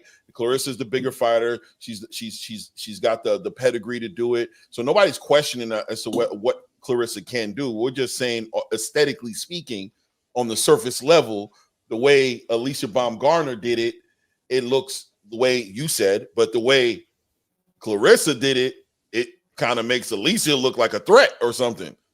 You know what I'm saying? I'm gonna say this. I'm gonna say this very respectfully. I hate Twitter. I hate Twitter. Oh. I fucking hate Twitter. So I'm gonna before you say that, I'm gonna get this one with Remy, and then I'm gonna ask you guys all a question because Okay. I think like it'd be an interesting question after this one. Make it rain. Make it rain. Make it, make it, make it, make it, make it rain. So Remy said Ryder stepped in when Andrade pulled out versus Parker. Zach Parker. What? Yeah, Zach Parker. That's a fact. John Ryder did fight, and he beat Zach Parker when Andrade was supposed to fight Zach Parker. Andrade came out with some type of injury. I believe it was a shoulder injury at the time to get out of that fight at 160 with Zach Parker. So he's correct about that. Okay, so here's my question to you. I know we were talking about fighter of the year. Who is the pound for pound Twitter fighter of the year?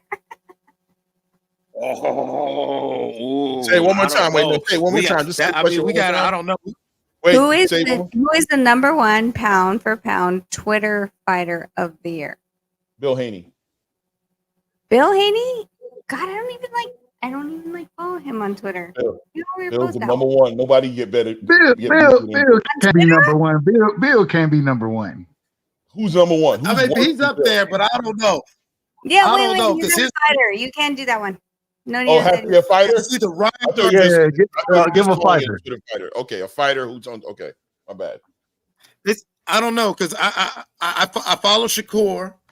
And Mhm. he's Shakur and Devin been spicy in a lot of directions. Ryan's right up there, like and that I don't know. I don't like it. See, that's what I'm saying. It is a funny category in the question, but as much as I don't like it, because niggas get off of Twitter. Please get off of Twitter. I mean, I hate the Twitter shit. I think it's I got to hate be it. Shakur. I think it's got to be Shakur. It's got to be Shakur. Yeah, because Shakur, I think Shakur, because like Devin tried to leave Shakur alone at least 3 times in 2023 and tried to talk about other shit. Like I follow you, Devin he would post about other shit. And then Shakur would just jump on. Like Devin would post about some random shit. He's on a plane and he's texting about blessings and trading. And then Shakur would be like, bitch ass nigga, you ducking me. Yeah. Your daddy a bitch too. Like I'm still trying to figure out the contract that Shakur was telling Devin to sign at the pool party. I'm still trying to figure out what contract that was. So I don't know, man. Y'all need to leave Twitter alone, fighters. Leave it alone, damn it. But Rachel, you thought Tank why? No. I'm reading the chat. Someone said Tank because he sends and then deletes, and then someone else said Sonny Edwards. Someone else said Devin. So it's not really a clear cut about. Shakur is active, man. This year, 2023, Shakur was active on that Twitter. Yeah, because Shakur was at niggas. There was a lot of unprovoked shade. Like Shakur was throwing grenades in niggas' DMs, and then he would throw a grenade in your DM and then screenshot it and then put it on his post. Yeah. And it all stopped after Edward De Los Santos. It all stopped after that. So. Oh, what are you talking about? He still keep going. Edward De Los Santos. He ain't stopped. I followed him right now. No, they did. Yeah, he just called out Navarrete. He just called Navarrete out, Clown De Los Santos, and just called Navarrete out this morning, bro. He ain't stopping. Shakur? No, yes, Shakur. Like, dude, like there was one like I got in a thing on Twitter with this guy because the thing is like Shakur is like no excuses and then makes every excuse on Twitter, and then I think he posted like a message that he sent and he said like I don't know, I don't feel so good or whatever. And I was like, how is he twittering with his gloves on? Some idiot is like, the fight didn't go on till like 11:30 or 10:30. I was like, bitch, you understand that this was in Vegas. I was like, he walked in the ring at 9:15, I believe. So which means he should have had his gloves on by then. He should have definitely not had his phone by then. But it was just like, it was so hard to even say anything about Shakur because he just kept like countering himself. I was like, just stop. Just be quiet. Just stop. This bad. Just be quiet. Hey, Rachel. Is has Shakur Stevenson officially become boxing's Donald Trump as far as the 2 a.m. to 4 a.m. Tweeter, just saying hi on the Yes. shitter with his phone in his hand, just he's going through niggas' timelines. Oh yeah, nigga. The things that he's been saying or whatever he's been doing, it's so like weird. It's like, dude, just take away his fucking phone. Someone take it away. Please take it away because you're just not helping yourself. Like he was burying himself after the fight. I think if he had disappeared, like people would just let it go because we still had a great December anyway. But because he kept putting his like, so all this other blah blah blah blah. And here's a text message to I'm gonna assume it's to his baby mom or his girlfriend. And I don't feel so good, babe, blah blah blah blah. But no excuses. But post a screenshot of it. It's like just fucking stop. Like the thing with boxing fans is that we have a certain amount of short attention span or short memory when it comes to what's happening today, because we also know that there's another fight that's going to happen next weekend, and we're going to analyze it, we're going to talk about it, and then we're going to move on, right? But if you keep talking about that, you don't have any excuses, but only one with one hand over and over and over again. Like you're not letting us forget about it. It's freaking weird. I don't even know what to say. So Right. It's like he's putting the spotlight by trying to deflect. He's trying to change the narrative. And it's like you never seen somebody like when you caught him in a lie, like say a little kid or say a spouse, and the more they're trying to deflect, the more they're highlighting. Yeah, and you have to remember that was Thanksgiving week. So, and then there was F1 here, and then I think December there was a fight. I thought December 3rd, but December 9th for sure was the Devin and the and Regis fight. So Yeah, that's December 9th. He has, but see, the problem is that right now Shakur, compared to some of his contemporaries, he's on the back end. Twitter is a way to keep yourself relevant. It's a way to keep yourself relevant, and unfortunately, this is why I say, man, damn it, stop tweeting everybody. Y'all stop the tweeting shit, man. Stop it, and let your skills show in the ring. The man had to do everything to keep himself relevant after the performance he put on against Edward De Los Santos. So I think it's just a tactic. I think this is the new tactic that people use in Twitter to keep themselves relevant in the conversation, because especially after they have the certain performances that we've seen from them. It's not just that, like he lost against Conte on the scale. Like after that, and his own promotional company didn't know how to move him. That's your own fucking fault. Yeah. Well, let me tell you what, I have to include that what you just said. I think ever since that that ugly transition he did from 130 to 135 pounds by just not making weight and losing his belt, that way he just did, the way he carried it. I think Shakur's hungry, man. I think he need money. I think his money's tight. I think Jay Prince is paying for a lot of Shakur's lifestyle. I think the difficulty he had in making fights at 135 once he got there, the fights that fell through. I think that's why he was so mad at Frank Martin. I think that boy got a mortgage. I think that boy got a daughter. I think he got a rapper girlfriend. I think he got a whole lot of stuff. He got a lot of jewelry.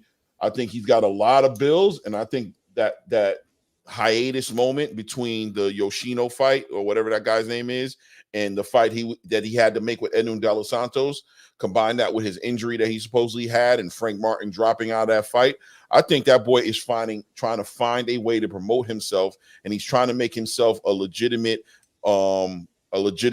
viable fighter to fight Gervonta Tank Davis for the biggest bag he can get. And I think his value has just gone down so much. He's really over promoting himself. He's trying to get that value back into his brand, and he's trying to make the biggest fights possible. And I think it's just a bad time. I think he moved to Texas.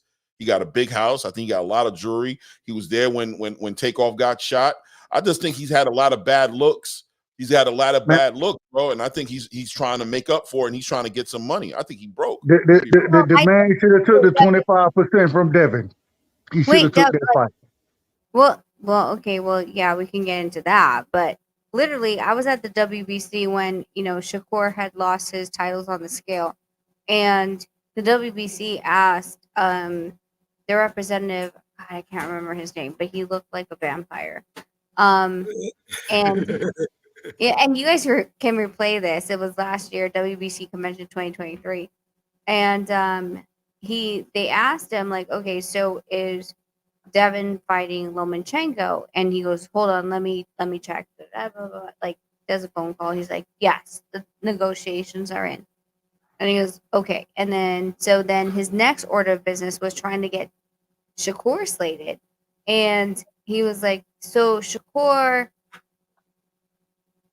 whoever you could put him with, like they had no idea what to do with him, because that wasn't the plan, right? Like there's a plan, like 20, like now we're January 2nd, but you have a plan for the year, and Shakur messed that up. And so when you're asking a sanctioning body to put him up against someone and you lost on the scales, you could have, on the best of your ability, kept the title, won the title, asked to be moved up into whichever organization you wanted to be moved into the, to challenge the title in the highest position. But because Top Rank couldn't ask for that, they went down the list. Isaac Cruz wouldn't face him, and then they went all the way down to, I think, 6 or 8. I can't remember which number Yoshino was. But this is all you're doing. And to hear him say, I could go back to 130, I'm like, dude, you're being disrespectful. Like, you want people to make moves. You want people to move the castle for you. And you're saying that you could still make the weight that you missed. Mm-hmm. What are we talking about? Like, it's just so, like, entitled at this point. And so now he's grabbing at straws, like you're saying, all these things like within the boxing world, and he's trying to stay relevant, and the things outside of boxing that is happening within his life. I just think that he's saying things and trying to puff up his chest, but dude, you're not that peacock in the garden right now. I think the peacocking, we've talked about this before, Rachel, and I think it's not Floyd Mayweather's fault. People stop blaming him, but it is the byproduct of being in a post-Mayweather era, is that most boxers, as soon as they get a little cachet to their name, and now it's sad because we're seeing it male and female, going back to Alicia Bumgarner, Clarissa Shields, we're seeing all this peacocking. Everybody want to be a bad bitch. You know what I'm saying? Everybody want to be the A side and all this. And yeah, they'll talk themselves out of leverage position, or they'll do things where it's like, listen, nobody really, like, you're trying to stay relevant by being in social media, but the way you're going about it, like you said, a goofy ass comment like, oh, I can make 135, when no, you lost your belt because you couldn't make 135. This makes 130, people not 130, 130. As you know, 130, excuse me. Yeah, you know what I'm saying? Like, that makes people like, man, you weird, bro. Like, so why'd you lose your belt, goofy? You know what I'm saying? To where, like, that was my problem with the Charlos for, for years. You know what I'm saying? It was like, I'm about sick of these niggas. Like, you know what I'm saying? Like, you're in social media for punching niggas and getting slapped and punching bitches and running out of the Waffle House because you can't pay your Waffle House tab and all this other goof is going on and everything. But y'all niggas ain't fighting and everything. And then on top of that, when you're getting slapped, it's to the point where you're not fighting boxers in the ring, but boxers are slapping you in the streets and you ain't doing nothing. But you stay in social media talking crazy. I'm done. I'm done. I'm just done. But it's a little different in this situation with Shakur, in my opinion. I think what it really comes down to, it goes into some of what Nonito said earlier about David Morrell, as far as high risk, low reward. as well as now what you putting on the performance that you done put on with Edward De Los Santos. Now it's hard to even market you. You know what I'm saying? So you got to find some way to continue to stay relevant in the sport of boxing. And it seems like Twitter is that new avenue. And so you get on there and you talk crazy and say some shit that I think we would all disagree with, but I think that goes into it. And I think right now the biggest problem for Shakur is that he's kind of in a situation where he's not going to get a tank fight. He done been turned down by multiple other fighters when you have the Lomachenkos of the world, the different PBC fighters, the different Golden Boy fighters, those individuals who are considered the elite level competition. And now he just kind of find himself in no man's land. And the easiest thing that you can do when you're in no man's land is go talk crazy on Twitter and say some nonsense to kind of try to keep yourself relevant. And I think that's where he's at. And it's sad because I think the man is a hell of a talent. At the same time, because of the performance you put on against Edward De Los Santos, outside of the WBC belt that he currently holds right now, and outside of Tank Davis, there ain't nobody else holding belts in the division. You really can't unify. What is there for you to do? That's really what the question comes down to. What is there for you right now in the division? Like what I heard of is that they're trying to make like the part 2 of with De Los Santos. He don't need for what? For what? For what? He might get no.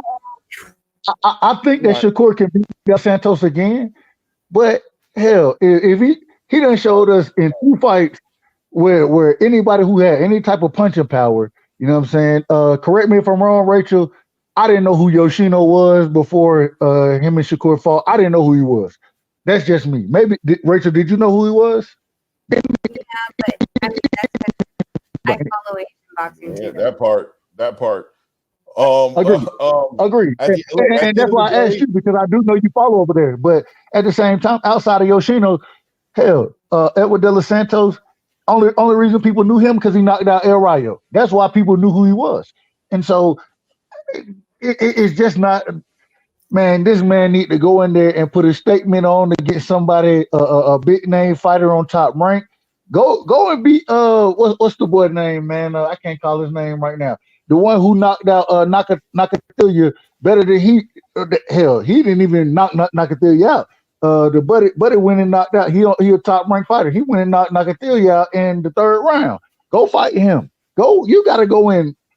He's at that prove-it point. He at that prove-it point where he ain't gonna get no big fights until he prove himself again, because he done put on a bad show, and a lot of people would consider him high risk, low reward as far as fighting them. Well, look, at the end of the day, Shakur has a WBC title. We have to remember that. Right now, so at the end of the day, he brings something to the table. If anybody has any aspirations of unifying or being undisputed in that weight class, you can't have that conversation without Shakur Stevenson's name. He has an opportunity to still be he has an opportunity to still do something great in that division. I think he has to be patient. I think he has to be ready to be patient. I think he has to be ready to take harder fights where he could have probably had some tune-up fights before. He kind of hurt himself and he has to take more competitive fights right now. He has to step it up, unfortunately, in that area. But how is that unfortunate? That's very fortunate. But at the same exact time, you know what I'm saying, Shakur Stevenson has to, the issue that I see with Shakur Stevenson, and I know I might be reaching a little bit with this, but I just feel like he had a game plan of what he thought it was going to be when he got to 135 pounds. And I believe that the fighters that like the Isak Cruzes and the Frank Martins and the people who have denied him fights have done more than deny him fights. They've denied him money.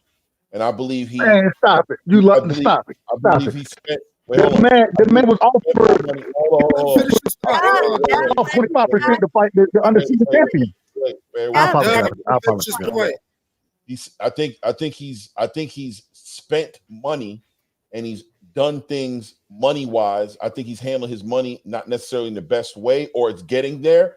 That's the energy he's giving me, that it's getting into that space to where he's becoming desperate for fights, and the desperation is causing him to look stupid on Twitter, and he's poking at all kind of bears. He's trying to make something happen because there's pressure there, that he looks like somebody who's under duress. He has pressure. He's got all this jewelry on him, hanging out with rappers. He came to Houston. He's with Jay Prince. He's with Mob Ties. You know, he had all these aspirations of what his career was going to be when he went to 135. You real caught up on his jewelry. It's not, huh?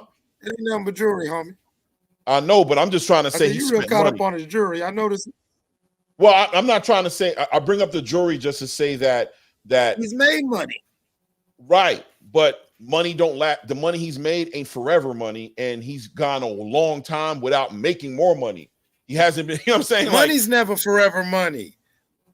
Right. I don't know. I'm just saying at the end of the day, our ancestors buried themselves with their money, and all thing that happened is white folks dug their ass up and took their gold. I think when Frank Martin dropped that fight from Shakur, I remember Shakur saying, you know what I'm saying, you fucking with my money. You know what I'm saying?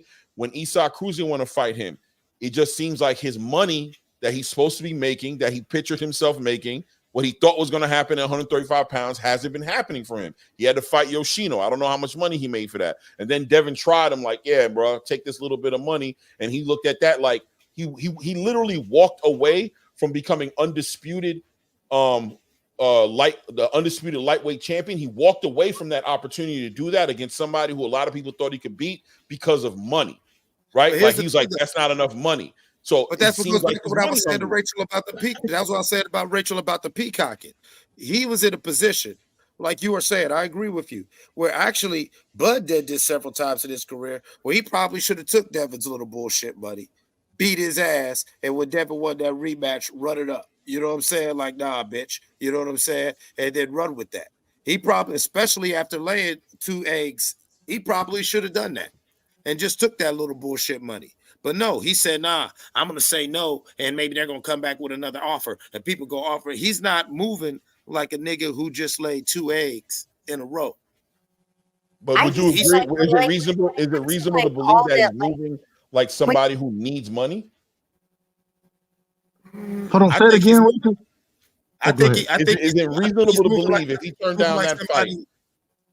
I think he's moving like somebody who thinks they're in a position higher than they are.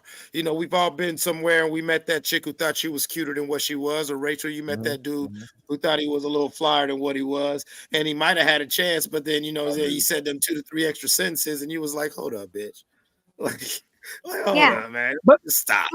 I mean, and that's the thing, is that like at the end of the day, like when that whole thing went down, like I was looking at, I was like, you really want this to go to purse bid? Because at that division that we were talking about, the highest purse bid was $6 million, and that was Triller, who couldn't pay out at the end of the day for Teofimo versus Camboso. Yep. And then it went down to the next one. So if we track that and say, okay, well, you know, it's the one who actually paid was what, 2 point something. Let's just call it 3 million. Double it, 6 million. 6 million on a damn purse bid. You're not doing any back end at that point. And then you're fighting for 5% more, but you're 5% more in a purse bid. If your promoter doesn't win that purse bid, your promoter gets 30% off the top plus WBC's 10% shave. That goes on the winner side at the top. So you're not splitting 30% of 100%. You're splitting 30% and 90%. And if you lose, you're not getting that 10% on the back. And then also it's an undisputed title. So you're looking at 12% on top of like sanction fees. Exactly. So purse bids, like people play like purse bids are freaking easy, like, and it's not. It's literally a freaking gamble, because it's not people. Like, I think people think that like purse bids are like, hey, I'm gonna put a paddle up and I'm gonna say a million, and then Eddie Hearn's gonna say 2 million, and I'm gonna say 3 million, and like we're gonna do this whole thing. The purse bids is what is the max you're willing to pay. The highest bidder is the one that gets the bid. That's it. We don't get to like beat him by $1. It's not really a bid. It's whatever you're willing to pay, and the highest bidder gets it. That's it. So And once the story- everybody in the purse bid scenario, once the different organizations state their number, they're not allowed to adjust their number. Come back, say like I said 5 million and this nigga said 7. I can't come back and say 8. No, he said 7, so it's his shit. But the majority of the time when you in that purse bid, it's not a back and forth. It's No. something where individuals are going to come out and say, "This is what I believe this fight is worth. This is what we're willing to pay for the fight." And Right. once that number is given, Or he had it's not a bets- back and forth argument, bro. Like, go ahead. I'm sorry, Rachel. No, purse bids are not like your regular auction. Purse bids are I put what I'm willing to pay plus I believe 10% a cashier's check of 10% of what I'm willing to pay in that envelope. They open the envelopes and whoever has the highest bid wins. That's it. It's as easy as freaking pie. And so if it's only 6 million, so 6 million minus 10% because the WBC withholds the 10% for the winner. So you get 30% for Shakur. And then minus 30% if he doesn't win that purse bid from the promoter, which is Top Rank. Minus 12% because each of the sanctioning bodies are going to take all that in addition to, plus the 10% from the trainer, plus like keep plussing. Like So you're purse gonna- bids are scary end as up with- shit. The more we talk about it, and even the more Rachel describes the way the negotiations work, and the more we talk about it, the more stupid it looked on Shakur Stevenson's side to not take advantage of the opportunity to fight Devin when he did have that opportunity. And the only thing that makes sense to me is the reason I don't think he could afford. I think he made I'm telling you, I think his money funny, man.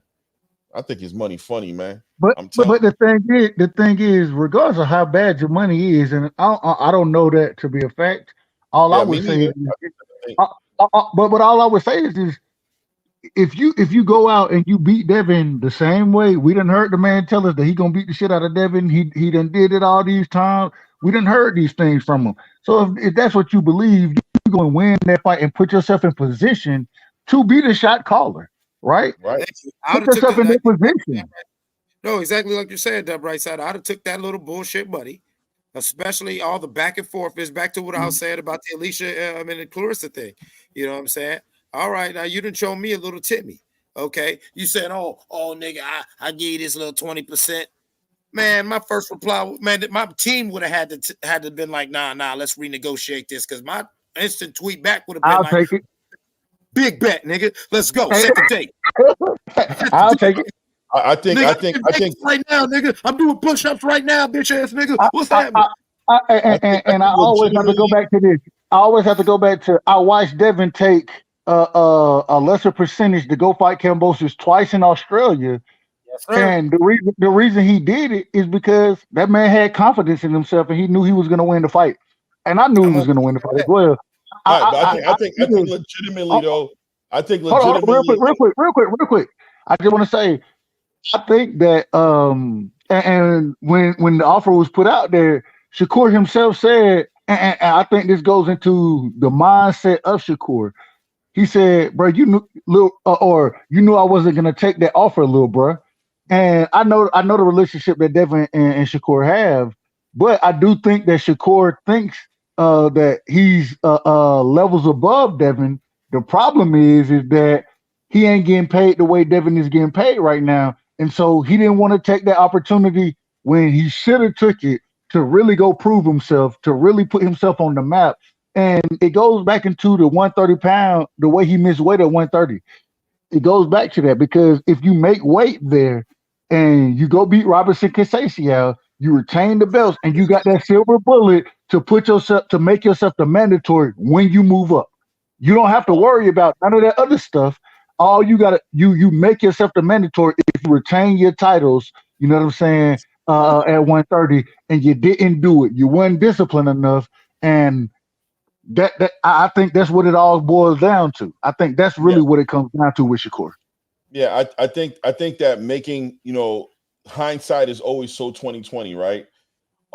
Gambling on yourself is always, a lot of people have a hard time doing that. You know what I'm saying? Especially if your situation is challenging. If you have a challenging situation that you're in, it's always easy to look back and be like, yo, the decision he should have made, the decision he should have made. Now, I don't want to keep harping on this man's money because that's not my business. You know what I'm saying? But You all sound I'm like saying, a pocket watcher. I'm just saying, you all this money. no, You all I this know. And that's why I said I don't want to keep doing that, right? Because that's really not my business, right? But what I'm saying is this conversation, bringing it full circle, comes back to why is he on Twitter being messy as like he's being? And I'm saying my whole point is there's a sense of desperation in the way he's on Twitter. There's a sense of desperation in a sense that he needs something now, that he's been waiting too long, and that he had a game plan, and he had his picture on his picture board said, I'm going to be this person, and he's not that person. He's not that person right now. For some reason, he's not that person because of the weight he didn't make, because of the fights he's not getting. How many fights did Shakur Stevenson have last year? 2 fights, right? Yoshino right? He had 2 fights, They both right? stunk. And I'm trying my best to stay away from his bag, right? But I'm saying this man was a contender coming up. He was supposed to be a superstar, 135 pounds. He's supposed to be in the conversation of fighting Gervonta Tank Davis. That's why he came up to 135. He's supposed to be fighting Gervonta and Devin Haney. He's not even in those conversations right now in real time because of why? Because of decisions he made for himself. So now he's trying to put himself back in those conversations where he's supposed to be, and he's thirsty to do it because now he's calling out Navarrete right now. Yep, he looks thirsty. Okay, we'll get back to that real quick. I missed this one. My bad. Like when somebody in the super chat told me. Make it rain. Make it rain. Make it, make it, make it, make it, make it rain. All right, so J Mill said, "Love to see them sisters fight. Hats off to the donaires. I can't see because there's big ass freaking camera. Is that it? In Yeah, the don't panel. In the panel. I got you back. Yeah, we have a huge. No, Nino has this huge freaking like Sony camera in my face. Sorry, J Mills, that we missed it. My bad. It's interesting that you say that, but like I feel like that. Geez, I feel like we could have so many discussions on that because there's so many boxers. Like we have to understand that. Like we don't live on a salary base. It's a fight basis. You're a contract worker. And I don't know if a lot of these fighters know how to live that way. Like I think like we got sucked into that life way early, right? Because like a lot of the chat was saying, it was like, well, you guys were with the Pacquiaos and all this other stuff. Yeah. And we got compared to the Pacquiaos, and we were supposed to have designer this, designer that. I got pulled left and right. They would grab my ring, and I'm not even fucking wearing it because it's in the state. But like it's like a comparison. Like you're supposed to be this way. You're supposed to always be driven, and all that other stuff. And at the end of the day, like I ended up, I was like, no, again, like I said, like we did our mistakes in the first 2 years. Like no needle bought me a full fucking closet that I can never wear again. You know why? Oh, because we have stupid Instagram. I can never wear the things that I wore before, right? So, like, that's the interesting part is that we're just like, you know what? Like, I'm just gonna rent the fucking runway. I can rent Hervé. I can rent anybody on rent the runway. Wear it once to an event and then throw it away. The other dresses I fucking wear, fucking Walmart. Doesn't goddamn matter. But there's a sense that Mayweather brought about that you have to drip, and it's not the right way. But these younger boxers don't understand living paycheck to paycheck is not a monthly thing or not even a bi-monthly thing for them. It's literally possibly a 4 to 6 month or a 1 year. Once a And they year, need to you get you're yeah, they once, understand it. especially when you get to the elite level, you're a once a year check ass nigga. Hey, And hey, real quick, Rachel, can I ask you a quick question? Yeah. Do you know Johnny Rice? Who's that football player? No? Maybe? Yeah. random as fuck. Well, and the reason I asked that is because Johnny Rice, I've seen him do a lot of interviews, talked to him a couple times. The man was able, he stopped fight at the heavyweight division, but the man went and one of the sayings that I see from him, I can quit my job, 6 figures, right? Well, he quit his job, didn't come out and didn't really get too many fights after that, and had to go back to his job. You know what I'm saying? And I say that to say that, yeah, man, a lot of these fighters, regardless of what we do, the way we look at them, they not living just the mega lifestyle of Floyd Mayweather. They're not living that style. You know what I mean? I mean, You got to be very cautious about how you spend your money. The same way I got to be cautious about how I spend my money. You know what I'm saying? I got a regular job. I got a regular job, and go ahead. Oh no, Dub. I'll just piggybacking on your point. Like everybody got to. Like hell, I got a regular ass job. I go back to work tonight. Actually, you know what I'm saying? Well, I'm back from my Christmas break. I know I catch a lot of shit, and I caught a lot of shit. In the early years when me doing my music, yeah, I would do tours and I'm doing shows and the music selling and shit like that. And they like, you bum ass local rapper because I'm still working. I'm like, shit costs, bro. Like, you know, I'm active because I'm putting money into it. But because I'm putting money into it, you know what I'm saying? That's coming out of my profit. So it's not like I still need to make money to put into it. you feel me? You dig what I'm saying? Right. Like so a lot of these, what Rachel's alluding to, these fighters and something like boxing, like you're an up and coming fighter. Okay, you're fighting 3 and 4 times a year if you got a good team with you, but those aren't that big of bags, and that bag's gotta last you longer than the 4 months in between fights because you know you got shit you got to do. You got to pay for shit as you're training. Go ahead. It's not even that needs to last. You need to protect it. A lot of these boxers that I've been talking to, you know, I mean, me and Inoue have been together since 2007. We ain't going anywhere. He said he'd skin me if I tried. So there's that. But, you know, like when it comes to like protection, for example, a fighter, you know, 18 years old, gets some chick pregnant at 19, and then someone tells them to open up an LLC, and they're like, "Oh, do an LLC so you can protect everything." So they open up an LLC. Eventually, baby mama and fighter separate, and she's coming after the LLC, and the fighter's like, "Why are you going after the LLC? It should protect it." No, not if you fucking 100% own it. You know what I'm saying? Like there's these like people are trying like they're trying to do like these little things. They don't fully understand what the hell they're doing. They're like, "Oh, it's an LLC. It's going to protect me." Not if you will own it 100%. You own it, that's property. That's your property. Just as much as your house is your property. And if you're stupid enough to put it in your name. But no one's telling these boxers these things. So going back to Shakur, if he was to do like, I mean, if you're gonna floss and all these other things, one thing like any of your cars should be not in your LLC, it should actually be in a trust.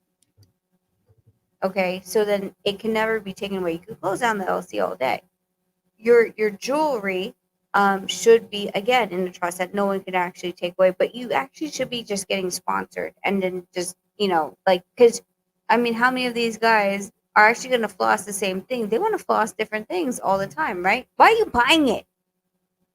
Get a sponsorship or endorsement that you can recycle these products all the time. You're leasing these jewelries, but again, these this knowledge is lost. Like they're just like, hey, look at me, like I'm flossing, I'm doing this, I'm doing that, I'm driving this, I'm driving that, and they're not explaining to them how anything is protected, how anything can be written off, and how their money should be moving. That's the problem. Everyone is seeing Floyd, but they don't understand the blueprint of Floyd. Yeah, he fought 23 champions. Where you guys at? He Well, no, fought. it ain't even that. What Rachel's alluding to is the move business wise. Like I thought I was moving smart, uh, when I started my shit because I was able to set up my businesses a certain way, but it wasn't like I told, and it was cool. Like I tell people, I didn't feel 2008 until 2011, but because I wasn't set up 100% properly, like Rachel said, I had that surface level shit that sounded good and looked good, but when shit got real, yeah, that was me and my money. And as everybody else went on and lived their life, you know what I'm saying? It's like, yeah, not only was I stuck with my bills as an individual, that guy eclipses his own energy that, yeah, that's got bills. The record labels got bills. Oh yeah, this got bills that never went away.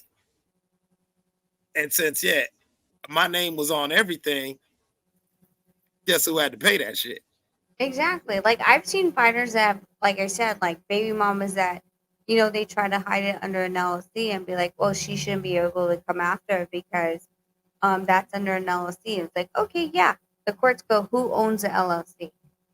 And the fighter owns it 100% because, I mean, yeah. So of course, if that's your property, they're gonna go after. Yeah, I had to learn the hard way. I had to learn the hard way on a lot of things. There was a lot of ways where I was protected, say legally, like a motherfucker couldn't throw me in jail or do all this, and I was able to write shit off on taxes and shit. And I was thinking I was getting up. I'm for real. I got, I'm laughing about it. Music's my side money. You know what I'm saying? Yeah, I wrote off 06, 07 on my taxes, bitch. Ha ha ha ha. But at the same time, I still am 100% accountable for all that shit. And when when the money wasn't coming in like it needed to come in, them bills still have to be paid. Right. Till this motherfucking day. Yeah. Yeah, man. You gotta manage your money right. And I think there's a lot of pressure in the game for people to fake it till you make it type of energy. And the proper decision that you should be making don't involve faking it till you make it, man. It involves you putting your money where it's supposed to be, being a little humble and focus on your career more than you focusing on looking like you're doing something that you're not doing.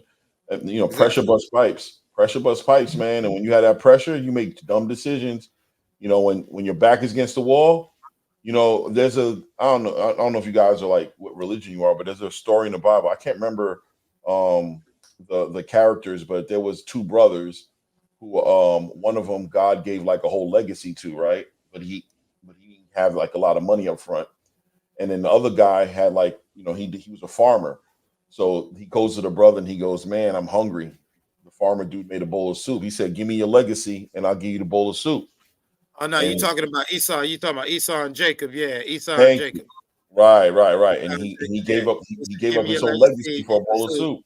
So with And hindsight, that looked dumb as hell. Like, why the hell would you do that, bro? A bowl of soup for your whole legacy? He was gonna run this whole place. That boy well, he needed a thought he bowl of was soup. joking. Yeah. He thought he was joking, but in ancient custom, you know what I'm saying, the younger brother held him to his word and tricked the Mhm. father Isaac by, putting goat hair on his arms to make himself appear like he was older and had a beard. And when his Mhm. father gave him the blessing under the tradition, once the father had did the ritual, that there was no backsies. And Right. Esau was mad because he was like, nigga, we was joking. You know what I'm saying? And Right. Jacob Where was he's like, like, no, I nah, wasn't nigga, joking. You was nah, joking. nigga, The you dude ain't with the my soup. legacy always want to make jokes. The dude who need the legacy ain't got time to make jokes. He ain't got no legacy. He ain't making no jokes, right? But at the end of the day, he gave it up for a bowl of soup. You know what I mean? When you're hungry, you think everything is, yeah. You know what I mean? But then you end up you just compounding your situation. So I guess the moral to the story at the end of the day is, you know, don't Niggas take on giving up more than their you can legacy take for on. soup. Yeah, niggas Yeah. giving up their legacy for soup. And I Right. get you on that. And then, and that's kind of the moral of the story. When I was the example with myself, I don't think I gave up my legacy, but I definitely put myself in financial hardship that I still deal with to this day that I openly talk about because motherfuckers don't understand that, yeah, it's one thing to say you're a boss. It's another thing to pay them bills.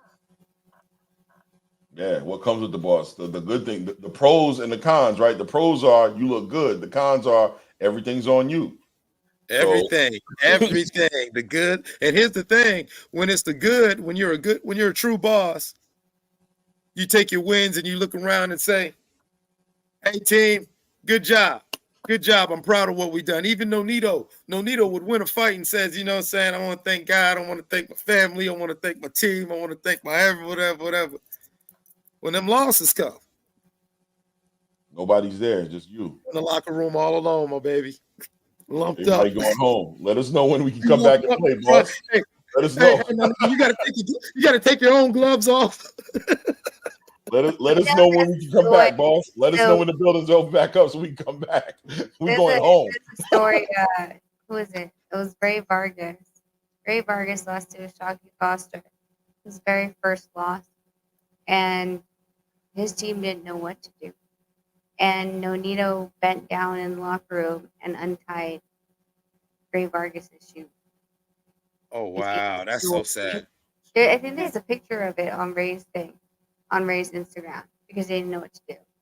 But the thing with Nonito is that like the amount of support and love that he's always built, like even during his last loss. We got a couple of the YouTubers that had came out for the fight and they're like, "Hey, just checking in on Champ." I was like, "What do you want?" And they're like, "Well, I'm just checking in. I'm just texting." I was like, "Well, don't text. Like, come up." Like, Nonito, like, open arm brought everybody back into the suite. Like, freaking had me order, I don't know how many pizzas, had a full bar. He's like, "Nah, you guys celebrate. Like, don't like mourn my loss. Like, we mourn it. It's done. It's over. But you guys all showed up." He's like, my cup is full. Right. So fucking up, you know? And that's one of the things that Nonito would never trade for anything, is that the people that have seen him rise and fall and been there through the rise and fall, it doesn't matter to them because the journey and the ride that they've been on has been fun and amazing. And he doesn't hide when he, like I said, when he loses, he's like, "Fuck this. We partied for goddamn, I don't know how many days because it was Vegas summer." Like we were like next day we were at Access nightclub, night swim and everything, like What partying. happens in Vegas, Rachel? What happens in Vegas? Whenever you come here, it happens in Vegas. But you guys, I don't want to keep you guys up. Nonito already went to bed. I think he'll wake up in about 3.5 No hours doubt. to run. And I see like the darkness going into some of you guys' background. So, Dub, are you even still here? He passed out. Yeah, I think Deb sleep. Dub, I'm about to go my damn self. Rachel, thank you for having it's always great talking to you, man. You always got the jewels. You no, always Claymore, go ahead. Like, drop your last words. Drop your channel, please, in the chat, so then we can, we can promote that as well. Oh yeah, I do. That's right. I do have a channel. Are you subscribed to me, Rachel? Are you subscribed to me? No, you should subscribe to me. How But do you know? I don't know. I don't know what you. I'm just I have no idea. I have no idea. I don't know. But yeah, man. Guys, I do have a channel, you know what I'm saying? I'll put it in there. Hey man, boxing 2024. That's what this is all about. The arguing back and forth. As far as what we want to see this year. Me personally, I want to see the best fight the best. I really don't care about how they negotiate, how they figure it out. That's their business. I know I came on the last half of this conversation kind of pocket watching a little bit. That's not really my style. I'm really not into that. But I was just trying to put some perspective on Twitter fingers and what pressure bust pipes as an example. For the most part, we want to see the best fight the best. And we want to see the bosses be bosses, and I want to see the lines in between these promotional companies get blurred, get erased. Let's see these guys work together, segue into Saudi Arabia. I like what they're doing. I hope they can influence some of these other weight class divisions and bring some unity in here so we can actually start seeing some straight historical shit going on in boxing and bring life back to boxing, because UFC got us looking bad because the best fight the best over there, and we over here, you know what I mean? Get what we getting. So I want to see just be a little different. I appreciate the whole entire chat for hanging out with us for 4 hours. I appreciate Rachel for hosting us for 4 hours, and I can't wait for the next time, man. Thank you. Don't forget to put yourself in the chat. Yeah. Hey man, Happy New Year, Rachel. Happy New Year, Nodito. I know you sleep now. You know what I'm saying? I had to pull up, say Happy New Year to my people, you know what I'm saying, talk some shit.